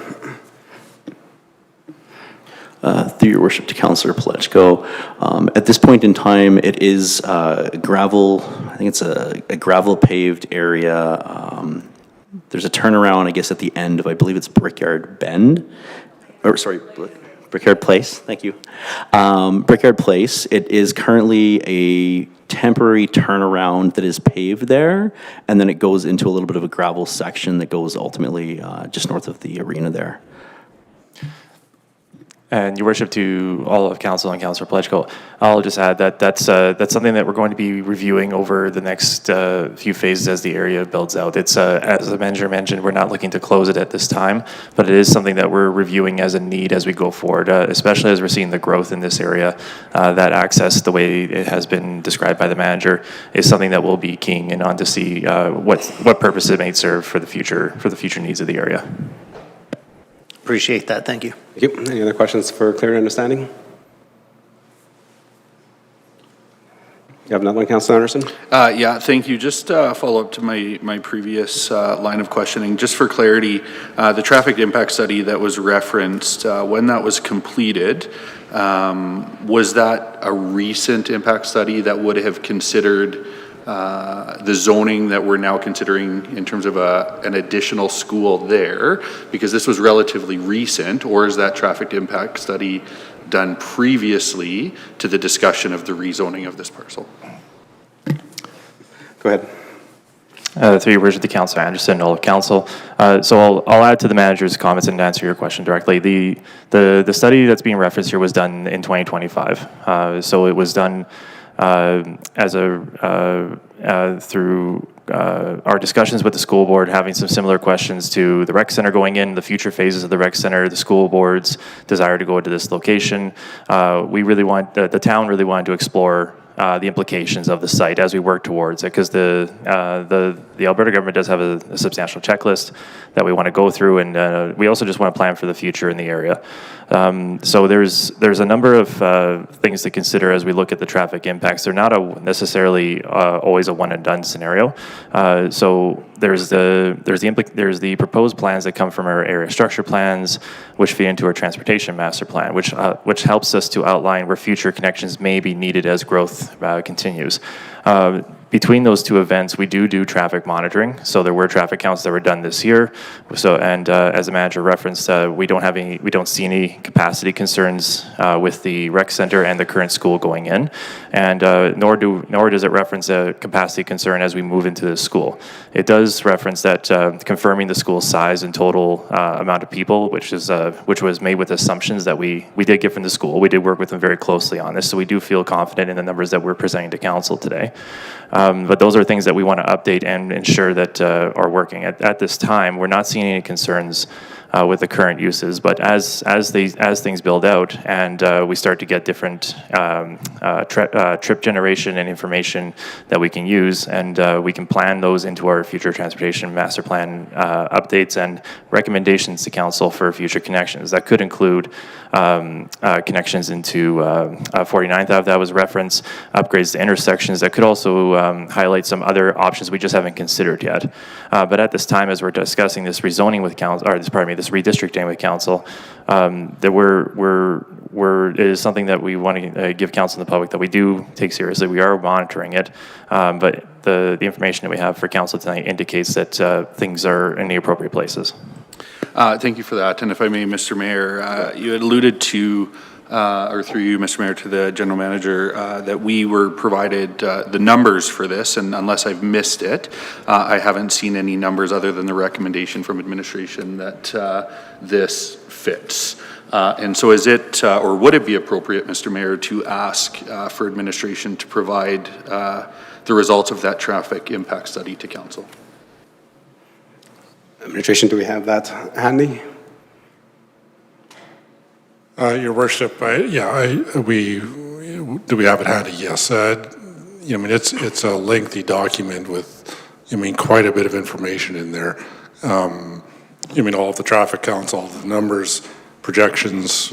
I do believe it actually includes potential for phase 2, still indicating that the roadways themselves will be able to handle the amount of traffic generated. So, Your worship, respectfully, to provide that at this point in time for dialogue tonight, I don't know how that would be pretty difficult, I think, for council to absorb in a short period of time. So I know, Councillor Anderson, if you're comfortable with that, our administration has reviewed tons of traffic impact assessments, and it is very detailed and technical that many members of council, including myself, don't answer the whole thing because it's all about counts and stuff. So if council would like that, we can have that sent. But I think if you do need that for your conversation tonight, then we can take a recess and get that to you. I'm not too sure if it makes a difference. Right now, I'm asking questions for my own clarity, and so that can come up a little bit later in the conversation. Okay. Thank you. You have another question or comment? Members of council, any other questions, comments for clarity from administration? Councillor Lowry, go ahead. Thank you, Your Worship. Through you to administration, in and around the same vein of questioning, just in regards to traffic flows. There has obviously been conversation about the expansion of road networks. This area of town is essentially the edge of the town. Can you maybe provide a little bit of a, I guess, further zoomed out than we see on these maps, context of the eventual roadway connections that are planned through the area structure plans? So for example, potential connections to 79th Ave, any further north-south collector roads that would be constructed further on to, say, Range Road 11 type area. Is there just a bit of a broader, higher level overview of the road network plan that you can provide, either by picture or description? Okay, go ahead. Through your worship to Councillor Lowry and all of council. In essence, the major road areas that are in the transportation master plan show 49th Avenue from where it currently tees off into Main Street, continuing just south of the railway track and weaving initially north right adjacent to the tracks, and then further south, it would eventually make it to Range Road 12. That there would be the major arterial road in this entire area. Now, Brickyard Drive, it currently goes southward to the roundabout 57th Avenue. From there, it goes relatively straight west, and it would eventually kind of loop up north back to 49th Avenue. Now, based on the TMP, there's some proposed roads, I'll say. Deerfield Area Structure Plan, for example, is a 1983 plan, so quite outdated, but it does show some additional roads such as a minor collector going south off of Brickyard Drive, just to the west of that roundabout, that would go down to 79th Avenue, which many people might inadvertently think is 628, Highway 628 there, but Highway 628 ends at Highway 779. There would also be Main Street, which would continue all the way down, basically to Genesis, if people are kind of familiar with that area. And then there's potential for additional collector roads going west of Highway 779 that would kind of connect to those various collector roads going southward. So there is a network of collector roads that would kind of provide a grid pattern south of 49th Avenue, but ultimately 79th Avenue would provide an arterial all the way from Golf Course Road to Range Road 12. Excellent, thank you. So on broad stroke then, just for the understanding, is this area is in the infancy of the development of a roadway network, and the intention is that there will be a comprehensive roadway network developed to service this entire area as development continues to progress. Through your worship to Councillor Lowry, that is correct. The Transportation Master Plan does have a large road network plan for the west side of town. Excellent, thank you very much. Okay. Thank you, Councillor Lowry. Any other questions, comments for clear understanding? Okay, seeing none. Thank you. We'll move on to the next phase of our public hearing. So next phase is all those that are in favor of the proposed bylaw change. Administration, has anybody registered to speak in favor of the proposed bylaw change? Through your worship, I don't believe anybody's registered to speak in favor. Okay. Thank you. So I'll go to the people that are in gallery. Anybody like to speak in favor of the proposed bylaw change? Okay, seeing none, we'll move on to the next phase. All those that are opposed to the proposed bylaw change. Administration, has anybody registered to speak? Through your worship, we have 3 registered speakers this evening. Okay, call them up one at a time, please. The first speaker is Lorraine McLeod Smilanovich. Welcome, Lorraine. Again, there's a sign-up sheet there, and if you can sign in, and then when you speak, you have to just push the little mic button and then speak into the mic. Thank you.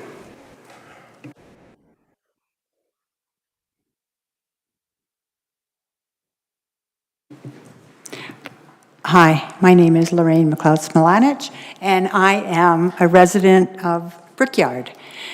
We moved here 2 years ago. Love Stony Plain, love everything that's happening here. We specifically chose to move to the Brickyard because of the community, the location, everything about it. We watched the geese fly overhead. You could almost touch them.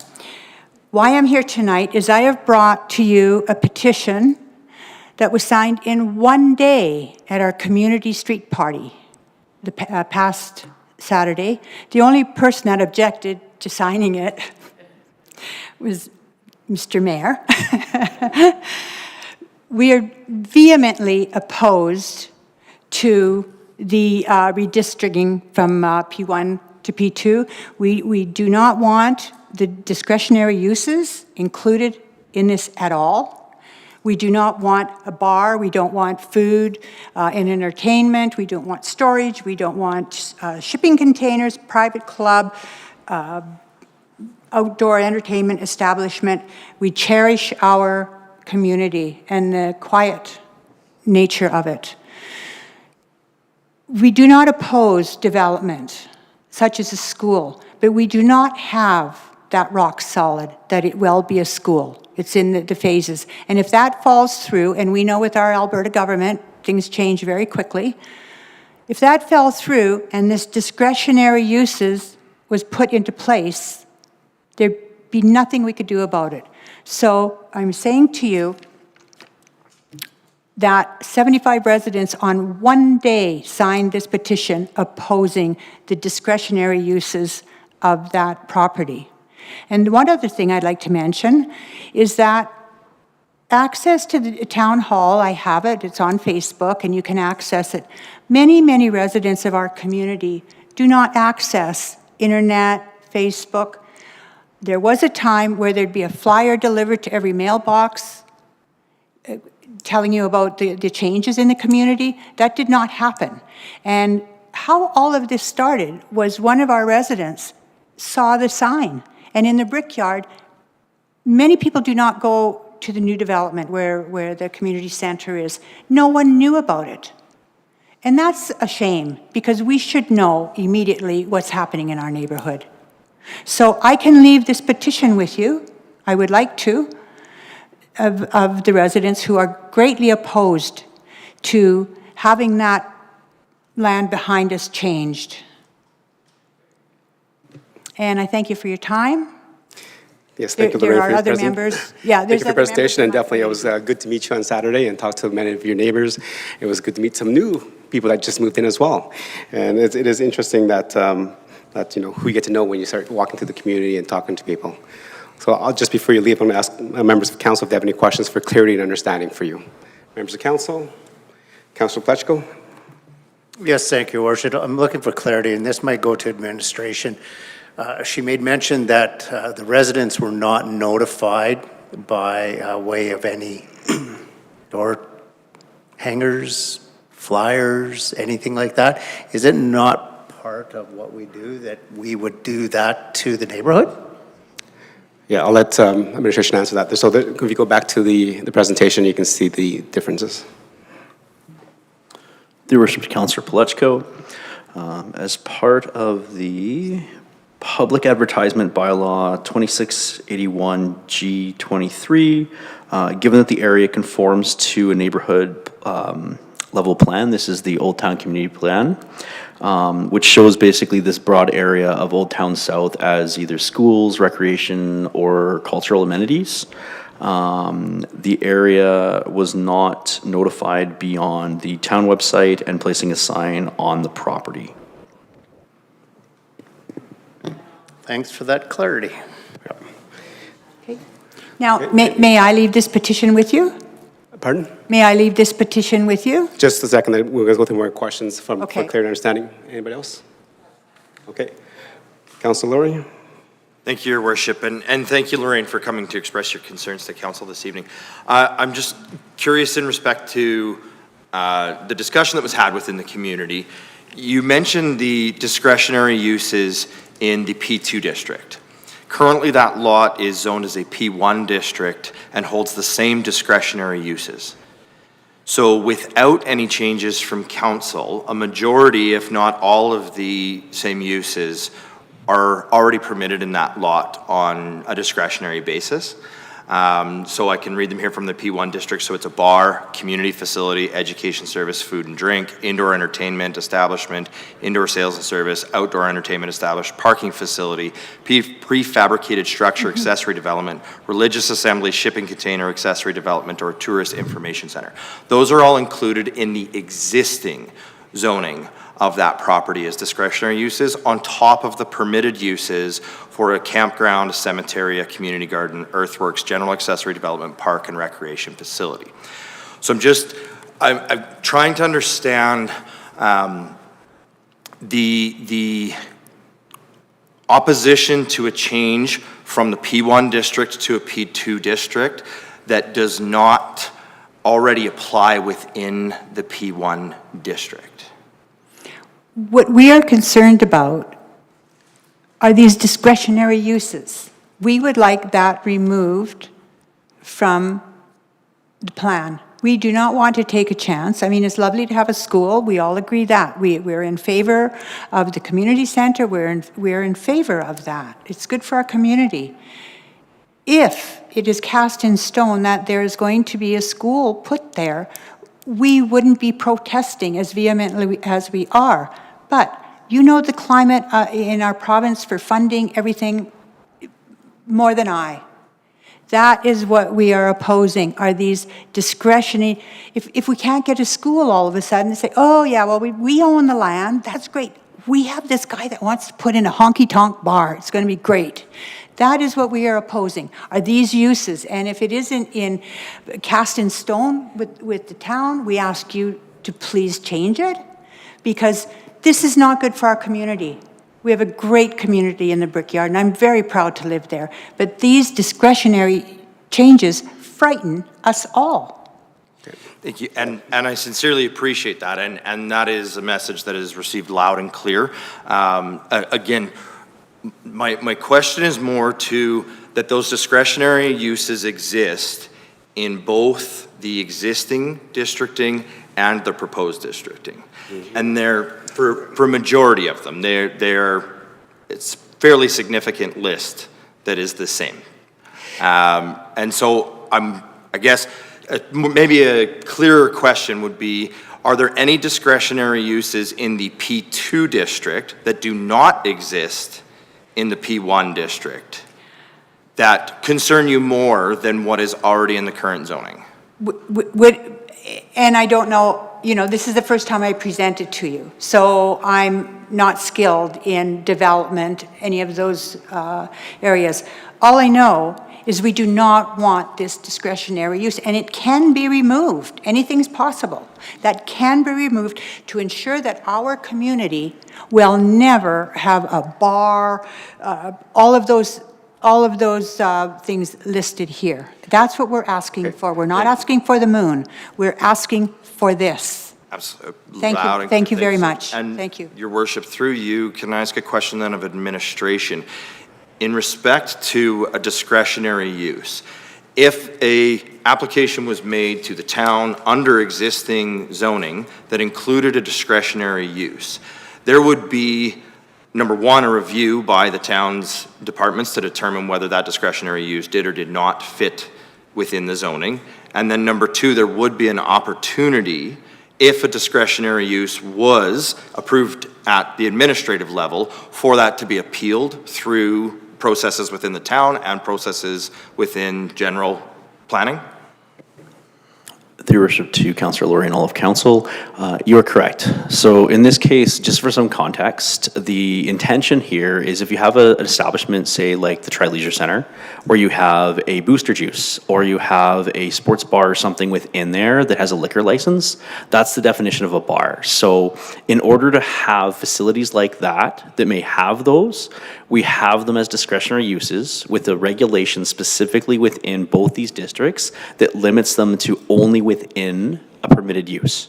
So unless an arena or a school or something like that, a principal use or a primary use is permitted and is built and proposed, only within those structures can you have these secondary commercial uses.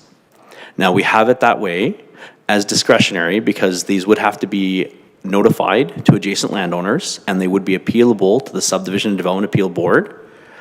And again, to Councillor Laurie's correctness, ultimately this would be something that administration would look very carefully for in terms of any of those discretionary uses and when they would be employed. So this was a very intentional regulation and list of discretionary commercial uses that were in existing examples that we've seen, say in the greater Edmonton area, where these uses are in, say, sports facilities and those sort of things. And that's ultimately why they're there in this list, so that it doesn't have to be spot zoned every time a permit is going through.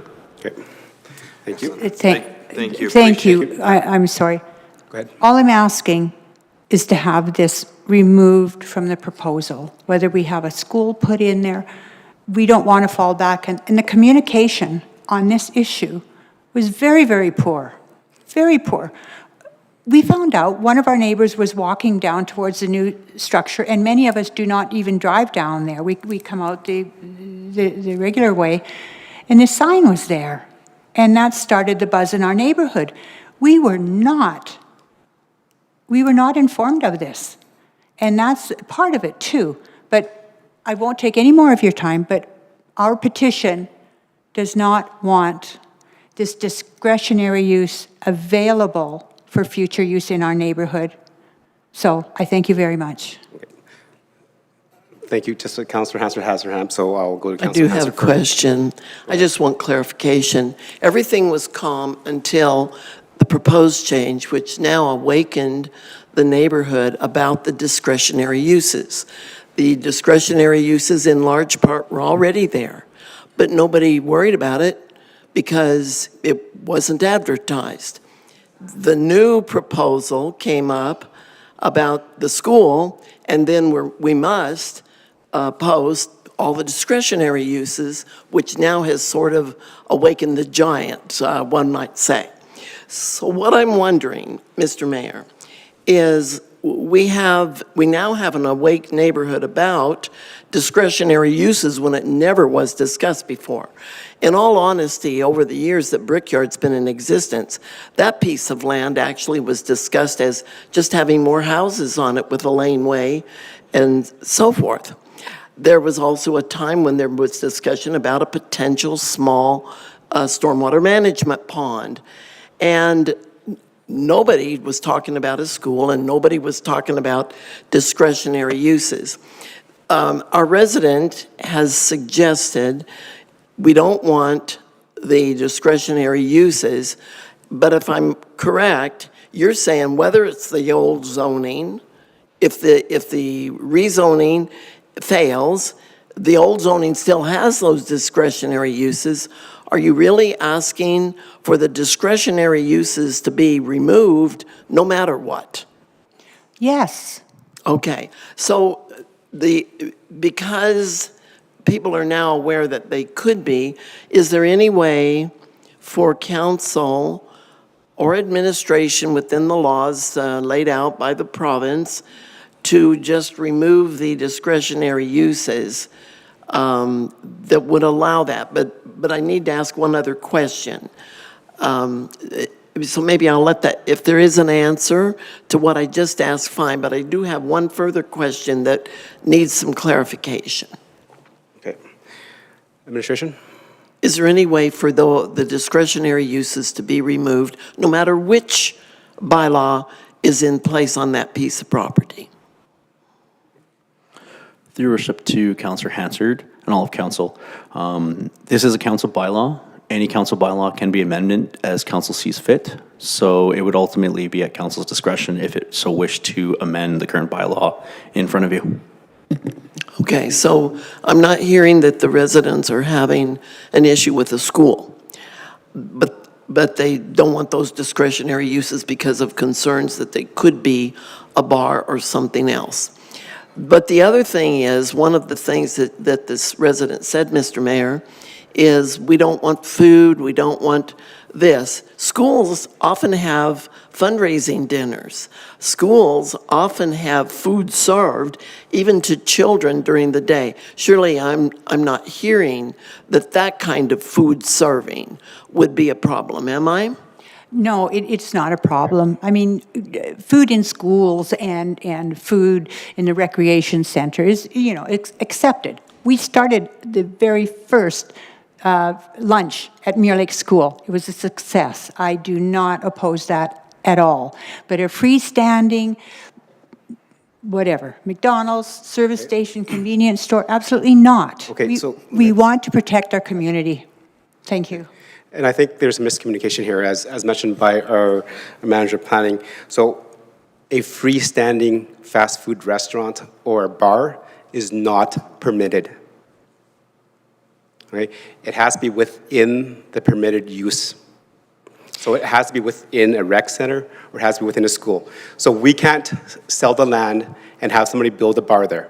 That is not allowed. And as mentioned by our administration, that was done on purpose so that we don't get into these situations. Mm-hmm. No, I agree, and I'm sorry. No, I think there's a miscommunication here is because if administration can pull up and put down both the zonings there for P1 and P2, because the town's plan is not asking to add those things on there, what it is that we need to move it to a P2 so that under the discretionary use where it says community facility and education services, we need to move that to a permitted use for a school. Because if it's not a permitted use, we can't have that as a school. So I think the idea is if we can see both the list, then you can look at it and say, what is different about the two discretionary uses and what don't you like, so then we can speak on the same page. Because right now is like, you don't like the discretionary use, and I understand that, and I definitely would agree with you, but it's already permitted in the P1 under the same circumstances that, for example, under the P1 that's currently zoned, a discretionary use is a bar, but it can't be a standalone bar. Yes. It could be within, so the permitted, a campground, a cemetery, a community garden, an earthwork, or general assembly development, or park, or recreational facility. So if somebody wants to open a bar, which is very similar to what we had the TLC with the Shots Lounge in there, it has to be within that facility, so it cannot be separate. So you're worried about having a standalone fast food place, a bar, a drinking establishment, will not happen, period. It's in the discretionary use. But it has to be within that facility. So they cannot build it outside of that facility. Mm-hmm. So you can't build a school and then build a bar beside it. It has to be inside that school. Mm-hmm. So for example, where it says food and drink services, we can't build a school and build a restaurant. That restaurant has to be inside that school for hot lunch and all that stuff. So that was done on purpose to make sure that we safeguard our residents. And thank you, I respect that. But how about the container storage? How about surveillance suite? How about a theater? How about tourist information? Those are still in discretionary. It's not just a bar that we are opposed to. So the shipping container accessory development and tourist information center is already allowed as discretionary in the P1. So if we build a rec center there, we can have a tourist information center booth there. But we can't build a tourist information booth outside of that rec center. So we can't build a separate a shipping container accessory development outside of that development. So it has to be within that. Okay, So thank our you. staff has just put it up there, so that can give you some little more clarity of what is currently allowed and what we're looking to change. So you can, so it's not like we're adding things. And I would 100% agree if the town was coming and saying, we're adding all these things to it, but we're not. We're saying, this is what it is what we want it to be, and here's the reasons why. So, and I think you have absolutely great concerns, because I would have too if somebody would to like, for example, if the town of Stony Plain came and said, we want to change this to a P1 to a C1, which is commercial. Then, in that sense, a standalone bar can be there. So, but it's not, because it's not a C1 we're looking at. We're looking at under a P2, which means if the P2 is there, you have to have one of those facilities built first before you can have something in there that's discretionary. So we're trying to... Okay, and I won't take any more of your time because there are two other people that would like to address council. I thank you very much for your time. I really appreciate it, and hopefully we can resolve this issue. It has set our community on fire, and we would like to resolve it with your help. Thank you very much. Thank you. I think we're good in there. Go ahead. Yep. You can ask a question to administration. Thank you, Worship. I just wanted to make a comment. When we were talking about removing discretionary, regardless of it being a P1 or a P2, if it passes or not, the education services is under the discretionary use for P1. So if we do not pass the bylaw today, the rezoning, and we just remove the conversation about discretionary uses, we remove that education service portion of a P1. So when we're talking about the clarification and understanding the difference between P1 and P2 and talking about removing things, we need to be very cautious on what it is we're actually maybe potentially removing, because then that would omit the whole reason for the rezoning. Okay. You know, with that, I think we're getting into conversations that we can deal later when council is doing debate. Let's continue to get some presentations first, and to then, as this is kind of winding down to kind of a bylaw where we're looking at the conversations of what is good, what is bad for the community. So administration, can you call the next presenter, please? Through your worship, the next presenter is Allison Mousseau. Okay. Welcome, Allison. Again, there's a sign-up sheet if you can sign that in there, and then again, push the little mic button and then speak directly into the mic when you're ready.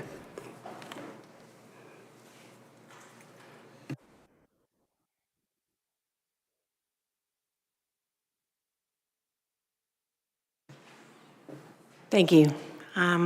Again, my name is Allison Mousseau, and I'm a resident in the Brickyard Place and have been for 7 years. I unfortunately didn't get to speak to you on the Saturday. I went running to catch you, but I couldn't because, and I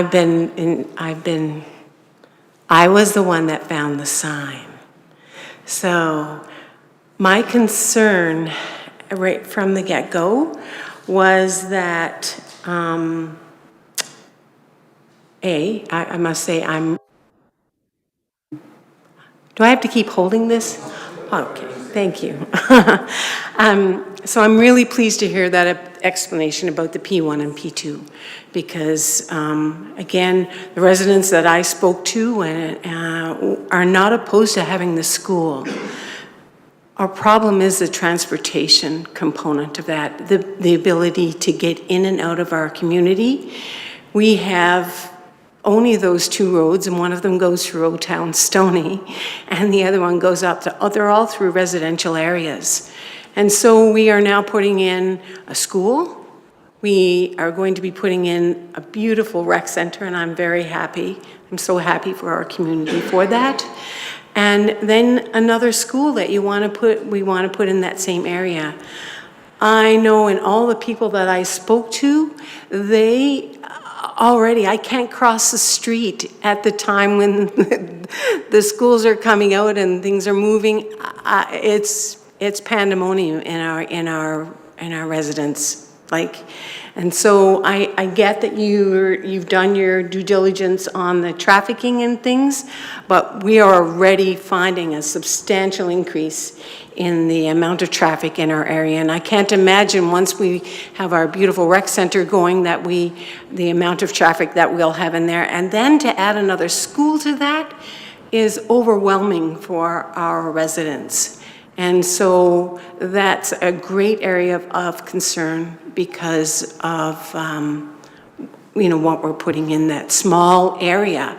I get that the roads are coming, but we will have to manage it, and there will be things that will happen, and we will all not be happy with it because there just isn't the road system to support those three things at this point in time. So the residents that I spoke to said, I want to sign this because we need to step back until we figure out how we're going to figure out the road system so we can support everything there, because it is not there. Now, you need to know that in the Brickyard Place, it's been, many of the residents have been there 14 years. We now have a whole new subdivision that's being created. So we have at least another 100 houses that are going to access those same roads. So the impact of that is coming. We know it's coming, but we still don't change what roads we have. So school will add that increased pressure on our residences. So, and that's what we need. We would like to ask you to step back before you just decide that school is going in place because of the impact it will have on that congestion in that area. I don't know if anybody's ever gone down right now, and on Thursdays when they take out our garbage.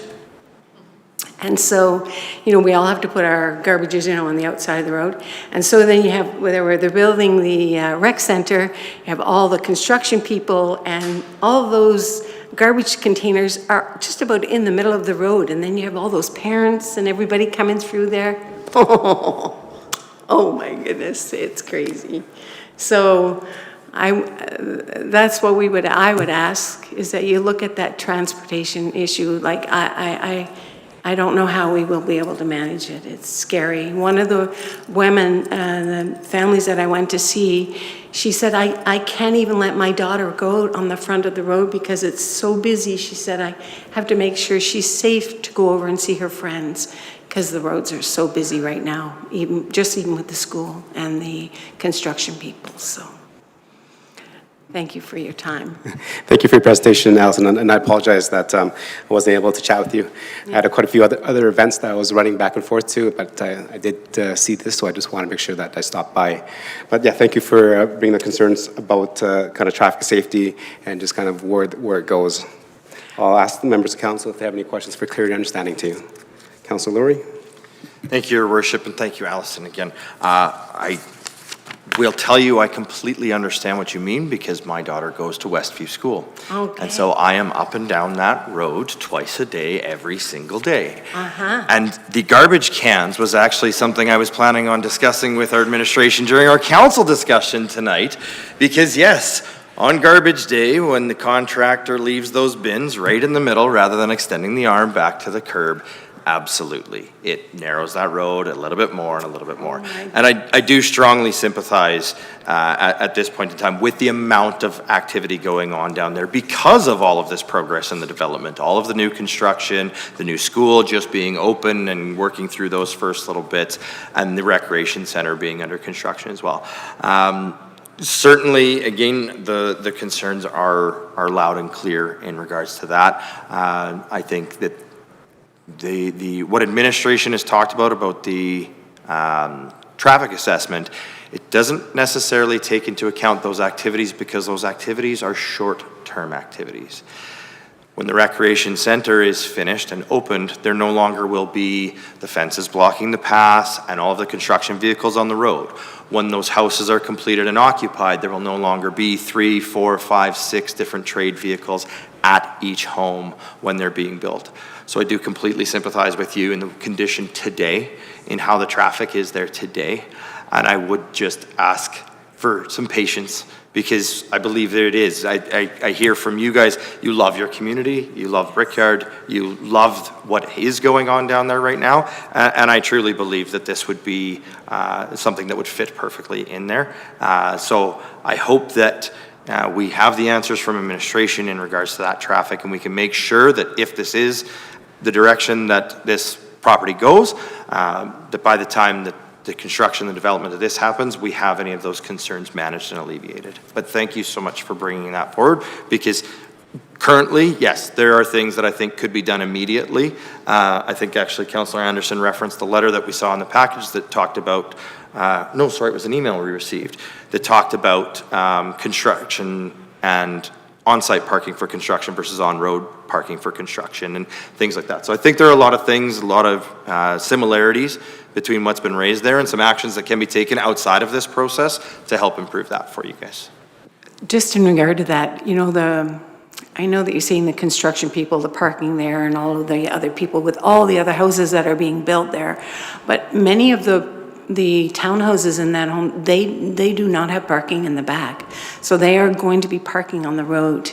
And so we've already had accidents that have been incurred on that road even before the rec center came in, because, you know, there's lots of cars parked on that road, so. And I That believe they don't have, so those townhouses are two homes. One is an apartment, one bedroom, and the other one is a two-story on the top, or something, anyway.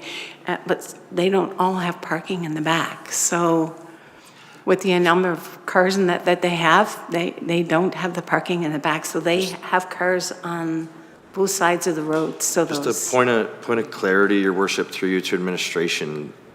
For those homes, they have required on-property parking, do they not? Through Your Worship to Councillor Laurie, all of the houses along Brickyard Drive do have at least 2 parking stalls per home.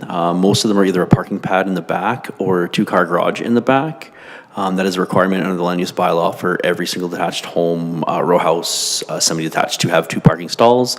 And I know for the lawns that are on the north side, just kind of where the storm pond is being built right now, those ones there, actually, because they do have the secondary suite in there, they actually have 4 parking stalls. They have a parking pad and 2-car garage. Was one of the unique requirements for all those lots. Actually, they're a little bit deeper than typical a lot would be, to ensure there's 4 parking stalls on each of those ones. Thank you. And then just a further question. In the continued progress of this area and development of this area, because of that, the opportunity for potential no parking along the street would be something that could be explored. Should there be concerns about the volume of on-street parking that is happening? Through Your Worship to Councillor Laurie, that is something that we can always look at. I know our engineering group does receive various concerns from residents regarding traffic on certain areas, and that our engineering group does look at particular areas once they're notified of what those concerns can be, especially once they're built out. Excellent. I don't want to peeve off anybody else in the Brickyard. I mean, they're going to be my friends. No, thank you very much. And thank you. I didn't, yeah. No, and again, I simply wanted to make sure that there was that clarity in there of understanding that outside of the process we're speaking about tonight, there will be continued opportunities to manage any of those type of issues should they continue, should they arise, so on and so forth. But I still think having the school, 2 schools and the rec center in that area is it's overwhelming for the Brickyard. Thank you, Allison. We'll go over to Councillor Pletchko. You have a question for clarity understanding? Yes, and this might be more for administration as well, based on the questions that were asked. Thank you for presenting tonight. It's always nice to hear residents come out. We get to listen to concerns and understand what we as council need to do to make some changes to make that area more livable as time grows. The long-term plans allow for a lot of roads, and I understand the short-term portion of it, how that goes too. So living through development sometimes is not always fun. And I think one of the questions was related to the school. And I'm just looking for a bit of clarity. Today, we're looking to change the land use basically to allow for a school to come in. Is it my understanding that the purpose of this is so that we can get in front of the government so that it'll allow the Francophone school to actually put forward a location that allows for them to submit the application that would get them the school that is required for the community that is growing, and that is something that will probably take a period of maybe 2 or 3 years down the road. Thank you, Your Worship. I'll probably speak to that one a bit, Your Worship, through to Councillor Palechko and the rest of Council. So quick answer is yes. It's been a number of years now that the town in various different planning documents and work that goes on in the chambers and our corporate plans and so on have identified the broader area as a recreational, institutional sort of land uses. And we would be going back to, I believe, probably about 2015, when we started talking openly about what the intended uses in those areas were. And as a result, we saw Westview School come to be, and the council saw fit to proceed with the recreation center. And as we're here tonight to discuss, through the bylaw process, is the next stage would be working towards the French school, the École Trinité, I believe it's called. So clearly, for the provincial government to approve funding for a school in Alberta in recent times, there's a checklist of things that have to be in place before the province will look to consider and make those formal approvals and funding announcements. As I'm sure Council's aware, and I believe a majority of the people, if not all the people in the gallery are aware, there's been a lot of work out there.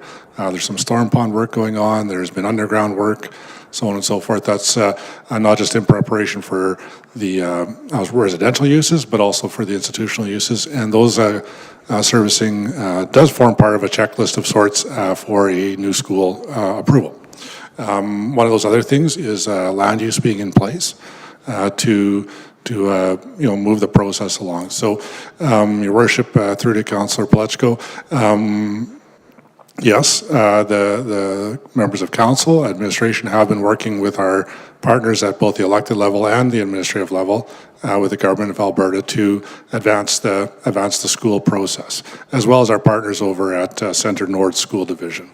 All of that kind of as a bit of background, but with this step in place, should council see fit, that would basically have the site ready for a school, which I believe has been put forward and talked about, and would be a part of fulfilling the vision of that entire area. We would be doing our part to get ready for that. As my understanding, Centre Nord has identified this as a high priority build. And then it would be left to the Government of Alberta and the Ministry of Education to see fit in their budget process to either, go to design, go to construction, so on and so forth, at their timeline. So typically, those announcements will come out in provincial budgets, which typically will be in the early part of any calendar year, March, April-ish. So we would be moving towards that as a date for a next update, if you want to put it that way. And from there, design to construction, we would probably be looking at least, I would say, a few years out before anybody would be showing up there going to school. I'll stop there, Your Worship. Quick summary. Yes, this is a step. If council sees fit to proceed, we would have further conversations with the Government of Alberta and with the intention, as per the zoning, to have a new school built there. Thank you for that. Anything else? Thank you. Any more questions? Clarity? Go ahead, Councillor Hansard. Thank you, Mr. Mayor. Just want some clarification. I know for years, council has met with ministers and our school boards regarding a push for us to have some new schools in Stony Plain. And one of the ways we go about getting new schools is to show that we have opportunities for schools to collaborate, perhaps shared gymnasiums and sports fields and things like that. The opportunity for school development may have been, I believe, influenced for the new Westview School by the fact that there was opportunity for that land there to be used for something, perhaps recreational facility, so that the schools could access those facilities as well for the needs of the school. Now the second school is proposed for that area for a reason, because two schools and a recreation facility offer an enormous opportunity and also, I believe, encourage the government to please fund the schools, because municipalities sat begging for new schools for years. Was our recreation center and the close proximity to the other school part of the influence in the town's decision to rezone this site for another school? And is there a thought process in the works that suggests we may actually see success in landing another school, new school, for the town of Stony Plain because of the other proximities? Would that, through you, Mr. Mayor, to the Director of Planning, could you let us know if that had any influence at all in this landing of new schools for our community? Your Worship, to Councillor Hanser and all of Council. I would say yes, overall. Again, we looked very closely at all the different sites the town potentially had for school sites. Evidently, the lands within Old Town South are large. They've previously housed Stony Plain Central. They've got a lot of facilities already there. So we definitely looked at that when we were looking at Westview. And again, now with the potential for the French school site to locate to a permanent location, we also looked for that area because of the amenities that are within there and the potential. Also, you know, typically we do look at trying to rebalance the center of town to the Old Town area. So again, this also helps with that aspect as well. Okay, and one more thing, if I might, Mr. Mayor. Just before I go on, thank you for your time, Allison. And this is a time to ask questions of clarity and understanding to the presenter, which is Allison. So Okay. if we can, I think she mentioned some very good points about traffic and garbage.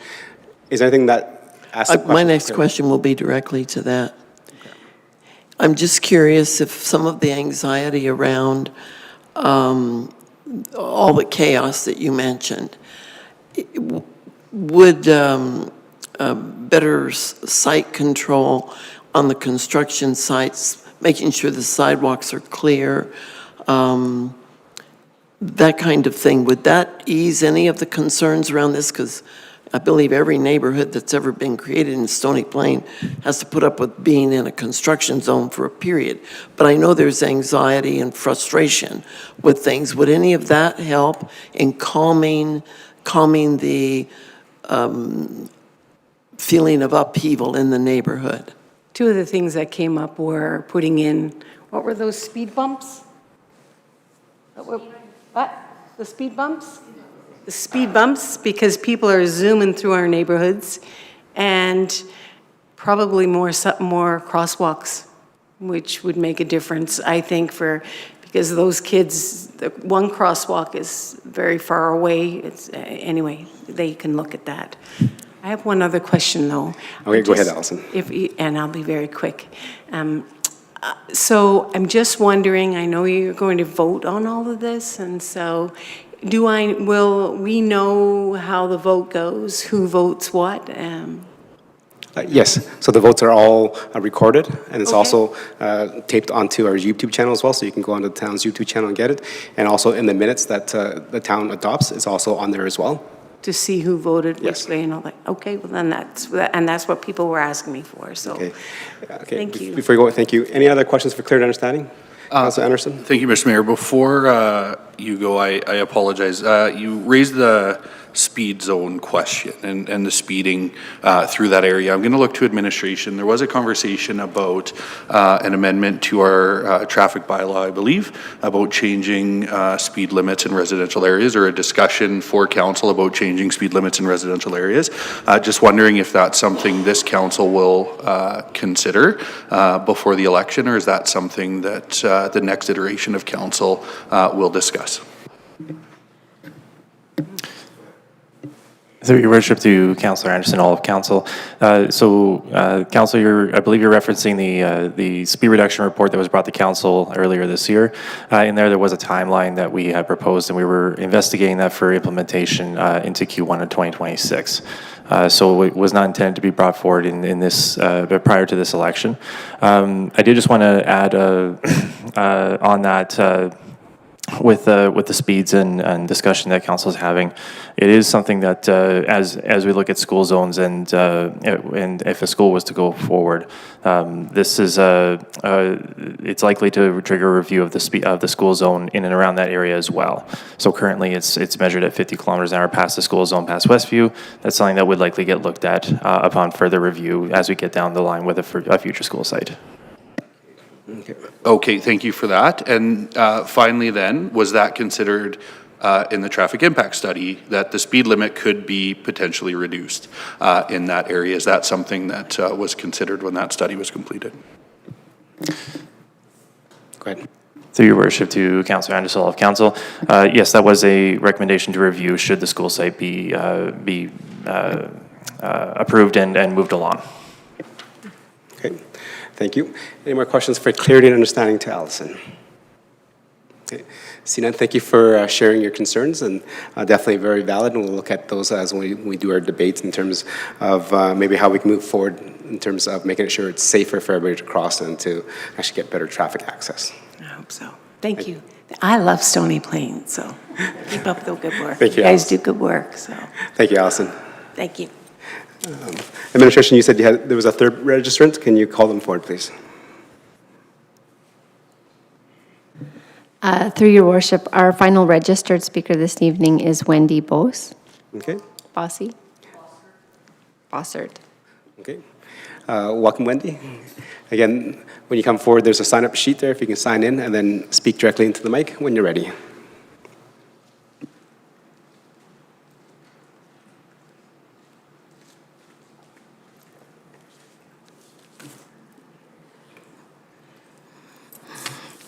Oh, I gave her my pen. So, did somebody steal the pen? I bet you it's Allison. Thank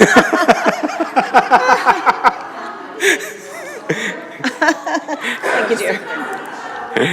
And it's very good that Lorraine's pointing to Allison, because I was like, I didn't do it. So, good evening. I'm Wendy Bossert, B-O-S-S-E-R-T, and I live in the Brickyard. My place is backing onto this proposed development, and I am the second duplex in from Brickyard Drive. I've happily lived there for almost 3 years, and in fact, I'm so happy there. Between getting my duplex there and getting my rescue dog from Mexico, I'm so happy I can't hardly stand myself. So, to be unhappy for the first time in all this time that I've lived there has been a very rare thing for me, and it's been quite upsetting. And I think the reason that I'm upset and the community is upset is I think the first thing was no notification of what was happening originally. There should have been a letter come out to everybody. I don't care what anyone says about what is proper. What is proper is to notify people in their community what is going on. If that sign had not come up right behind my house on and Allison hadn't seen it, but that particular sidewalk has been closed for weeks and weeks and weeks and weeks because of construction. So in essence, she wasn't even supposed to be walking over there. I wasn't supposed to be walking over there and taking a picture of the sign. So I think it was very bad form by the town that was the way the community got super hypersensitive.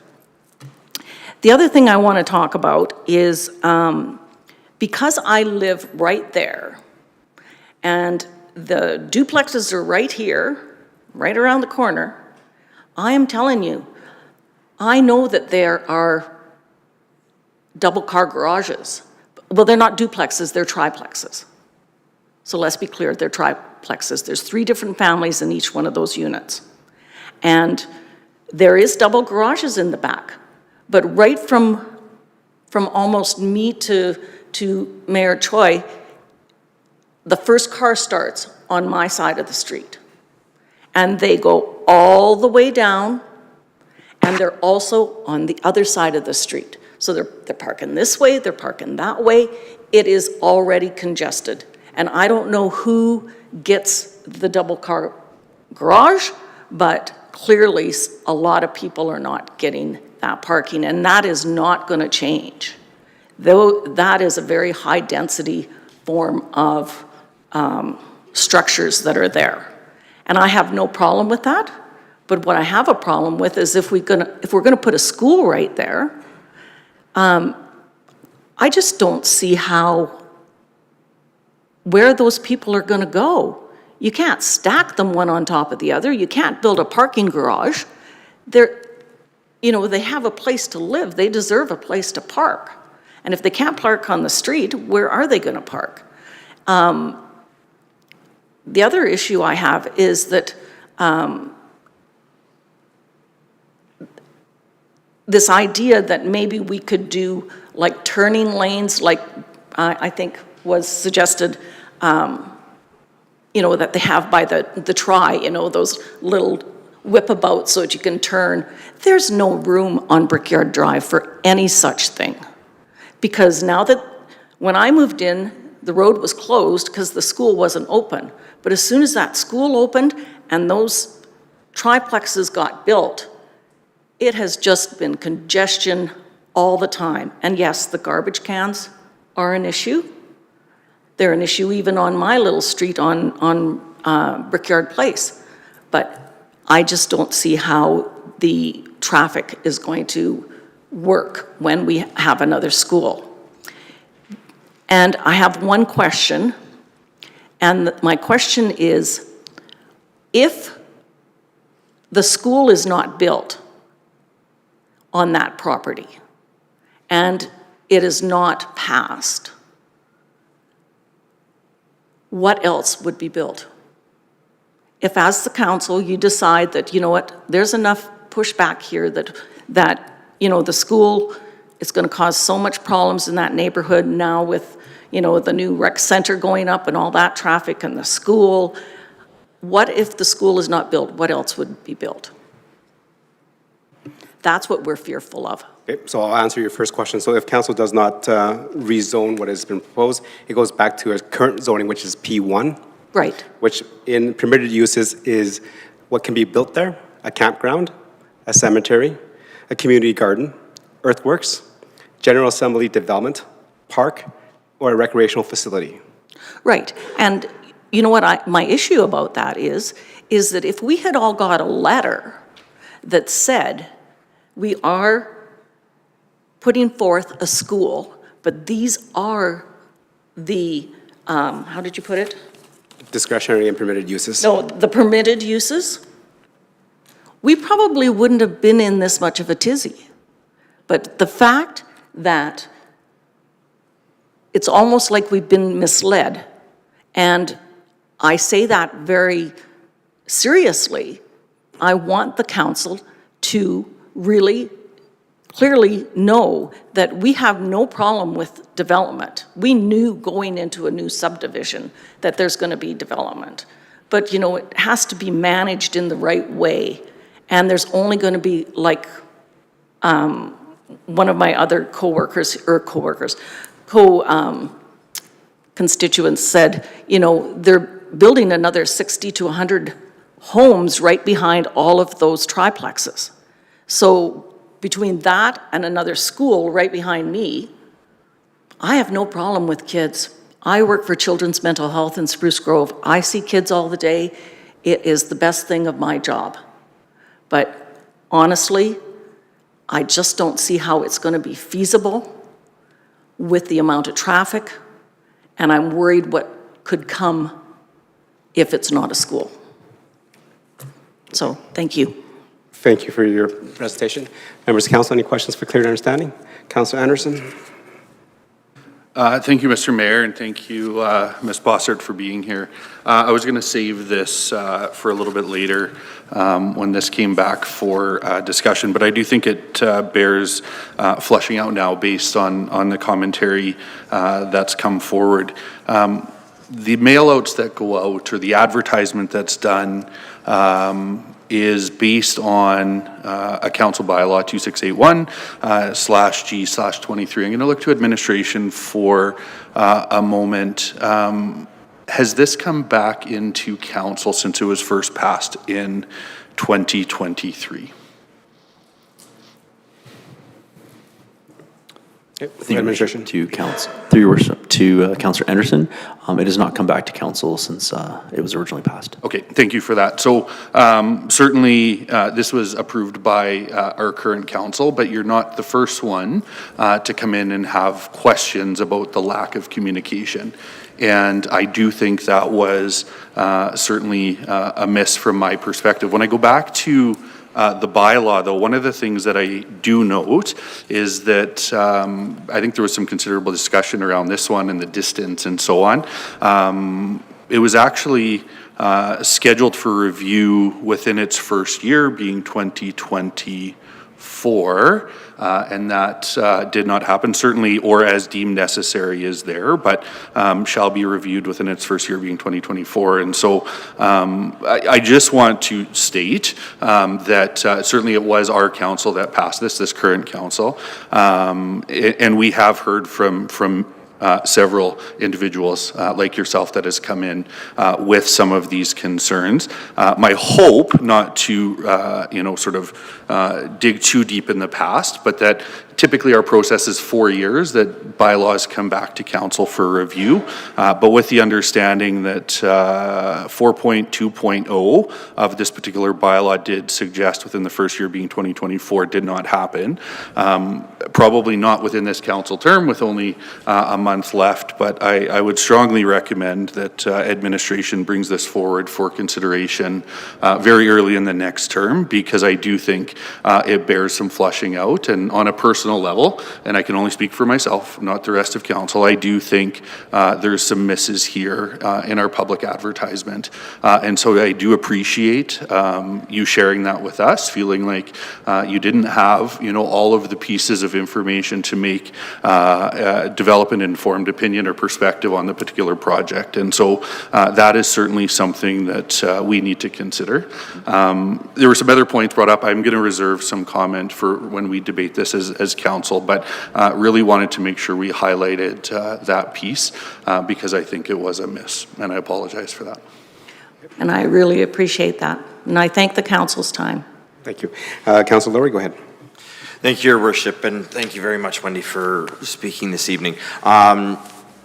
There's actually an even deeper answer than what Mayor Choi had provided in regards to what was planned to be there. The April 22nd, 2024 council package, it showed the overall site plan for the recreation center that actually identified that site as a future arena. So that site was already planned to be a recreation center, which was part of the P1 zoning. So it would be a facility very similar to a school, large facility, a significant amount of traffic, large amount of parking, and so on and so forth. So that was as current as about a year and a half ago for the intended use of that land. I did want to ask a question of our administration. You did bring up the sign and you did bring up the letters. And again, Councillor Anderson. And a closed sidewalk, don't forget that. Yeah. Councillor Anderson did speak a little bit to the advertising bylaw we do have. I wanted to just ask administration for an understanding going a little deeper.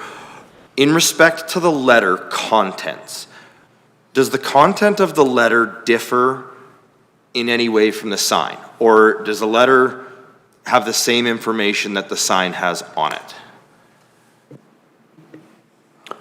Your worship, to Councillor Laurie and all of council, typically the only difference would be the letter might have some additional information in terms of the purpose because there is more space within a letter to write. We do post that information on the website that is available via the link that is on the sign as well. So that should be relatively easy to get to, again, on the website though.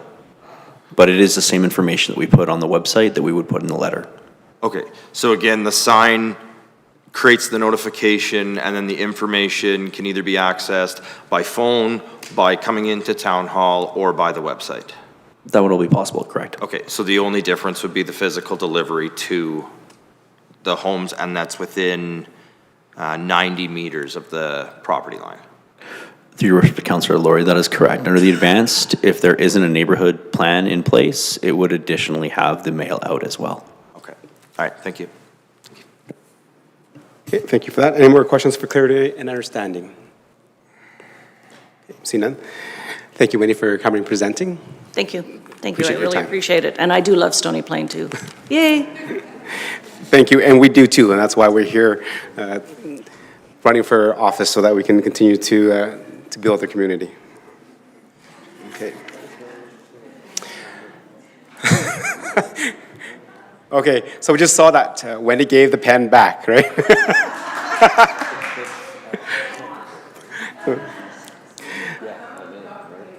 Yeah, just give me a second. So, excuse me, guys. We're not going to have a sidebar, please. Okay. Administration, that was the third one that was registered. So now we can open the floor to anybody that's not registered. So if you'd like to speak, you can come out. You need to sign in your name because this is a formal process that needs to be registered. So we'll need a pen.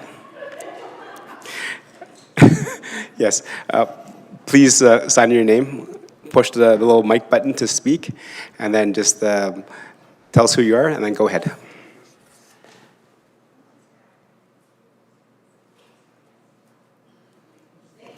Okay. Okay, push the button. No, the one on the mic stand. Yeah. Oh, just yeah. Oh, there you go. That's red. Okay, good. Okay. My name is Carol Prue-Lindberg. I live on Brickyard Bend in the seniors area with the path to nowhere. My question is, so the French school is a temporary school on property that belongs to whom? The school board or the school or the town? Currently, right now, belongs to the school board, but it will eventually be transferred to the town of Stony Plain. Okay, and is that space not as well close to the arena, close to the rec center, isn't it in close proximity? And is there not way more parking space and transportation space, and were other sites considered? Yes, so other sites were considered, but to follow the process so that about a year ago, myself, our town manager, and the Central Nord School Division had a meeting with the minister to ask for some dollars to do like design work. Okay, because you need to do design work, it has to follow all the phases. But at that point in time, we did not have an actual school site that was zoned for a school at that point in time. So that was kicked out, so we did not get the funding to do the design work to make sure that was coming. So now we need a school site so that we can actually go and ask again to do the work. So when we get that, if this gets approved and rezoned, then we can go then approach the school division and then go have those meetings with ministers. So it'd be a few years down the line before we actually build anything. The reason why it's not at the current site, because this is a temporary school and we're getting that land from the school division, is that we've been engaging all our residents regarding the Old Town redevelopment. So we're getting all the input from everybody about how that needs to be reshaped, because we lost the high school there, it's no longer there.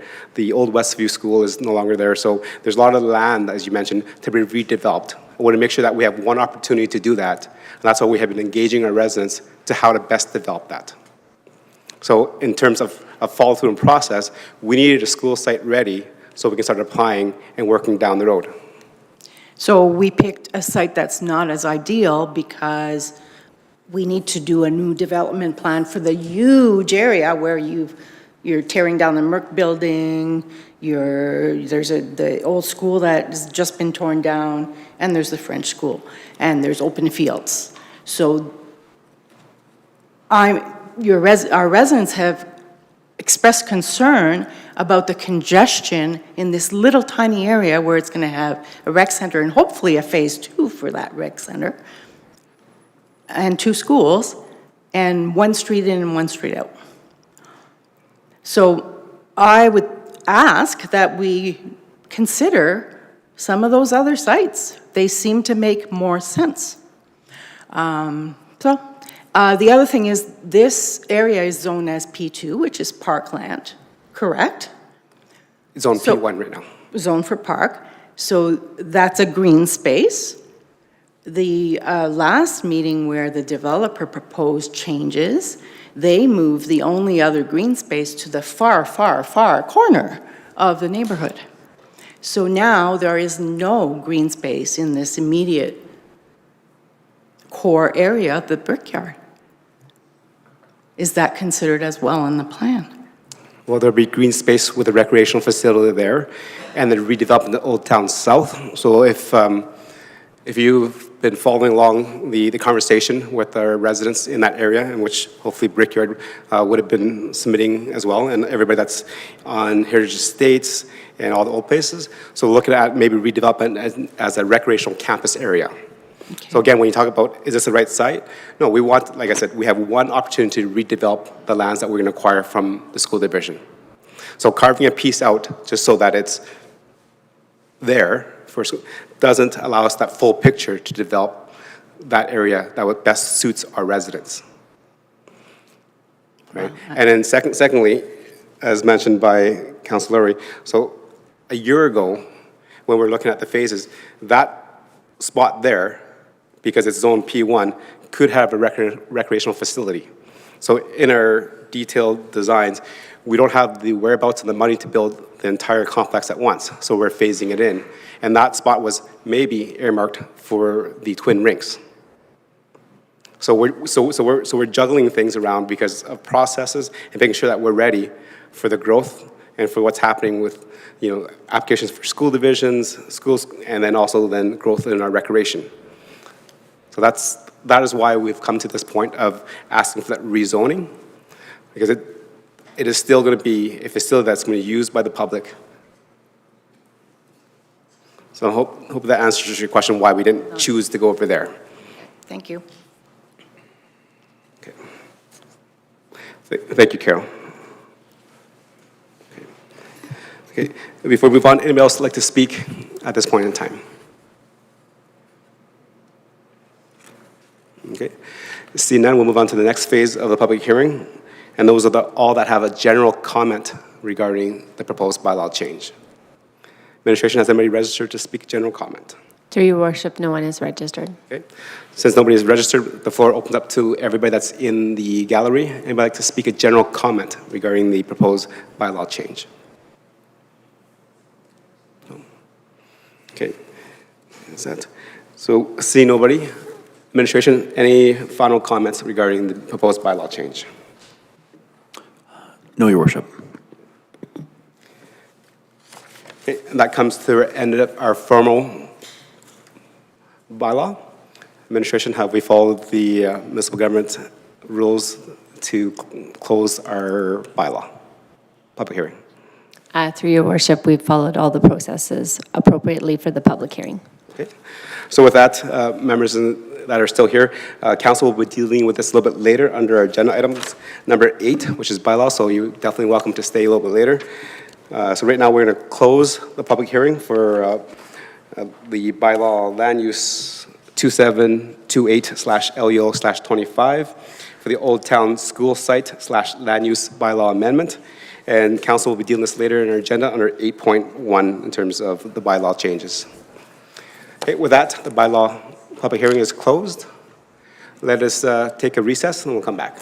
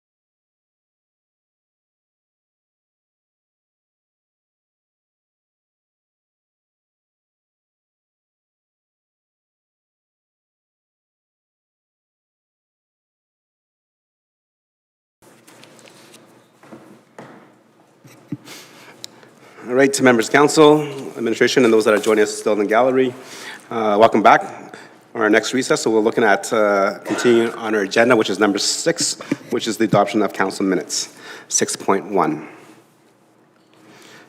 Councilor Pleshko. Yes, thank you, Your Worship. The Town Council approved the September 8th, 2025 regular council meeting minutes as presented. Thank you, Councilor Pleshko. Members, council, you had the opportunity to review them. Any errors or omissions on the agenda minutes? Right, didn't see any other, so I'll call the question. All in favor? And that is carried. Okay, move on to number 7, which is council boards and committee minutes, looking at 7.1 and 7.2, which is the Trans-Municipal Tri-Leisure Center and also the Planning Advisory Committee. So we're going over to Councilor Hansard. Go ahead. Your Worship, I move that Town Council receive the council board and committee committee minutes for information. Okay. Thank you very much. Members of council, you had the opportunity to review them. Any questions for clarity and understanding to the council representatives or any errors in spelling? I don't have any either, so I'll call the question. All in favor? And that is carried.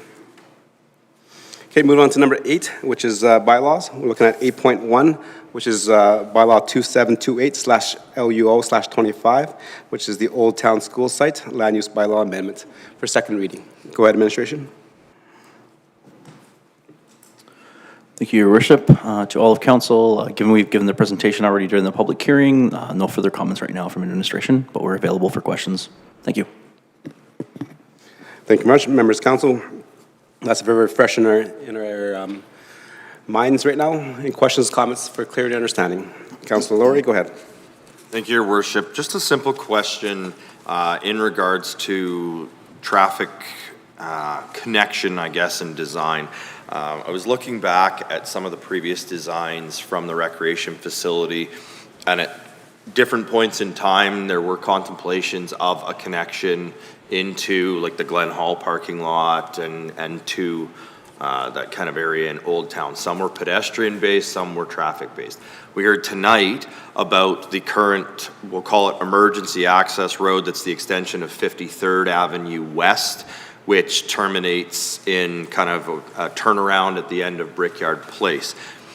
I'm wondering if any of those type of connections are still either maintained or potentially available as the development would continue on. So for example, could 53rd Avenue be extended behind Glen Hall Arena to this particular site as, say, maybe an access to a teacher parking lot or a secondary access to the school? Okay. Go ahead, administration.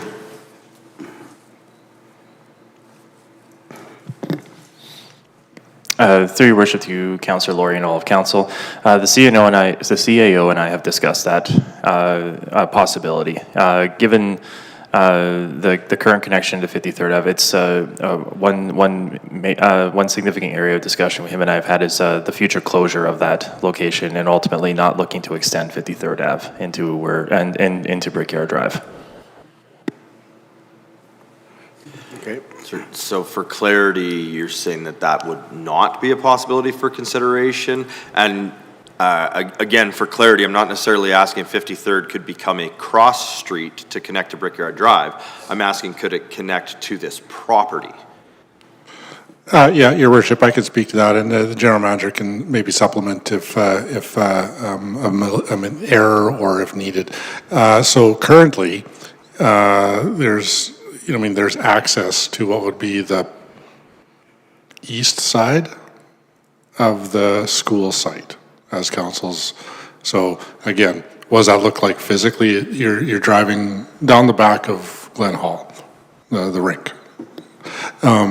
So, as contemplated now, there's no contemplation to close that off. What does it ultimately look like? Should the council see fit to pass the zoning? Should the province see fit to fund a school there? What does the school design look like? So on and so forth, all yet to be somewhat determined. but there's no contemplation to restrict access from what would, sorry, and I don't have the map in front of me, but I would say the east side of the Glen Hall Arena towards the back side where the outdoor arena is. And I believe you can see it up there. There actually is a registered road right of way. What I believe the general manager was indicating was that there's no plan to extend that from, as you see on the map, through to Brickyard. But it will, as it is there, terminates at that site. Can it be used for an alternate access for, as you mentioned, teacher parking, something? I mean, the short answer would be not yet determined, but potentially. Okay, thank you. And just knowing, actually, I'm appreciative that you pointed out that there's a road right-of-way registered there. That shows that there is a potential for a true and legitimate access of 53rd Avenue to this property, which could help provide an alternative solution to some of the issues raised.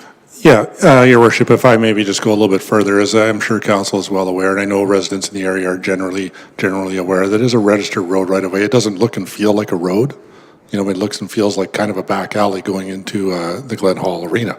That is a point of dialogue of, what could this look like? What should it look like? How would it be implemented? So on and so forth. That I would just simply say that has not been determined at this point in time and would be subject to, openly to the school footprint designs, potentially even other aspects of design in the remainder of the Old Town South area.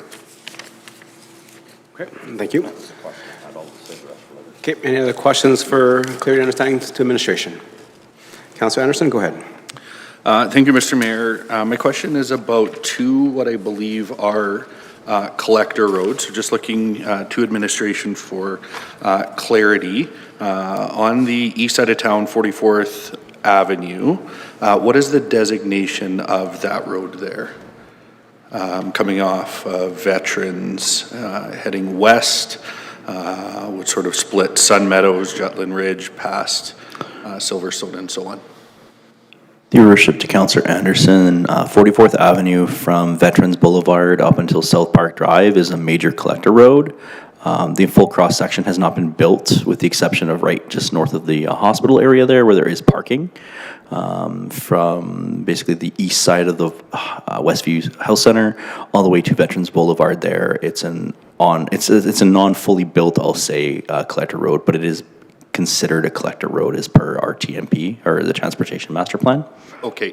You use the term major collector. Oh, sorry, Mr. Mayor, through you. I heard the term major collector road, but when I look at our municipal development plan, I didn't see any differentiation, major, minor, that sort of thing. And so just looking for some clarity, is there a major collector and a collector, or are collectors collectors? Through your worship to Councillor Anderson, our design and construction standards have arterial, divided, undivided, major collector roads as major and minor, as well as local roads. So again, there's two different types of collector roads, major and minor. Typically, you're only going to see the major ones on something like the municipal development plan. You might not see the minor ones, but again, it would have to be kind of specific road by road for me to have specific comment on that. Really, we're just talking about slightly reduced cross-section in terms of the road as well as the road right-of-way that allows for slightly less capacity between the difference between minor and major collector roads. Okay. Through you, Mr. Mayor. So major collectors, 44th Avenue, Brickyard Drive is a minor collector or a major collector? Through your worship to Councillor Anderson, Brickyard Drive is also a major collector road. Okay, thank you for that. On 44th Ave, I believe, my understanding is that there already is sort of a right-of-way there designated that if we needed to widen that road, we would be able to do that should the traffic pattern dictate. So is that a fair analysis? Through your worship to Councillor Anderson, that is correct. There is that space available there if we did want to widen it. Okay, and then is that the same then with 49th Ave off Golf Course Road west, a major collector with room for expansion should traffic warrant it? Through your worship to Councillor Anderson, Sorry, 44th Avenue from where? Sorry, 49th. 49th. Now. 49th is actually an arterial road. It's designed for more free flow without any parking on there ultimately, because it was a little bit of kind of a rehab in terms of acquiring the land for 49th Avenue. Some of the road right-of-way width is a little bit constrained compared to what our normal standards would be for an arterial road, though. Okay, so I'm going to leave that one out, Mr. Mayor. I'm just going to go back to 44th and Brickyard. 44th Ave has space to build out some turn lanes or some additional travel lanes. Through your worship to Councillor Anderson, if you're making reference to some comments I made earlier regarding the potential for turn lanes, those were mainly down 50th Avenue. It would be east of 52nd Street and along 57th Avenue, where the TIA had some road improvements along those two.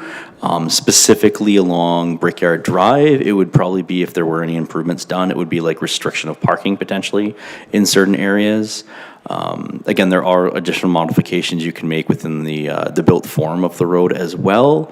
But with the roundabout, both at 50th Avenue and 57th Avenue, there's limitations for those areas. Okay, and I think that's where I've been sort of trying to understand, because I believe 44th Ave had a similar designation, but had the additional space if we wanted to add some additional travel lanes. Brickyard does not, I don't believe, have, I mean, the homes on the west side are right up to the roadway, and the east side, it looks like the build-outs are going to be close enough that we won't have additional room to add travel lanes. Is that sort of fair? And then if there were improvements, it's just restricting parking, which would give us a little bit of a wider area. Through your worship to Councillor Anderson, I guess the challenge with Brickyard Drive is it's just recently done, and to redo it, you're really just looking at reducing parking lanes potentially. You might get some turn bays if you really wanted to on some of the local roads there, but given that you have a roundabout where it matches up with other collector roads being 50th Avenue and 57th Avenue, you're limited there in terms of what you could do without redoing the entire intersection. Okay, thank you. Can I ask a point of clarity on that? Clarity? Okay, go ahead. Yeah, I'm just looking for a point of clarity on that, because we're talking, those two roads are both designated at the same, but they're constructed differently. So 44th Avenue only has that room because it is not already fully built out to the collector road standard, in which Brickyard Drive is already built out to that road standard. Is that correct? Through your worship to Councillor Laurie, that is correct. So again, right now there's just two drive aisles that have been created on 44th Avenue between Veterans and the east side of the Westview House Center. Call it 43rd, or sorry, 20. I'll call it 28th Street, somewhere around there. But basically that area there is green space on the north side where there has not been a curb put in, where you could expand the asphalt area to expand it to allow 2 additional parking lanes, not necessarily drive lanes, unless it was beyond what the minor collector standard was. Thank you. So now, again, you could build into the boulevard there, but then you're deviating from our standard practice in terms of what the road right-of-way width was designed to accommodate. Thank you. So again, for clarity, if both roads were fully built out, both roads would have 4 lanes, 2 parking lanes, 2 driving lanes. The major difference along 44th versus Brickyard Drive is that homes back onto 44th, whereas on Brickyard Drive, homes front onto Brickyard Drive. Through your worship to Councillor Anderson, yes, that's generally true. Perfect, thank you. Okay. Councillor Hanson? Thank you, Mr. Mayor. A couple of things, please. How far are we, and what is the distance for a westbound road off of, say, the traffic circle by Westview School? How far is the distance from there? I have no comprehension of where the quarter section breaks are, so I can't see that. And I don't know the road to the west that this subdivision built out would eventually touch into. There would be other access into this area, but I'm just wondering, what is the distance from, say, that traffic circle or any place else in Brickyard to a road to the west to touch a road? Because again, we're looking at possibly a potential situation that could be resolved in the long run, but it is not in the planning stage right now. But it might be an area that would help the residents of Brickyard to understand this is not forever. So what is that distance? Do we have any knowledge? Yes, so Council Answer, we do have that. So that's in part of the Brickyard Old Town ASP. You just have to get into the town site and look at ASPs. So that distance is roughly the same as where the traffic circle is right now to the edge of Heritage Estates. So about 300 to 400 feet. So then from there, there is actually a road that goes down, which as mentioned by administration, that will connect to 79th Avenue. And there's also a road that continues to go into the next quarter section. Mr. Mayor, did you say it goes south to 79th Avenue? Yeah. And how far? That's not very far. But it could happen in the future, although not immediately. Based on the last application for development, that won't happen for quite a few years yet. Okay. And would not go west either? It will go west, so Brickyard will come down through that, continue to go west and connect to the next quarter section. But about 400 meters from where the traffic circle is you're mentioning, there is a road that goes all the way down through the two quarter sections, which will then connect to 79th Avenue, Okay. which is also known as 628 on the other side. But we're not talking any immediate or foreseeable relief on the traffic issue? No. Okay, and then I have another clarification issue, please. Okay, go ahead. We know that École La Trinité is bursting at the seams and likely to be the school that would be built on this school site. And one of their reasons for perhaps wanting to do this is that they would then be seen by the province as being shovel-ready for a new school, should funding come available as it recently did. How long might it be, because the suggestion was made by one of the residents, how long might it be before anything in the Old Town redevelopment area might be considered shovel-ready for a school? Your Worship, again, I'll just speak to that, and perhaps the general manager, if need be, can clarify. But it's the intent, they would be shovel-ready should council see fit to pass the zoning. I think there's a little bit of more underground work that is taking place on some servicing, but we would be aiming at the end of the calendar year. They would be shovel-ready, as required or as deemed by the Government of Alberta on their school site readiness index. Okay, thank you, Councilor Hanson. Councilor Pletchko. Yeah, thank you, Worship. I might be a bit confused, but I'm going to ask this question anyway. So Brickyard Drive is fully developed, correct? Through your worship to Councillor Pletchko, Brickyard Drive between 57th Avenue and 50th Avenue is at its full cross-section, correct? Okay.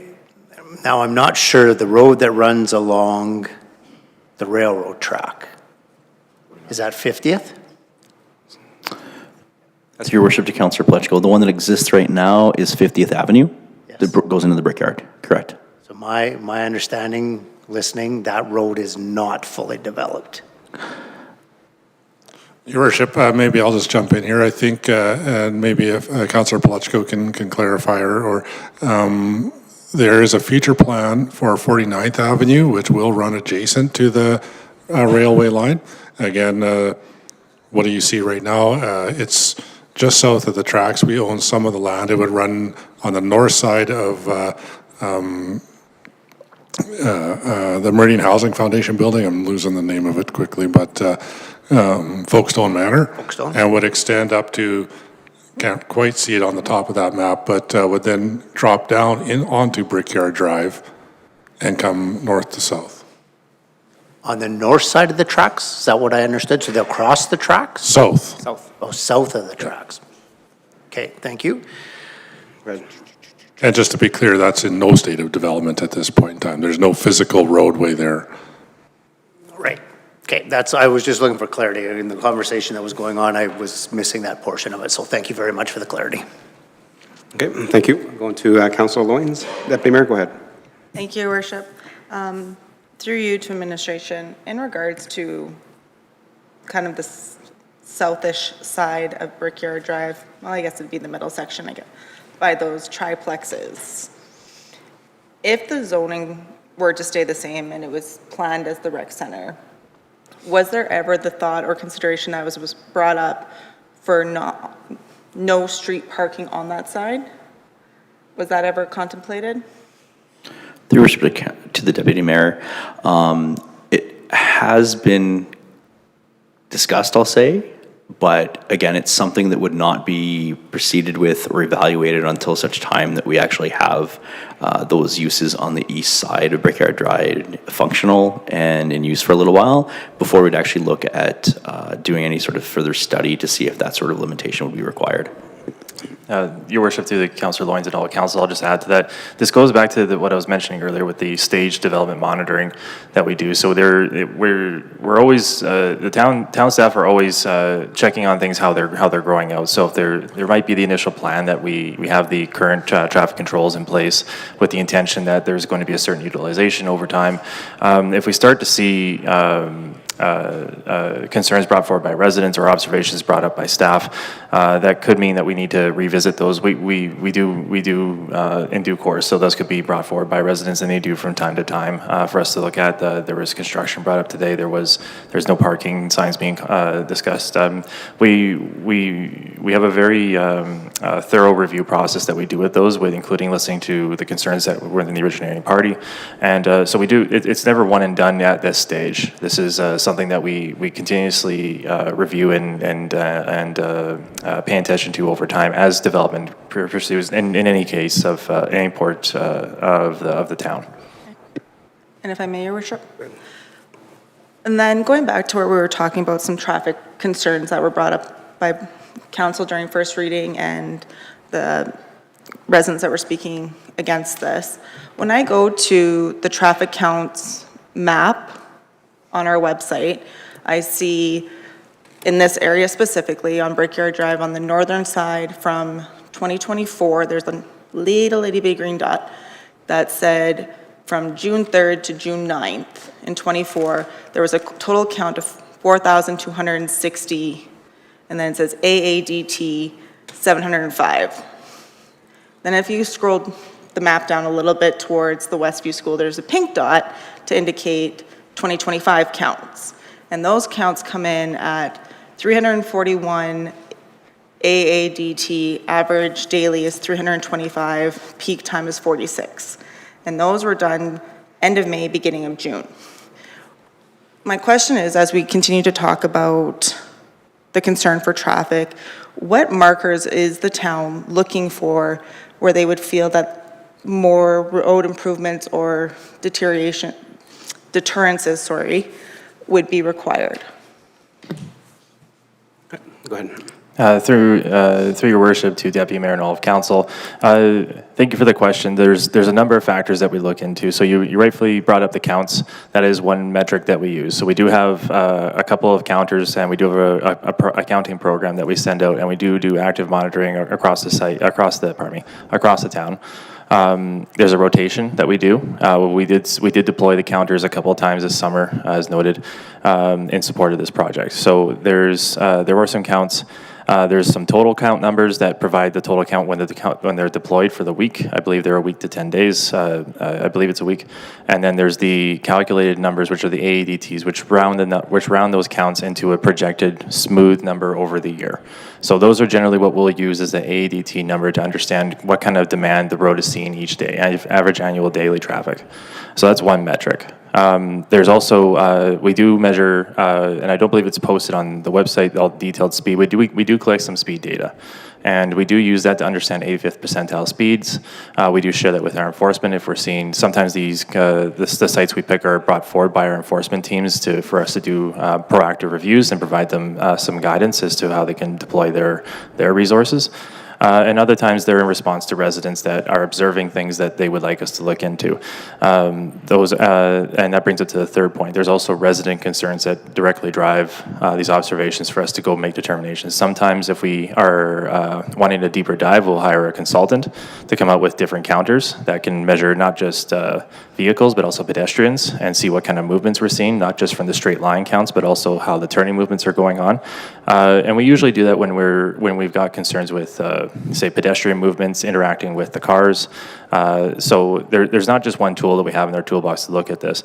All those influence, and this goes back to what I was saying earlier with the stage development monitoring. So if for any reason, there's probably some other reasons I haven't listed just for this response tonight, but we do keep a list, and we do make sure that we're moving our resources to pay attention to these problem sites if they're brought forward to us, and see if there's any mitigation measures. This has influenced everything from traffic calming measures with curb extensions, parking restrictions, not just with people and crossings, but sometimes we have parking restrictions issued because we're having comments from our enforcement of maybe vehicles are staying too long in certain locations. We've done that in the past.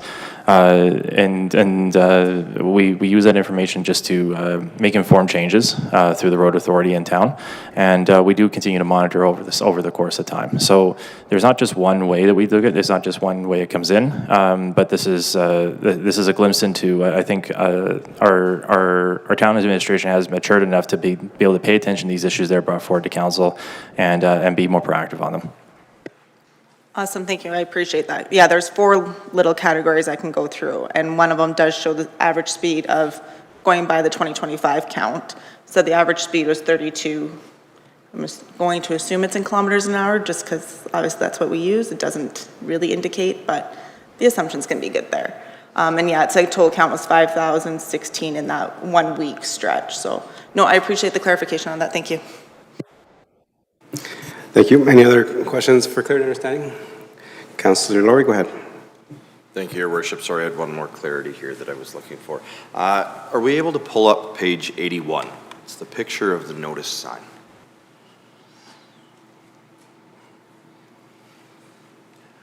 And yeah, it should be good enough there.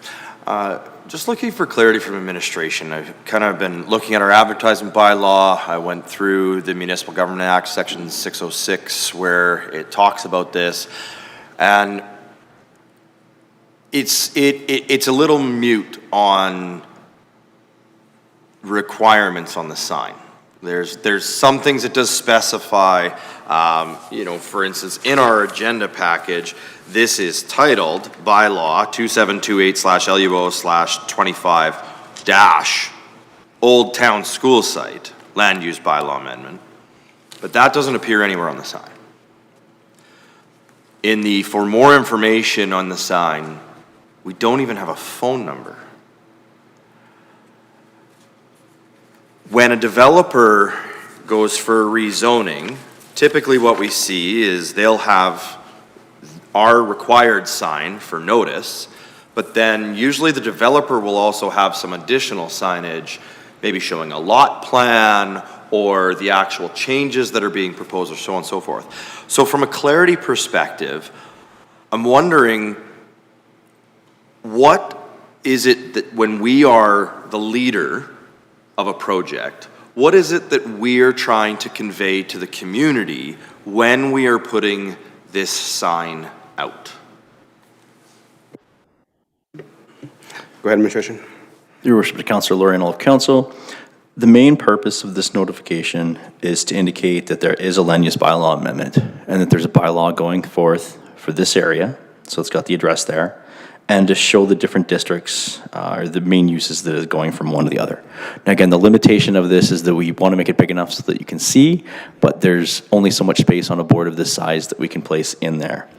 Ultimately, the stonyplain.com/public hearing is the one that has the additional information that we would put out if, say, example, this was an advanced as opposed to a standard notification that would have some of that additional information in there. So we do have the information. It's not specifically here, and we do list both the email addresses, but it is something that we can look into in the future in terms of additional information on our signboards. But this has been the standard for about the last year or so. Thank you. And so for clarity, are we able to make the sign bigger?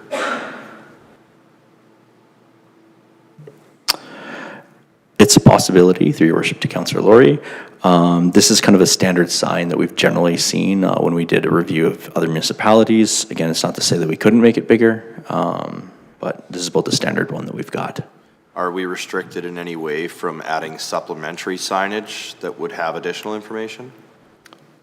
Not explicitly, no. There are certain requirements under the Municipal Government, under the Municipal Government Act that we are required to say in terms of, the address, how to contact for more information, what is actually going on, again, the rezoning aspect of the bylaw.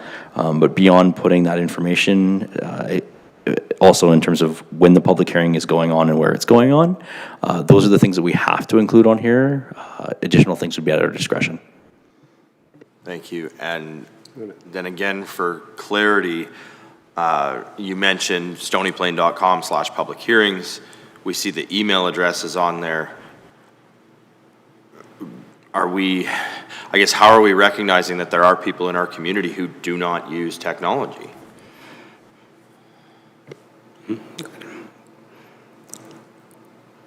Your Worship, I'll maybe speak to that one and appreciate the question and appreciate that, we can spend some time looking at how we can improve the way we make these signage demonstrations and how they go up. And,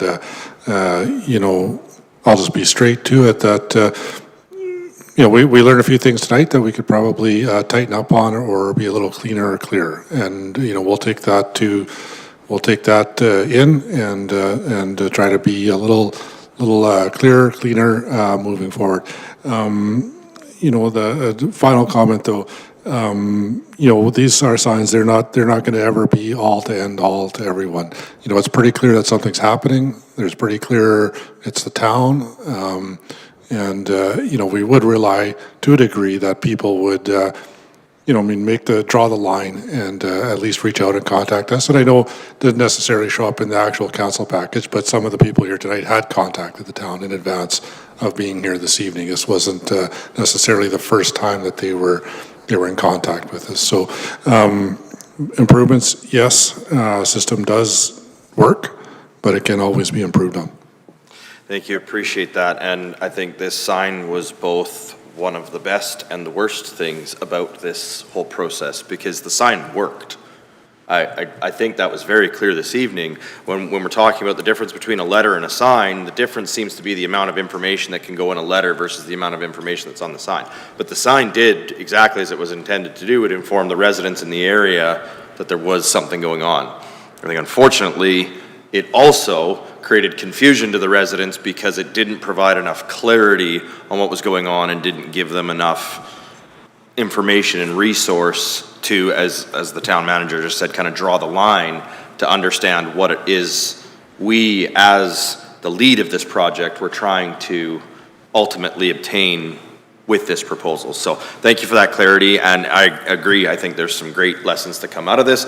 I'll share Councillor Anderson's sentiments from earlier about the fact that this was supposed to be reviewed in 2024.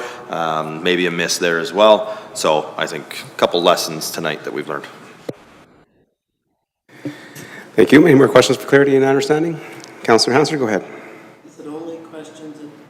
Well, right now this is the. Is it only questions at this point? Right now, the administration has kind of summarized the presentation, so we're asking any questions of clarity and understanding before we accept the motion then we can debate and talk about it.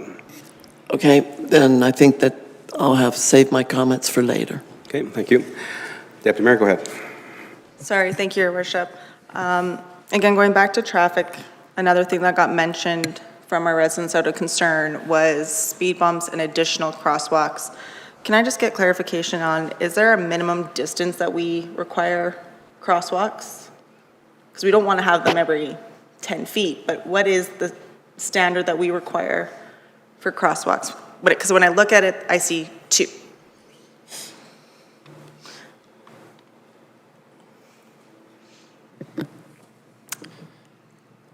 Through your worship to Deputy Mayor and all of council, like everything else, it does depend. There's there's a suite of different criteria that we look at when we're considering crossings. So there's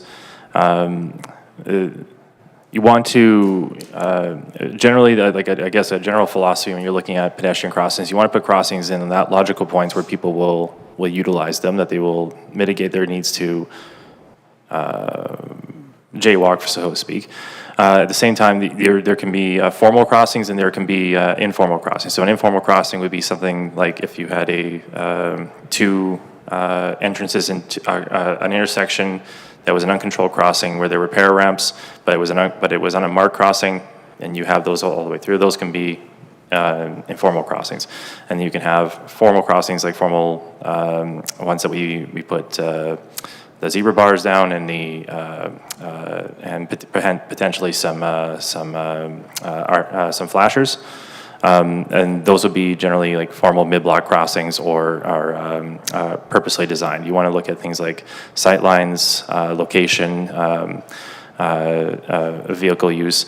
Like I said, there's a suite of different standards that we look into. There's not just this one size fits all. You are correct. You don't want them too close to each other, but they have to make sense for the use of the area. Generally in schools, you will see crossings closer together, and generally on higher speed roads, you'll see them potentially further apart or where they logically make sense. I don't have an exact answer for you on that, but that's a couple of general thoughts on how we would approach that.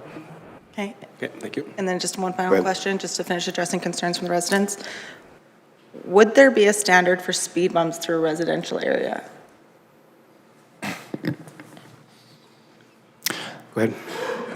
Through your worship to Deputy Mayor and all council, thank you for the question. So I'll, if council doesn't mind me adding a little bit of information in this, if in the last 10 years I've seen the traffic calming, the application of traffic calming has evolved significantly over the last decade since I've been directly involved in it. If you would ask me 10 years ago, there was very minimal places for us to utilize speed bumps, and I would still contend that that's a mitigation tool that we still sway away from for a number of reasons. I have been seeing them show up in different areas across the Edmonton region, very, very slowly and very specific reasons. I'm still learning about exactly how they're deployed myself. Generally, we refer to them more as raised crosswalks than formal speed bumps. So the raised crosswalks differ from a formal speed bump. And a speed bump, as a traditional sense that you'll see in, say, a parking lot, is meant to be abrupt. It's meant to call attention to the area that you're entering into, generally a shared space. Usually there's a myriad of people crossing, like I could think of in front of a Safeway, or pardon me, in front of a grocery store, for example. You might see these more often. What I'm starting to see more of is not necessarily a traditional speed bump, but raised crosswalks where if you are traveling at a prescribed speed, say 30 or 40 kilometers an hour, the vehicles will generally go over them without much mitigation. However, if you're going in excess of those, then the car will feel it. They're purposely designed structures. There's also raised crosswalks that you'll see in some, again, major stores where you'll purposely have to go up, slow down because you're up higher, and then you have to come down. You do see those from time to time. They're very expensive, and they generally are not everyone's first choice. We will generally use a staged approach into proper illumination of the crosswalk, proper pavement markings, to lights, to curb extensions, and then finally maybe something more robust as those. Again, we have a number of ways to look at this. We have the tools to do so, and we would be able to and we would be prepared to if it was the right recommendation for the location. Thank you so much. I appreciate that. I just wanted the residents to know we heard and we asked their questions. Thank you. Thank you. Any other questions for clear understanding to administration? Okay, seeing none, move on to the motion for second reading. Councilor Anderson, please. Thank you, Mr. Mayor. I'll move that Town Council give second reading to bylaw 2728/LUO/25, a bylaw to amend land use bylaw 2719/LUO/25. Okay, thank you, Councilor Anderson. Some members of council, we had the presentations, we had the public hearing, we heard some from our residents. We just asked some questions for clear understanding. So now the floor is open for debate and conversations and comments. Councilor Hassard, you had reserved your time, so go ahead. Yeah, you can talk about, this is now on the floor. Oh, because I told you I would Yes, address it you later. told me you had a thing, so we'll go Okay. to you first. So now I can express opinion. Is that good? Okay. I'm very impressed, one, that we have a neighborhood that's really closely knit and connected. Perhaps the sign made some of that happen, but they were already pretty close. Reminds me a lot of Brookview, because that neighborhood is quite connected to, it has been in the past. And I have a deep appreciation for that, in that people seem to be looking out for each other. I love that the response to the sign created this interest, even though the two ladies commented that neither one of them were supposed to be walking in the area because of the construction of the recreation center and the sidewalks being blocked. And that sort of made alarm bells go off for me. We have perhaps a sign that could have been clearer because we didn't communicate with letters to people. The town is the developer here, in that we own the property.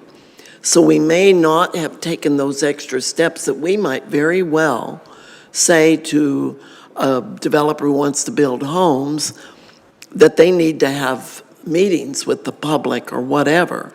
We didn't require any of that of ourselves. But then who knew that we would have this kind of response from the public regarding a school when the discretionary uses are very, very similar to what it is now currently zoned. Other issues got brought up to us that make you pause and say, my goodness, maybe we could do things a bit better. And then for me, I'm always looking for what would a delay mean for the potential user of this site as a school. They may have missed their time frame in which they needed to be considered shovel-ready. If they have, then a sense of urgency about making this decision right now is not here. Doesn't have to be made tonight. We could go back and maybe, for the lack of a better term, do better, perhaps have more clarity, make the sign bigger, put a phone number on there so that those people, and there are a larger group of seniors there who do not use social media, they're not connected on the website, and they just aren't. So they're not going to be able to access the information, and I appreciate the counselors. Counselor Laurie is one who brought this up. Because I basically think that with the concerns raised, that maybe we could do a bit better. We're not really under the gun for pressure on this decision tonight. Perhaps we could give it another go. I'm tempted to move that we postpone this to the future, a month or whatever. I realize this council may not be seated, but very likely a good number could, and can lead any new councilors through the process we've been through. We would have had a better sign. We could have had additional auxiliary signage to help explain things and make sure that it's close enough to the sidewalk that people don't have to walk in an area they're not supposed to be walking in order to see the sign. Because I've driven down there, you can't read that sign very well from the road. I also believe that it's important that maybe we find out what the pressure point is for the French school. as I see it right at this moment this evening, I don't see that pressure point. I could be wrong. But they aren't here, they weren't here for us to ask any question of them as to the pressure, because they probably didn't think there would be any kind of protest against this either. So I guess we have a choice. We can vote this down. What happens to the motion? Does it get put off for 6 months, it can't come back? I don't want to stymie that for 6 months, because then we would be in the spring. Then we would be at a place where the province maybe is looking at things differently and does have money available. And the school is bursting at its seams and they need a new school. So I really don't want to see it put off. It seems to me a motion to postpone this to a certain date would be far better in the interest of the school, of the town, to do a bit better by these residents, and for the residents themselves to feel that perhaps they really were heard. Nothing wrong with the proposal. Nothing wrong with it planning to be a school. But there are some that did not feel connected, and yet here they were on force, which makes one wonder how many people really now don't know anything. They have 75 names on a petition, but there were not 75 in council chambers tonight to hear all the questions and the concern or anything else. I'm torn, so I'm not suggesting how I'm going to vote. Is it appropriate for me to ask what date might be appropriate to postpone this to, so that we could get a decision made in the next month or two, and then allow spring work to begin on making this project a shovel-ready location? I'm just curious. Could somebody please advise? And so I'll end all of that information with a question. And would you have the answer, Mr. Mayor, or will it come from someone higher up our food chain? Okay, thank you for your comments, Councillor Hansard. And definitely the question is, so if there is a postponement from members of council to look at this another time, then it will have to be the very, very next council meeting, because we've had a public hearing, and those people that are to make a decision on a public hearing has to be there for the public hearing. So you cannot move it to the next council. Okay. In terms of having 75 signatures and not 75 people here, well, definitely we have representatives of those 75 people here, just the same as the members of council. We don't all need to go to an event. We have representatives. And this is also live streamed and recorded and posted on our town's website and YouTube channel. So if anybody wants to hear the questions, to make sure that members of council did ask those questions, it is there readily available. And these people that did come and speak will definitely go back, and we'll have those conversations with the other 75 people that have signed it. I think I would agree with you. I did not hear anything about not having a school site there. It was just some confusion about what could else go there besides that. And I think that was explained by our staff very, very well. The people that were here after we had that conversation, I think the town manager and a couple of us went outside just to explain the differences. And once that was there, they're like, we're okay with the school. We just didn't want a bar and all the things that were under discretionary use, but not realizing that those things could not happen outside of the permitted use. Right, so I think there's definitely issues about traffic, and we have traffic everywhere. When we talk about traffic, we have neighborhoods that have many people that will have their garages filled with stuff, and they're parking on the streets. Like, we're not going to stop that. You know, we have a bylaw that says you need to provide X number of parking stalls. They did that. How it's used, we can't go there and enforce it. In terms of safety about pedestrian sidewalks, definitely at every cross intersection. There is one right now, which I think is appropriate. The worst thing you want to do is to add a crosswalk at both intersections and then also one in the middle, which causes even more confusion as kids would run back and forth in park lanes. We heard about parking. We received the letter that was addressed to yourself and to also Councilor Anderson in terms of better ways of getting the developers and contractors off the streets. Something that we can look at, but it's not for this public hearing. It's not for this. And in terms of no parking that was asked, that could happen. We look at Graybriar Drive. We waited until that was developed, how the people and the residents lived there before we made those changes. And I think, again, every time it comes to our council and next councils after us is that it's always a progress.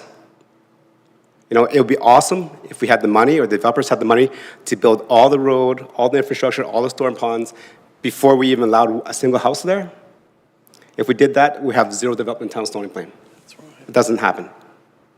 So the next step is, as you mentioned, Councilor Hansard, is to get this zoned so that there is actually a site where the conversation can be taken with the Central School Division and us to say, we do have a site that's ready. In terms of the other site of the Old Town South, that, as we all know, that will not be ready for another couple of years yet. So again, this is where we are at. And before we go on, members of council, we're past 10 o'clock, but there is a motion on the floor, so I'll conclude the conversations here, and then we'll vote on second reading before we take a motion to extend past 10. Is that right, Councilor Hansard? Okay, members of council, any more questions, comments, debate on second reading? Councilor Laurie, go ahead. Thank you, Your Worship. Yeah, there's a lot of information tonight, a lot of really good information tonight that came across. I don't see a necessity for a reason for delay. I think we've heard from the Francophone School Division why this is needed for them and kind of what it is that they've been looking for. To your comments, you just said we can't enforce parking, but the reality is we can. Those homes are developed with 4 parking spots on the property themselves. If there's no street parking on either side of the public road, then that is theoretically a way that we can enforce that parking. But to your point as well about, we need to actually see how this operates once it's developed out and once the construction traffic is gone and the facilities are operating as they're supposed to and so on and so forth. First and foremost, I want to express appreciation for the engaged residents that did come out tonight. It is always fantastic when we have these discussions, no matter how difficult the discussions may be, when we have residents engaged and involved, which also shows that the sign did do what the sign was intended to do, despite the confusion that was created because of a lack of clarity in the information that the sign was portraying. Was that information available and accessible? In some formats, yes. Obviously not the formats that some residents chose to seek that information out, but that's also part of the reason of the public hearing process. It is not only just to hear from the residents, but it's also to engage, inform, and educate the residents as to what is actually going on. And so I think there was a balance of that was struck in that. Quick math, if we had done the mail-outs, we only would have got 25 to 30 homes anyways. So unless we had, again, broadened the advertising bylaw even further and created an even larger zone for the letters, we still wouldn't have got everyone. So I think kind of the same challenge we had with the original advertising bylaw is it's really hard to find a sweet spot in that. Where I think, and I know I already touched on this, so I'll just touch on it briefly again, where I think we could have done better is we were the developer. And as the developer and as the proposal, we could have done a better job of informing and engaging the residents in that area, whether it be through signage, whether it be through a letter, whatever it be. We could have done a better job. And I think administration has heard that loud and clear, and I'm confident that they will make sure that there are changes made going forward for that to happen. The traffic concerns, I think, in one sense, are valid based on experience, but they may not necessarily be valid based on design. When I look at Brickyard, when I think about Brickyard, and when I think about this area, for a very significant period of time, when Brickyard was first developed, the first phases of Brickyard was developed, it was not connected to anything but 50th Avenue, with that secondary emergency egress being 53rd Avenue. So it was an area that was built with large infrastructure that was designed to handle certain traffic loads, but for a significant period of time, it only actually contained a very small amount of traffic. So the experience of a person in the Brickyard, prior to Brickyard Drive being connected to 57th Avenue, would have been a very, very different experience to what they're experiencing today. The reality is that change is difficult, and no matter what, any amount of change, particularly around your home, one of the largest investments that you will make in your life, is very sensitive, and it is something that can cause a fair amount of upset because it's uncertain. It leaves an air of that. But I do trust that through the entire process of designing the area structure plans, the transportation master plans, all of the facilities, etc., that the administration that we've entrusted with that job has done their due diligence. They have done their jobs. They have analyzed the data. They have dotted the I's and crossed the T's to make sure that what is being put in front of us today is suitable for this location, because that is the job that we entrust them to do. That is why we have people with specialties. That is why we engage consultants, that this is what they're highly educated in, this is what they study, this is what they do. It doesn't mean that when a resident who lives in the Brickyard right now is experiencing what they're experiencing right now with the traffic volume change from having a new school, from having it connected, from having a recreation center being built and homes being built and new garbage collection and so on and so forth. It doesn't mean that that's invalid. It doesn't mean that there doesn't seem to be a potential congestion, a potential issue. It just means that the capacity is there, the functionality is there, it has to be realized. And that may take some of the changes that were talked about in regards to parking. The traffic calming is a perfect example. I think the first time this council had some of those traffic calming initiatives put in front of us, there were some very concerned opinions about what that would do to traffic flow, and we heard some very concerned citizens in our community about how that would impact their driving abilities and so on and so forth. Personally, I, for one, now that they've been in the community for a while, I find them very beneficial. I find that it has increased the safety. It's increased sight lines. It has caused drivers to maybe pay attention on larger, higher speed roads and maybe where they wouldn't.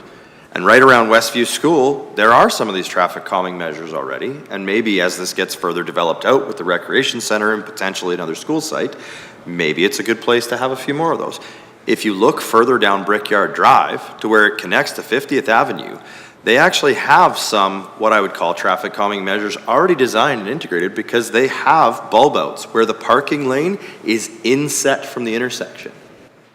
The intersection actually has a boulevard that comes out, and then the parking lane cuts back in with a curb so that the intersection is not 2 lanes wide. Sound familiar? It's Main Street. So in saying that,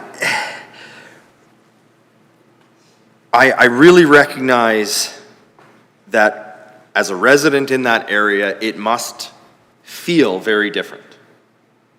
It must feel worrisome, frankly, because it is such a change from what they would have been used to if they were in those homes prior to the extension of Brickyard Drive. There was some conversation in regards to crosswalks. Quick review in my head and looking at maps, there are between 5 and 6 marked crosswalks already in the area on Brickyard Drive from Brickyard Cove and Place all the way up to 57th Ave where Heritage Estates starts. I believe only one of those, however, actually has the LED crossing lights at it. So again, further improvements that could be done as the area develops and as traffic patterns are realized and as pedestrian traffic starts moving along. There are opportunity to improve those crosswalks. There are opportunity to change them. I mean, we even heard tonight about the raised crosswalks potentially. Maybe that's a great idea around schools. Maybe raised crosswalks around schools is a great opportunity for us to start increasing safety. I'm not sure, but I would trust that we would hear from some very educated people on how that would look and how that would feel and how that would impact things. When I look at the use of the site itself, I go back to our last planned use of this site being a twin arena. And a twin arena generates a very significant amount of traffic. While a school does also generate a significant amount of traffic, there are two key differences in that, because the time of day that the traffic occurs at a school versus the time of day of traffic occurs at a community recreation facility for peaks is very different. A school, there is a large amount of daytime traffic where there typically is not as much residential traffic because people are at work. Whereas a recreation facility, there's typically much more traffic in the evening and the weekend hours when people are more likely traversing around the roads around their home. Secondary to that, while this is a school site and schools can be of many different sizes, being that it is being proposed for the Francophone School Division, the population and the population density of a Francophone school is significantly less than that of a public school.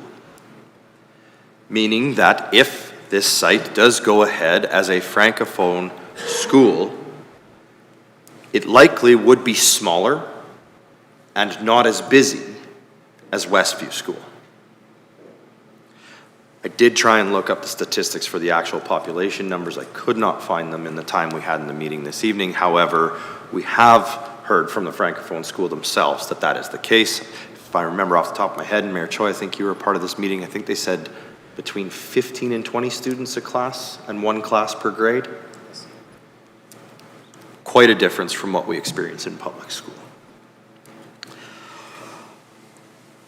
So with that, I think we've learned a big lesson this evening that we need to be better when it is the town proposing a project and how we communicate out to our community the projects that we are looking to move forward, where they're being moved forward, how they're being moved forward, and what actually that is. Because yes, a land use bylaw is a technical document and it is very confusing. And when a sign goes up that says, hey, this might be a bar, people are going to get concerned.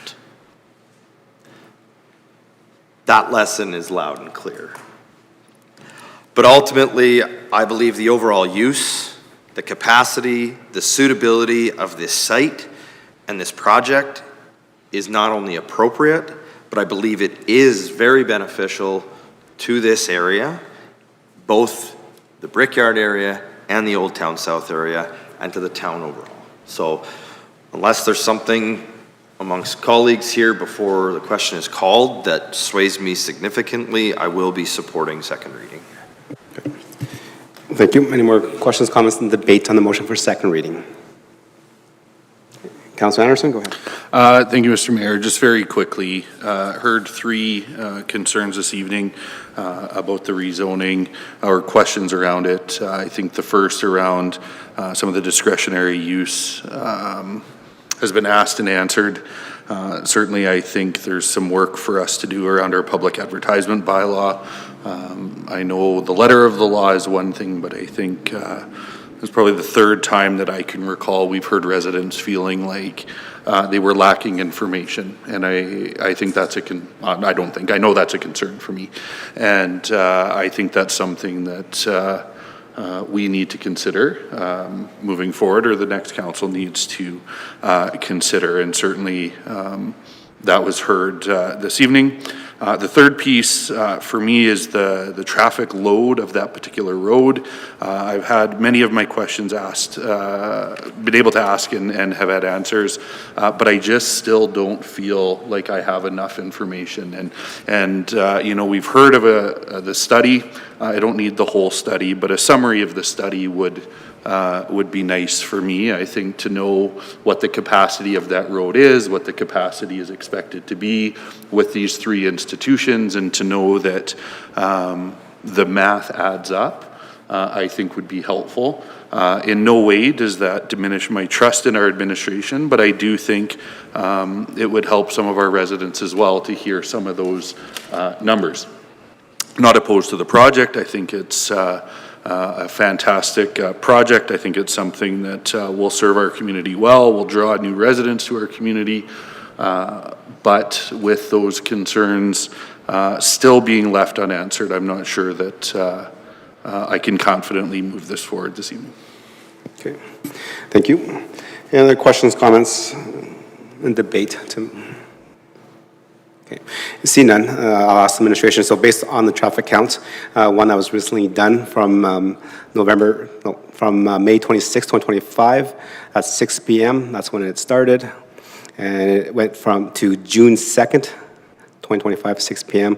The total count was 5,116.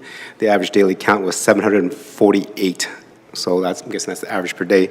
So in terms of answering Councillor Anderson's question, in terms of that road, how many counts per day is it rated for and designed for? Through your worship to all of council, my understanding is a major collector road is for 2,500 to 5,000 trips per day. Okay, so we're well within that count. Correct. Okay. And I think there was some good conversation around here in terms of the presentation, is that if we can have those included in the package, so that council feels comfortable at understanding what it's designed for, so that we can answer those questions to our residents. Yeah, and I do appreciate that, Mr. Mayor, and certainly those numbers are for the single facility right now with Westview.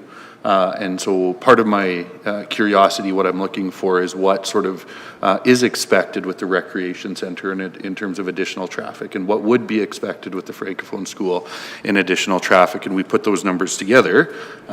You know, I can assume that we will still fall within that 2,500 to 5,000, but I can't help but wonder, southbound traffic on Brickyard Drive, if everybody's trying to turn left into 3 different large facilities and we only have the 2 traveling lanes, that there's potential for a lot of congestion there. And so I think having the opportunity to have a little bit more information and substance to the information would be helpful for me. Yeah, I think you're right. I think it would be helpful for all members of council and our public as well. Councillor Pechko? Yeah, thank you, Your Worship. As I sit here and listen tonight, I can't help but wonder really how we've got to this point where we've lack some information, and yet we're still about ready to make a decision on something that will affect the neighborhood. Well, you know, I completely appreciate the fact that there's a need for a Francophone school in our community, and it's well at that point in time. But the other thing that really comes to mind is when you look at what we're doing for zoning from P1 to P2, is we're really moving one thing off a discretionary use up to a permitted use. You know, and I think that's the part that we really have to be looking at is, you know, if we were changing this bylaw substantially, I think we would have a great concern with what it is. But even under a discretionary use, this can go ahead as a P1. You know, whether it's a P1 or a P2. So we're not stopping anything from happening tonight by voting against it. We're allowing it to go through without having to make a decision, which is what we've been elected to do, is make good decisions based on what's before us and what makes sense for the community. And this really is not changing anything other than from a P1 to P2. One of the ladies made a comment, and it sat with me all night tonight. And it basically, she said, what does that area look like if you don't put a school there? I don't think that matters. And why I say that is because the school will go there whether we move from P1 or P2. It's just a little bit longer process that takes into consideration the discretionary use. So we could have people back here, and a new council could sit here and look at it and go, school makes sense, we need to move ahead with the school. And you know, looking at the whole aspect, I get why we might want to put it off, but I don't understand that at all. When we're taking a simple thing that's a P1 now, taking something off the discretionary side and moving it up and making it a P2, it is exactly the same thing. So unless somebody else here on council tonight can give me a really good reason why we should defer this or not vote in favor of it, I'm leaning in the direction of supporting this application. Okay. Thank you. Any other questions, comments, and debate on the motion? Okay, seeing none, I will add my comments. I think I do believe that we did have a little misstep there, and it's obvious based on the misinformation or not, the incomplete information easily available to our residents. I think we heard from administration, yeah, all the information is there. You just have to go ask for it. Well, sometimes it's just easier just to put it out there so that they can see the difference.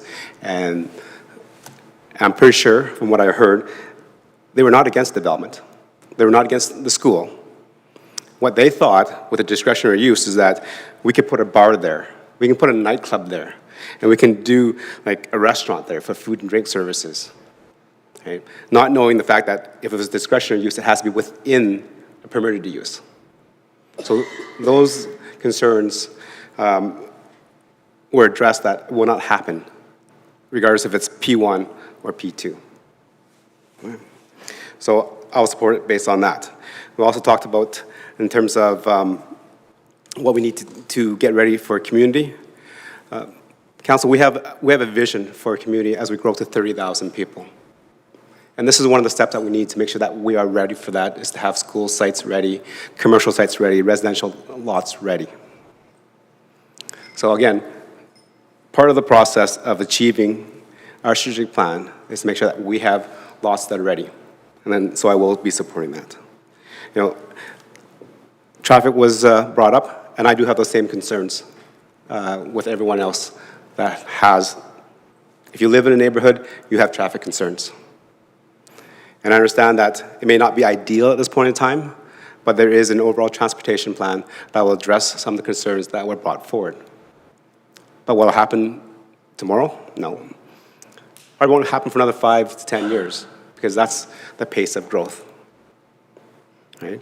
I'll just take you back just a few short years ago when Graybar was developed. There was only one access in, with no secondary accesses out, until Briarwood Way was connected. And then again, I received many phone calls from people living on Briarwood Way, lived experience. It was a dead end, they had no traffic, now there's tons of traffic coming through. Again, a lived experience is different from what they have, but it was designed to function that way. Right. Same with the Brickyard, one access in, and we had a temporary emergency exit, which people started using as a secondary access instead of emergency access. Again, a lived experience. In terms of 53rd Avenue, I've talked to residents on both sides of the fence on that one. Some that want that to be built as a full road so that they can connect and get out. And I have ones that live on that says they do not want it to be developed as a full road and they want it closed off so they don't have that traffic. So another decision that council, this council or maybe the next council will have to make, but there are those concerns that we need to address. In terms of pushing this forward in terms of a P1 to a P2, so the only differences here that I see is that under discretionary use on the P2 was a private club and a theater. So, but all those can only happen within the permitted use of a community center or education facility, so they cannot sit alone. So even if we have that zoned as a P2, we cannot put a theater there by itself. It has to be within the permitted use. Okay. So I think going forward, the town has learned a few things in terms of advertising and conversation and making sure that our residents are informed. And I would agree with many members of council here. This was the process. It worked. It drew the attention. But we also got egg on our face because we didn't do a good job of sharing that information. Speaking to, I think, the First Lady there, if we just had a list at P1 and P2, where she could have saw the differences, she wouldn't have been this worked up. But she didn't know what P1 was. All she saw P2, and she saw those discretionary uses of bar, food and drink service, and that's what they thought we were trying to put in. So again, egg on our face, and we will do better. Councilor Anderson, as a mover, would you like to have any closing comments? Thank you, Mr. Mayor. The only thing that I am going to ask, regardless of what happens this evening, can we have administration provide some of that information around what the roadways intended for? I think we heard 25 to 5,000, but sort of what the projections were in the traffic impact study, what we can expect when this is fully built out. I do feel like that's information that, regardless of what happens this evening, we're going to be asked for in conversations that residents in the Brickyard are going to want to have with us. And I think it would be prudent for us to have the appropriate information to share with them. And that's all. Thank you. Thank you, Councilor Anderson. That was a very wise ask. So with that, I'll call all in favor for second reading. Opposed? Okay.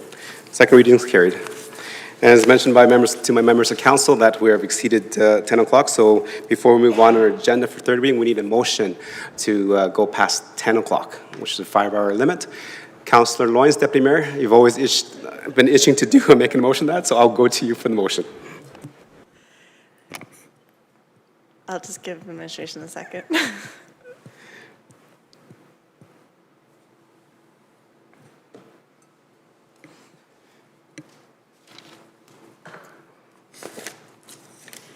The Town Council approve extending the September 22, 2025 regular council meeting past 10 p.m. Thank you. Call the question, all in favor?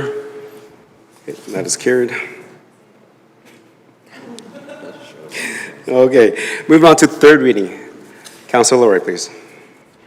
Thank you, Your Worship. I will move the Town Council give third reading to bylaw 2728/LUO/25. Okay, thank you. Members of council, any questions for clarity and understanding back to administration and additional comments and debate on the motion? Councilor Lorry? Thank you, Your Worship. In regards to the public advertising bylaw that stated it was to come back to council for review in 2024, we are now nearing the end of 2025. Can administration provide us an update as to what their intention will be with moving that forward? Okay, go ahead. Your Worship, I would just state, I guess, quickly that the intention would be that would be in the council chambers before the end of Q2 in 2026. Thank you. Okay. Okay. Any other questions, comments, and debate? Councilor Anderson, go ahead. Yeah, thank you, Mr. Mayor.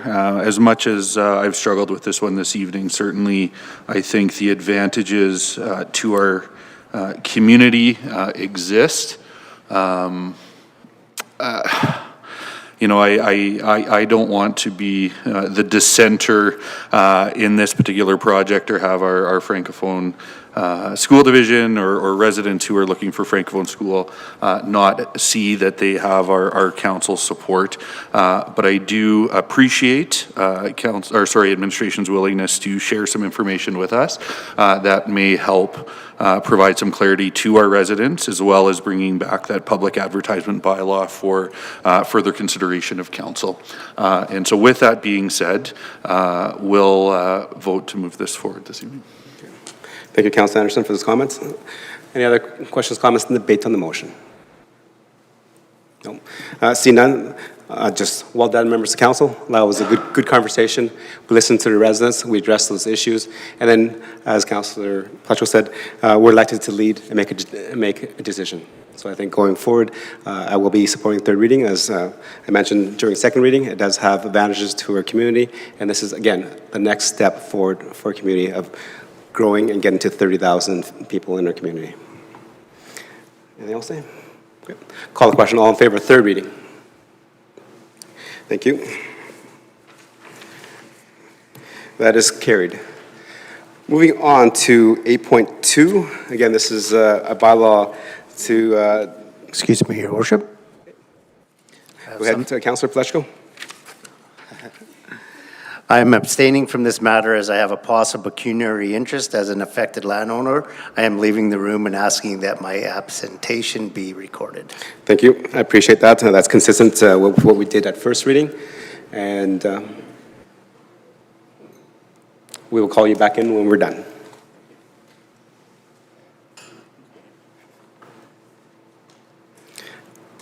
Administration, have you noted that? Thank you. Right, moving on to 8.2. This is for bylaw 2699 RC 24 for on 54th Avenue Woodlands Road closure for second and third reading. As the council remembers, we had first reading quite a while ago, and it had to pass that and had to go to Alberta Transportation. So now I think they have completed what they needed to do and is coming back. Administration, go ahead.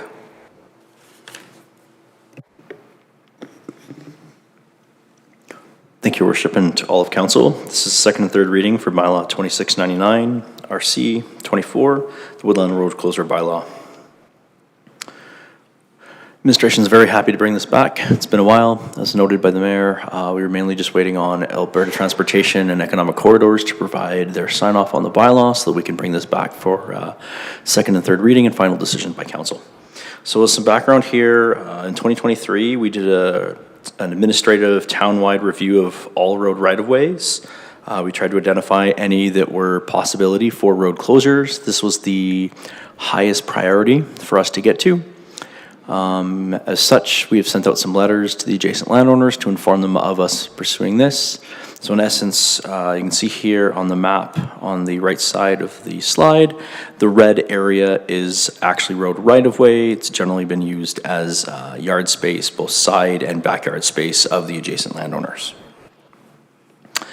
Overall, the main purpose here is to reduce the town's risk and liability, to simplify the parcel configuration of the town, and ultimately to reduce staff time and effort to maintain and update encroachments agreements, which would be the other alternative to pursue with the situation legally. So previous work, council gave first reading of this on October 15th, 2024. So it's coming up on a year here. Public hearing was held about a month later in November of last year. No comments were received at that, and it's been with Alberta Transportation for quite some time. Ultimately, the land transfer here, if the road is closed, the area would be divided into 3 separate parts, as shown here in red, areas 1, 2, and 3, and provided to the adjacent lots, which are basically right where the fence lines are today.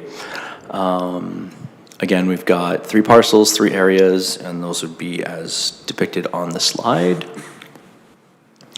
So just to keep this nice and sweet, given the hour that we're at here, so again, first reading, public hearing was done in the fall. We had the public hearing, it's gone through the Alberta Government Ministerial Review, which was approved, and we're now here at second and third reading for final decision by council if they give it first and second reading.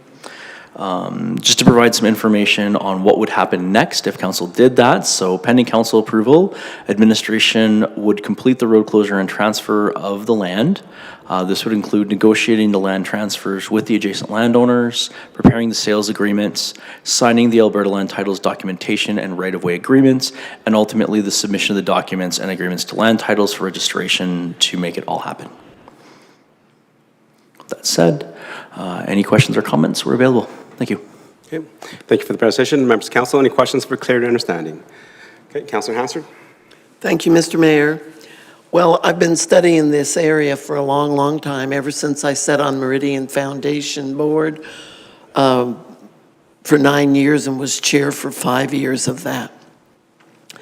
This, there's absolutely no reason that I can see that the town would ever use these areas to create a laneway or anything else, because we don't normally build laneways that go nowhere or roads that go nowhere.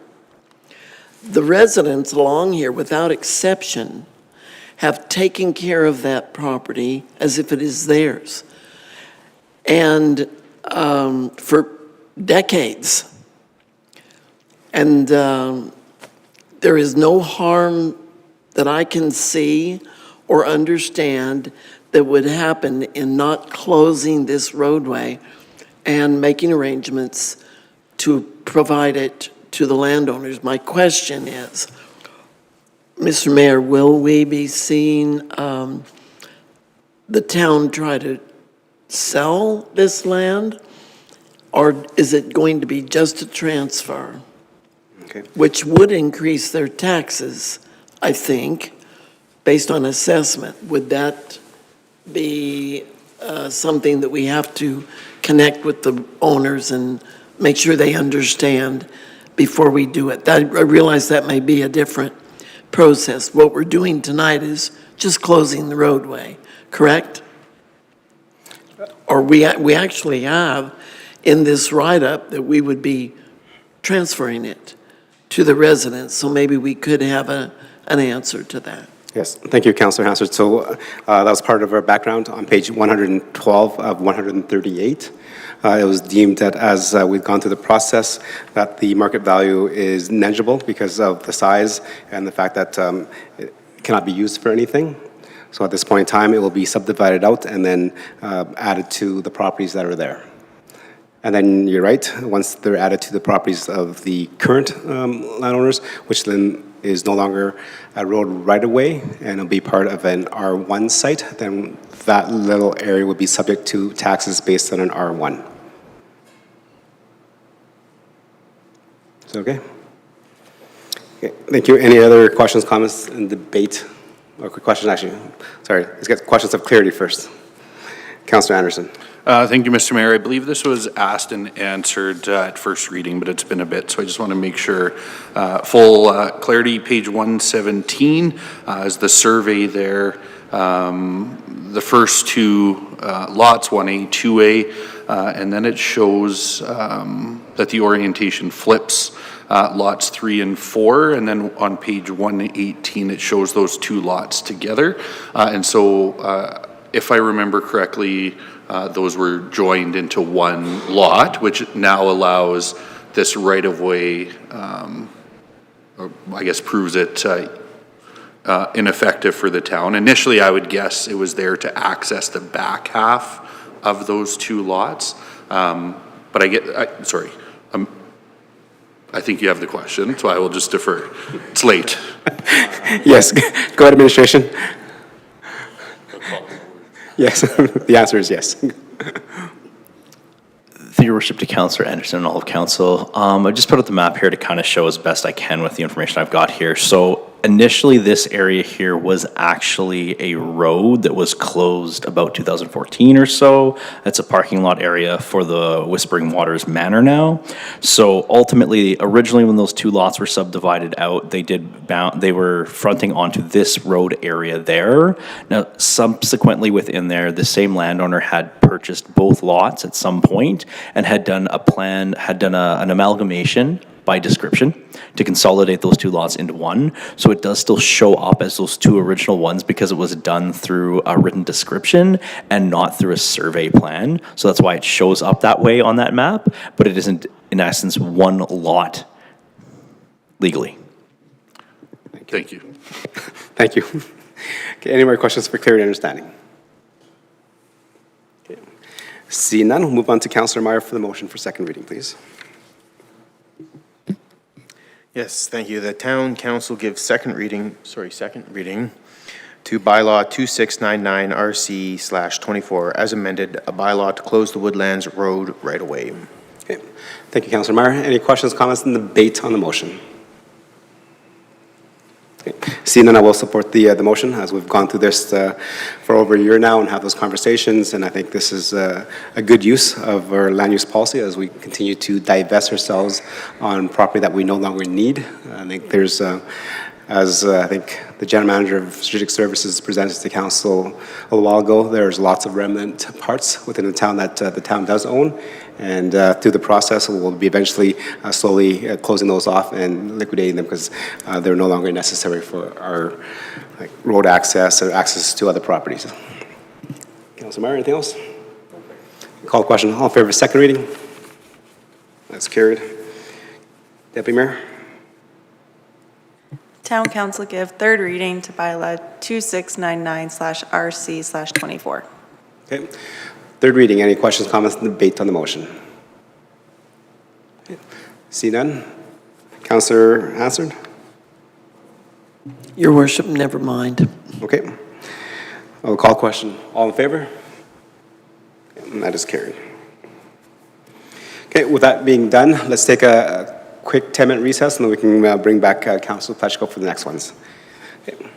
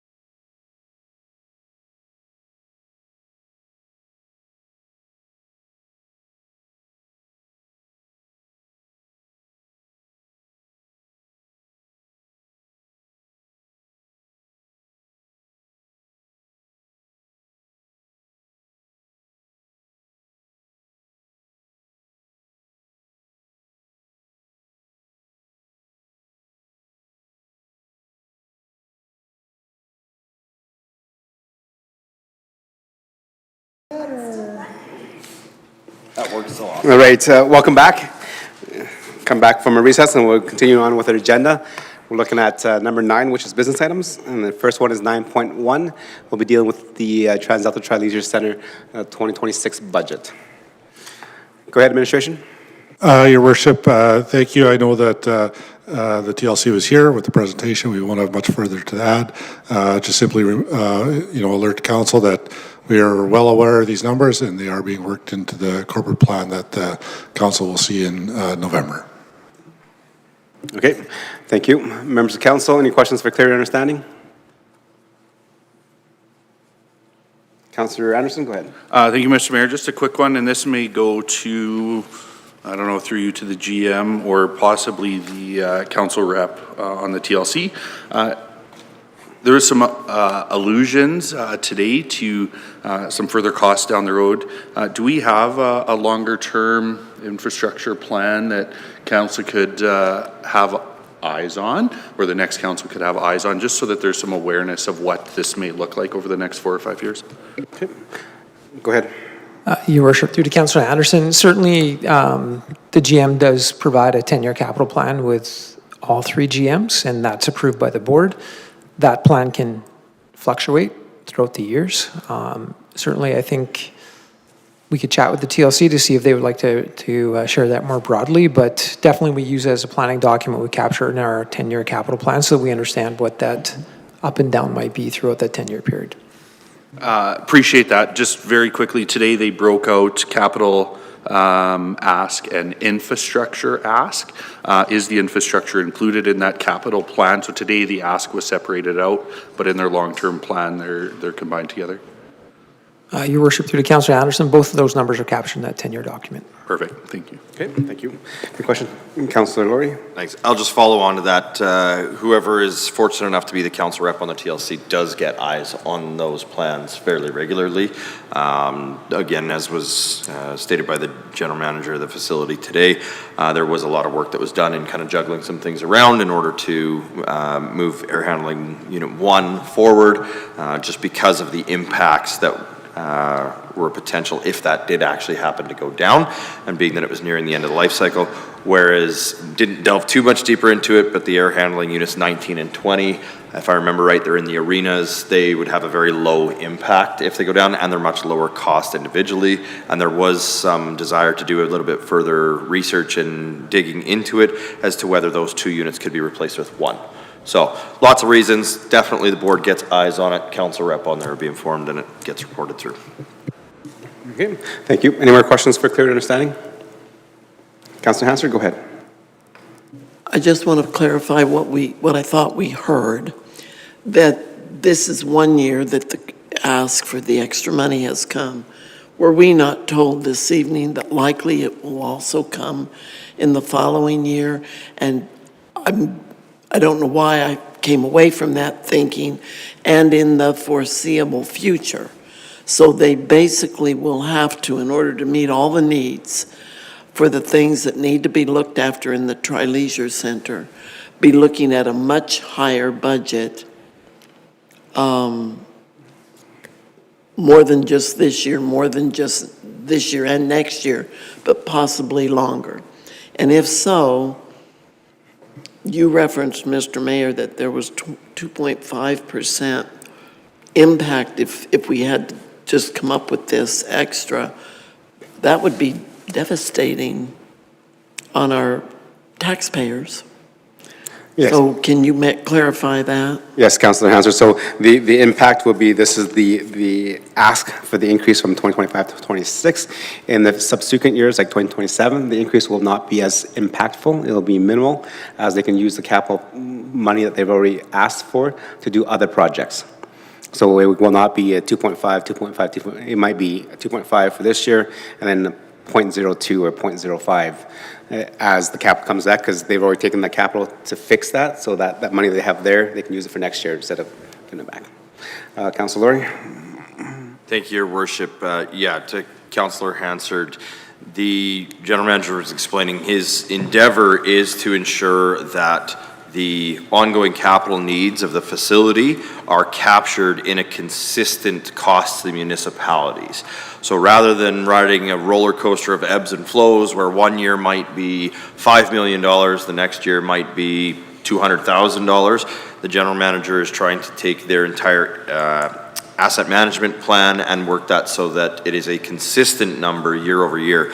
As I mentioned in the presentation from the general manager of the facility this evening, it's a different way of operating, because here in the municipality, when we own a piece of infrastructure, we typically plan through a capital budget to have a pot of money sitting waiting for when that has a need, whether that's a replacement of an air handling unit or whatever piece of infrastructure. Because the way that the Part 9 works, there are no reserves that are built, and therefore, from the municipal side, we treat it strictly as flow-through operating.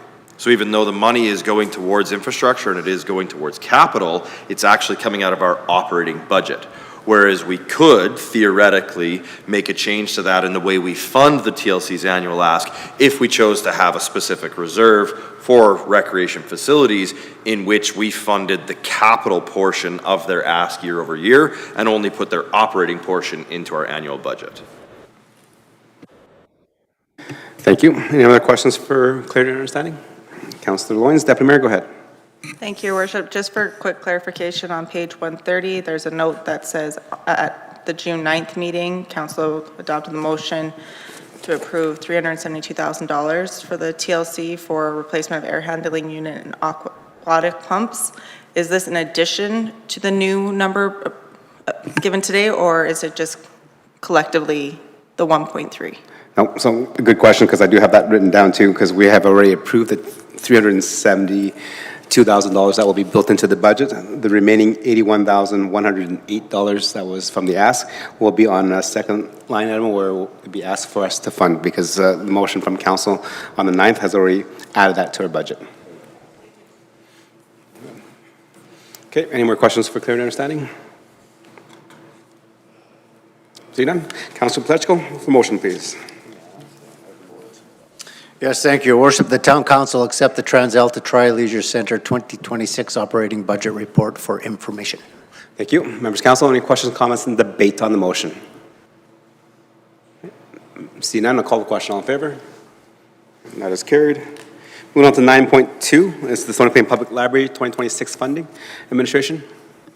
Thank you, Your Worship. Again, similar to the TLC, Council had a good dialogue with our members of the Stony Plain Public Library Board. There's a little more information on the lead sheet, and we can certainly answer any questions that Council may have. Okay, thank you very much. Members of Council, any questions for clarity and understanding? No. Councillor Hansard for the motion, please. Your Worship, I move that Town Council accept the Stony Plain Public Library 2026 funding request presentation for information. Thank you. Members of Council, questions, comments, and debate on the motion? Nope. See none, just on behalf of Council and many of the residents that I've talked to about the Stony Plain Public Library, if you can bring that back to your next board meeting, is that they're really happy with the increased hours and the interaction they're having with our staff now. So very well done.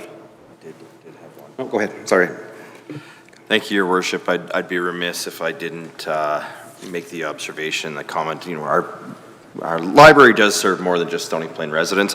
There's a portion that is served by Parkland County, and Parkland County provides some operating dollars to our public library. However, it's a very fixed grant, and so when the library does come to us for increased and enhanced services that they're providing to all residents, they're providing those to Parkland County residents who use that library as well, and hope that Parkland County will begin to recognize the available services to their residents and consider funding that a little bit higher. Thank you. Any more questions, comments, and debate on the motion? Okay. See none, and call the question. All in favor? That is carried. Okay, moving on to 9.3. This is the Old Town Storm Pond funding. As Council is aware, we did receive a grant for that, so administration is providing us an update. Go ahead. Thank you and good evening, Your Worship and Council. This evening, we're seeking approval to change funding sources for the Old Town South Pond from debenture to storm reserve. The Old Town South Pond supports residential development, the town's new recreation center, and any future developments as per the zoning in the area. This project was approved in the 2024 corporate plan at $3 million funded by debenture. Due to updated project costing, the debenture amount was reduced in the 2025 corporate plan down to $1.5 million. In spring 2025, the town was awarded the Local Growth and Sustainability Grant in the amount of $1 million. The total project cost for the storm is $3.1 million and is a shared cost between the developer and the town.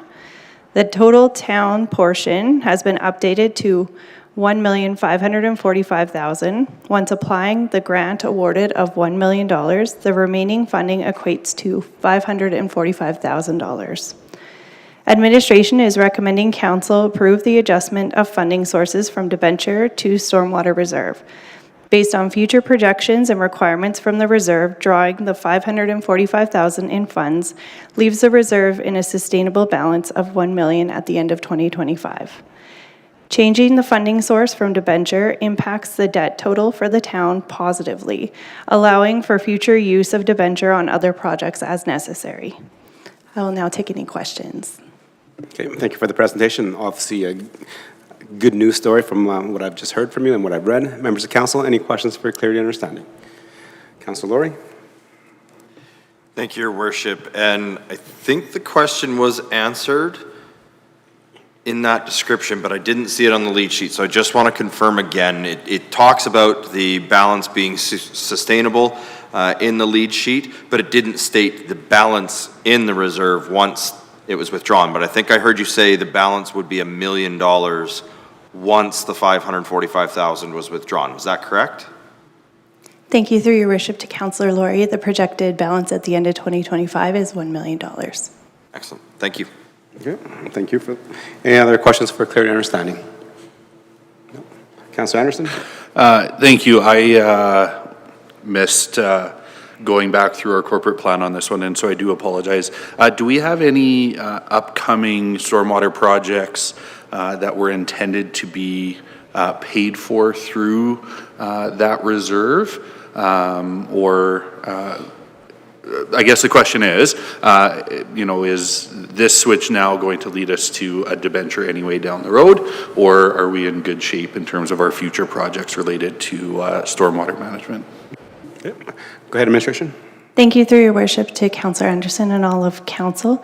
So the final 2024 year-end storm reserve was $2.1 million, which was a little higher than projected due to some surpluses, and those motions were made at year-end in approximately $300,000.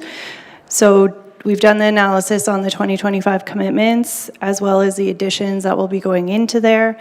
And taking out the pond funding will still leave the balance at $1 million, which is what we had projected in our corporate plan for the end of 2025. Okay, thank you. Yeah, no, I appreciate that. I just found the one I was looking for, because I thought we had one in the corporate plan. It was our snow storage coming out of the storm reserve, but that's only $362,000 and scheduled for the next year or two. So thank you. Okay. Thank you. Any more questions for clarity and understanding? Okay. Seeing none, we'll move on to the motion. Councillor Anderson? I'll move that Town Council approve the change of funding source from debenture to storm capital reserve in the amount of $545,000 for the Old Town South storm pond. Thank you. Members of council, questions, comments, and debate on the motion? See none, on just behalf of council and the residents, thank you very much, administration, for the job that you did in terms of applying for the grant. I know it was just a little while ago, council was asking, why aren't we seeing more grants coming through the community? And definitely, obviously, there was grants that were applied for that we were not successful for, but the last few years, we have been very successful in the grants, and that is based on the fact that council has been fully involved in terms of advocating to our ministers, to different partners that we're having, and also having our staff as well, talking to their counterparts in those departments to make sure that they're aware of what the town storm plan is doing. And over the last couple of years, our grant success rate has been phenomenal, so great work, and thank thank you very much on behalf of myself, members of council, and our community. With that, I'll call the question. All in favor? That is carried. All right, moving on to number 10, which is council discussion. So this is the time that council can bring up issues that they've heard on the campaign trail or residents that have contacted you, or just things that you want to update in terms of what's happening at your boards and committee levels. We'll start with Deputy Mayor. Thank you, Your Worship. I want to start off by saying on September 18th, I had the pleasure of running into you at the library crawl for the new immigrants to the Tri-Region area. It was quite enjoyable to have Miss Honey instruct a room of about 25-ish people in a train picture and explaining to them the significance of what a train means to Stony Plain. So again, that was wonderful to build those relationships and watch them learn all about what our library has to offer, especially since we had the opportunity to talk to them today.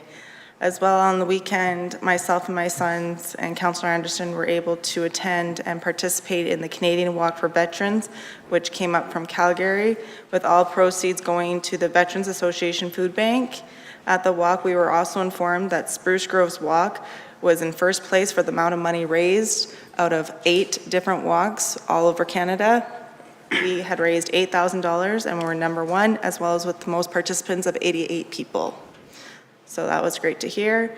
And I want to mention on September 30th from 10 a.m. to 12 p.m. at Heritage Park, we are having our Truth and Reconciliation event, and that is all for me.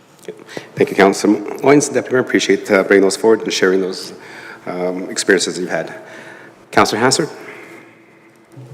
Your Worship, I just want to say thank you to all my colleagues on council for turning out for everything on as much as you could on Alberta Cultures Day. This was probably, in my opinion, one of the best that we have had, because there was such a diverse opportunity for us to participate, and we could just move right from one thing to another. Especially, I always will enjoy Arbor Day, now called Gather and Grow Day. At some point, I would love it if council could tell us what year, council could tell us, if we could be told, what year was this motion put forward, and how many years have we actually participated in this Gather and Grow Day or Arbor Day from the beginning? That would be just wonderful to know. Okay, thank you. Do we have that handy? Your Worship, we don't have it handy, but we can certainly look. If I had to guess, I believe it would have been in that 2011, 2012. It was quite a while ago. Because I can remember some of the pictures from the very first ones, and I know who was there. So I'm thinking circa 2011. Definitive answer on that? Not tonight, but by email or something. Absolutely. Thank you. Okay, thank you. Anything else? No. Councilor Plechko. Thank you, Your Worship. Again, I just wanted to thank administration for all the things that they did on the weekend for us. The new park, the hall opening was phenomenal. There was a ton of people from the community out there, great conversations. And then I had a great opportunity Saturday morning with Councillor Laurie to build a teepee. And it was very interesting to see how a teepee is built and how it actually gets erected. And the other thing that I thought was very unique was it's actually the female that has the teepee. They lay claim to them. And he had his granddaughter there, Philip had his granddaughter there, and she actually did the rope, and that was part of her role. So it was a very cultural experience that we had there. Had the opportunity to spend the weekend with both my grandkids out there, and they always like to see those kind of funky things that we get to do with council, so great thing. The Pioneer Museum had their Harvest Fest on, and it was well attended. The whole weekend was a lot of events for us to take in, and then there was the Sunday I had a chance to run to the Tri to see the Chamber of Commerce with their trade show, another good event for our community. So lots on the weekend, lots of outdoor space and plenty of sunshine, so thanks for everything. Thank you. Councillor Meyer. Yes, thank you, Your Worship. Like everybody else, I took in Culture Days this weekend. I'd like to extend an appreciation to administration. The Hall Park grand opening, I know, was much appreciated by the family, and it was a great showing. There was lots of people there and lots of different groups and lots of different administrative departments kind of coming together there to make that day happen. So thank you guys very much. I'd also like to thank my fellow councillors here this evening, our public hearing. So we are praising administration now for their work on the weekend, and that's well deserved. I just wanted to thank my fellow councillors for this evening's work with the public hearing. You guys all did a very good job voicing the concerns of our residents and hearing them and validating and whatnot, their concerns, and I think we came to learning something there. And I just want to say that I think Mayor Choi, you're right. We did have a little bit of egg on our face, but I don't want to just drop that on administration. I think we all kind of had we did do first reading. We had an opportunity to maybe have made some of those corrections ourselves at that point, and so I just want to share in that. So thank you guys for doing a good job tonight. Okay. Thank you. Move on to Councillor Anderson. Thank you, Mr. Mayor. I have one question through you to administration, and then a couple of, things I'm really excited to speak to you. But my question to administration through you, Mr. Mayor, is related to traffic control, safety measures, speed control, however we want to frame it around the high school. Certainly the raised crosswalk idea that came up tonight might be a valid idea there, but had a number of residents reach out over the last week or two expressing some concern about near misses using the crosswalk there. We don't have the flashing lights, anything like that. And as always around a high school, we see some excessive speed through there. And so just some comments, if we could please, around what measures are in place and if residents continue to experience some of those ongoing concerns, what steps we might be able to take to alleviate some of those issues in the future. Okay, thank you. We'll go to General Manager of Protective Services, please. Your Worship, through to Councillor Anderson, I'll speak really quickly about the enforcement side of it, and then I'll turn it over to GM of Planning and Infrastructure to talk about the road calming components. Certainly, I am aware that our CPOs have been out there actually doing traffic enforcement quite regularly. I'd say weekly, multiple days per week. That is a location that we're concerned about the speed also. So we've certainly been out there doing joint operations with City Spruce Grove, CPOs coming over. It is an area that we're looking to have the sheriffs come over and enforce, because they're able to, just some clarification on where they can enforce in town, anywhere that it connects to a major highway. So Golf Course Road connects to a major highway in multiple locations. So does 779, so does Veterans Boulevard. So our main corridors where we might see a little bit of excessive speed from time to time, they can certainly come in and do an operation with us. So our CPOs are currently doing it. We're currently working with RCMP and sheriffs to do increased operations on that particular section of the road. Anything else?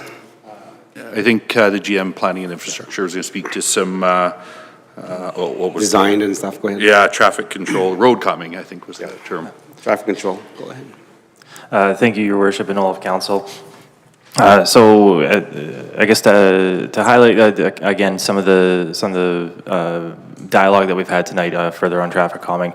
This particular example outlines just how much the two teams need to speak to each other. So as I mentioned earlier, there's some crossover with our enforcement and our engineering teams. So in this case, this is one where if the enforcement is seeing enhanced measures that they're taking. It's likely there's likely some touch points with our teams here to go and do some deeper evaluations. We do, like the general manager noted, we have been out there to do some counting, to do some speed reviews from time to time. Another part of the traffic calming, or I guess our approach to traffic management, so to speak, is there are engineer controls, there are enforcement controls, and sometimes there are education controls, and sometimes those are all mixed together. For this particular situation, I don't have any prescriptive things that we are pursuing right now. Those are likely to be developed as we see the effects of the enforcement, as well as we see if there's a need for additional intervention. That could be speed signs, that could be temporary curb extensions, that could be a litany of different things. But this is a good example of how the teams internally do crossover to make sure that we're delivering the best service we can in those areas when they're brought to our attention. I certainly appreciate the dialogue, Mr. Mayor, from both of our general managers this evening. Do have one quick follow-up question, and I know we target a couple of crosswalks annually to install some flashing lights to increase the safety measures there. Is this particular crosswalk on that list? And if so, do we have an indication as to whereabouts on the list that might be? Through your worship to Councillor Anderson, I was just trying to pull that list up. I'm unable to get to it right now, but that would be something I could follow up with an email. Would love an email. That would be awesome, and we will certainly pass that on to those that ask the questions. So thank you for that. Two quick things, just points of gratitude. The first, I guess not necessarily gratitude, but Shikawi students are coming before we're back in chambers, and we'll be able to welcome them at the end of next week, early October. And the gratitude there is to, I think we have 80 students with host families, I think 40 plus, and some families for teachers and so on, which my understanding is one of the biggest groups we've had. And so very excited to welcome them to Stony Plain, and certainly appreciate the work of our staff team in recruiting residents of the region. I don't believe all of our families are here in Stony Plain, but extends to Spruce Grove and potentially the county as well. And so really looking forward to welcoming them here to spend some time with us. And then this one always, the last couple of years anyway, makes me quite proud. We had the Parkland Food Bank Corporate Challenge. Our staff do a phenomenal job really raising level of excitement and getting buy-in from the community. And for 2 years running now, happy to announce that Stony Plain has surpassed our municipal colleagues in Spruce Grove and Parkland County. With that being said, we increased our total donations as a overall corporate challenge from £5,000 last year to over £9,000 this year. But as a municipality, from £649 last year, we surpassed £1,000 this year, which is very exciting, and an initiative that has been very well received by our municipal staff and the community at large.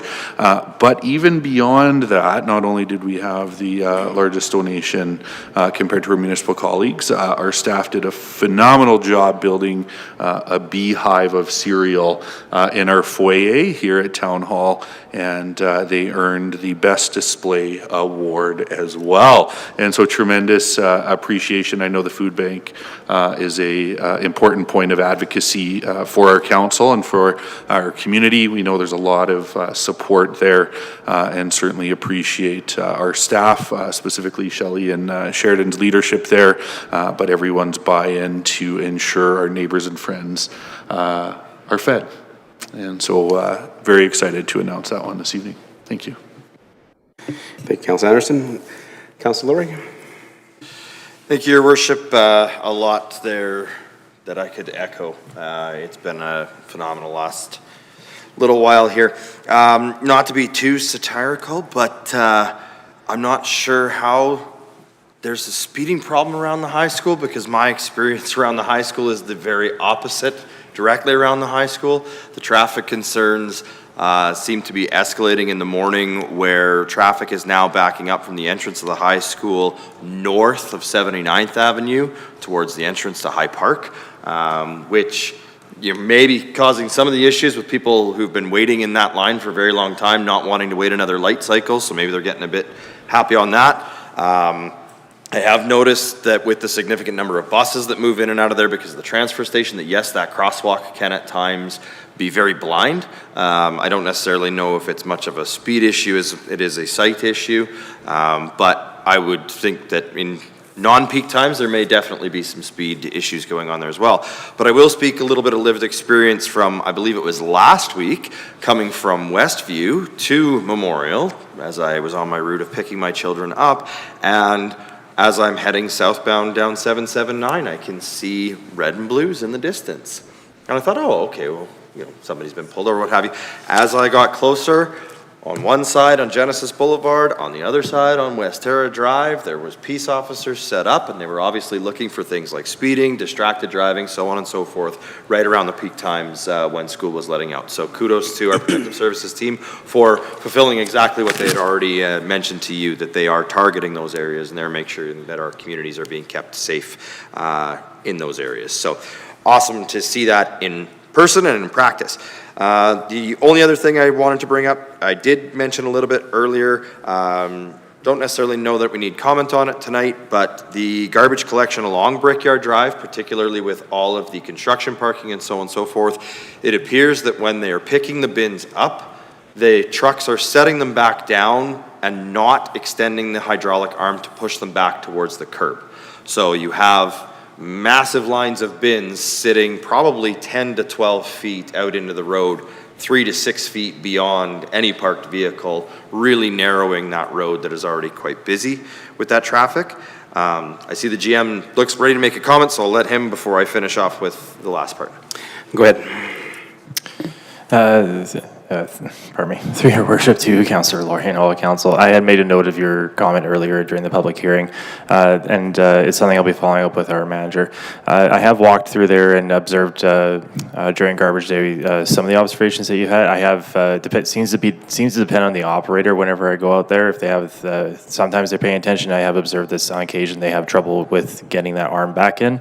That's feedback I'm going to pass on to the contractor through our staff and make sure that we're following up that's being done properly, that we're doing our best to keep things tight out there, because I have seen the garbage bins, and as you've mentioned, that we want to make sure they're as tight as possible. Thank you. And on a secondary to that, they do have a rear lane. Is there a reason why the garbage isn't being picked up in the rear lane along Brickyard Drive? Go ahead. Through your worship to Councillor Laurie, at this time I don't have a straight answer for that. I believe it has to do with where the front entrance is and where the garbage bins are dropped off. Could have to do with the geometry of the back alley. I don't exactly have a straight answer for that. That's something I can endeavor to send to you later on. Thank you. And then the last question that I had was in regards to the construction of the recreation center. It does appear that the recreation center parking lot is getting very close to being ready for pavement. I'm just wondering, once the recreation center parking lot has been paved, are we going to ask the contractor then to have all of the traffic or all of the workers that are on site for that park in that parking lot? Is that something that we can do to help alleviate some of the concerns along Brickyard Drive? Your worship, through the Councillor Laurie, just in addition to that, the fence will be moved off, so that trail system will be open once the parking lot is paved. We can certainly have that conversation. I'm not sure what lay down was what they were proposing to do for the parking lot in terms of laying material down, so it's nice and clean. So certainly we can have that conversation with them. Okay, thank you. Appreciate that. I think it should be a relatively large parking lot, so hopefully between laydown and that, we will be able to achieve that. But appreciate the attention to that matter. That's all I have this evening. Mr. Mayor, I do appreciate Councillor Laurie bringing some clarity to the speeding. Lunch hour and 9 o'clock at night were a couple of key times that were noted. So certainly the traffic in the morning and the afternoon, I think some of the near misses were those times, but some of the speed, they're saying lunch hour, the kids trying to get out, get lunch, get back, and then maybe some parking lot donuts and some races and that sort of thing later in the evening as well. So just the times that were shared with me. Okay. Thank you. And I just want to add on to that as well, because it's an opportunity for the residents. The high school is moving to a parking pass system that starts, I want to say it's next Monday, I believe. Parking passes were just provided this week. So if there are behaviors, they have a very, very strict set of rules and what have you in order to have that parking pass. So coming to and from the school, it could definitely be reported back to the school as well if they have identifying information of the vehicle. Specific, we're going back and forth now. Specific to littering, actually. I love this one. They're going to take away the parking pass if they litter, and they have to pick up litter in the parking lot to get their pass back, which I think is great. And I know the residents in that area were thrilled to hear that. So. That is an awesome initiative by the school. I think we put many heads together, we'll make it right. Councilor Pledge, you had your hand back up. Go ahead. Yeah, sorry, I forgot. Thank you, Councilor Laurie, for talking about garbage bins. It brought up something that I've been asked a number of times, and I'm just looking for clarification from administration. I understand the new bins are quite expensive to get brought out. Did I miss something in a meeting? Did I not understand that they would deliver the new bins in a regular delivery that would not cost, and then there would only be an administration charge for the bins? I'm told that a bin now, if you require a smaller bin or an additional bin, it's about $150 to $180 to get one. Okay, go ahead. Through your worship to Councillor Pledchko, all of council, I'm just going off memory, but I recall that the swap was, if I remember correctly, there was the cost, there was an administrative cost for the new bin to order it. There was a delivery fee that we had as part of that, a timeline. But to swap, I don't believe that we were charging for that. That was something that I'll circle back and see if you have any specific examples that you could send me. I could look into those. Yeah, agree. Appreciate if you could just send me that information, because I was a bit surprised at the $180 to get a bin. So, thanks. Yeah, it'll be on the user fees that we have updated. Thank you. If you can just send it out to us. Thank you. Anything else? Okay, council discussion. So, been walking and through Brookview area, and also stopped and talked to residents at South Park Cove. So some issues in terms of the intersection of 44th Avenue and South Park Drive. So I had the opportunity to walk it as an able body with a couple of residents, and when the light turned green for us to walk, as two able body residents walking, it started flashing by the time we got to the fourth lane, because there's 4 lanes there, and then it stopped when we got off. And in that area with the Westview Health Center, some of the individuals that there are, the seniors that are at South Park Cove, if they're having issues in terms of walking and a little bit slower, they cannot make that light before it changes. So the first question was, can we extend that walking light there a couple seconds? Through your worship to all the council, I could take that comment away. Adjusting the walking times is something that we have to do from time to time, depending on feedback we get from users. So that's something that we can definitely review and get back to you. Okay, and thank you. And the second issue in that intersection was the people that were there watching and observing. It seems that the lights do not, there's no time where they actually are red for 1 or a couple seconds. It usually goes from red to green right away. So people are always trying to jump the light because they knew once that side goes red, there's green. So it causes people trying to beat that light versus some of the other intersections we have in town where the light is red on both sides for a couple seconds to allow that kind of transition and anybody else to get out of the intersection before the next direction flows gets go.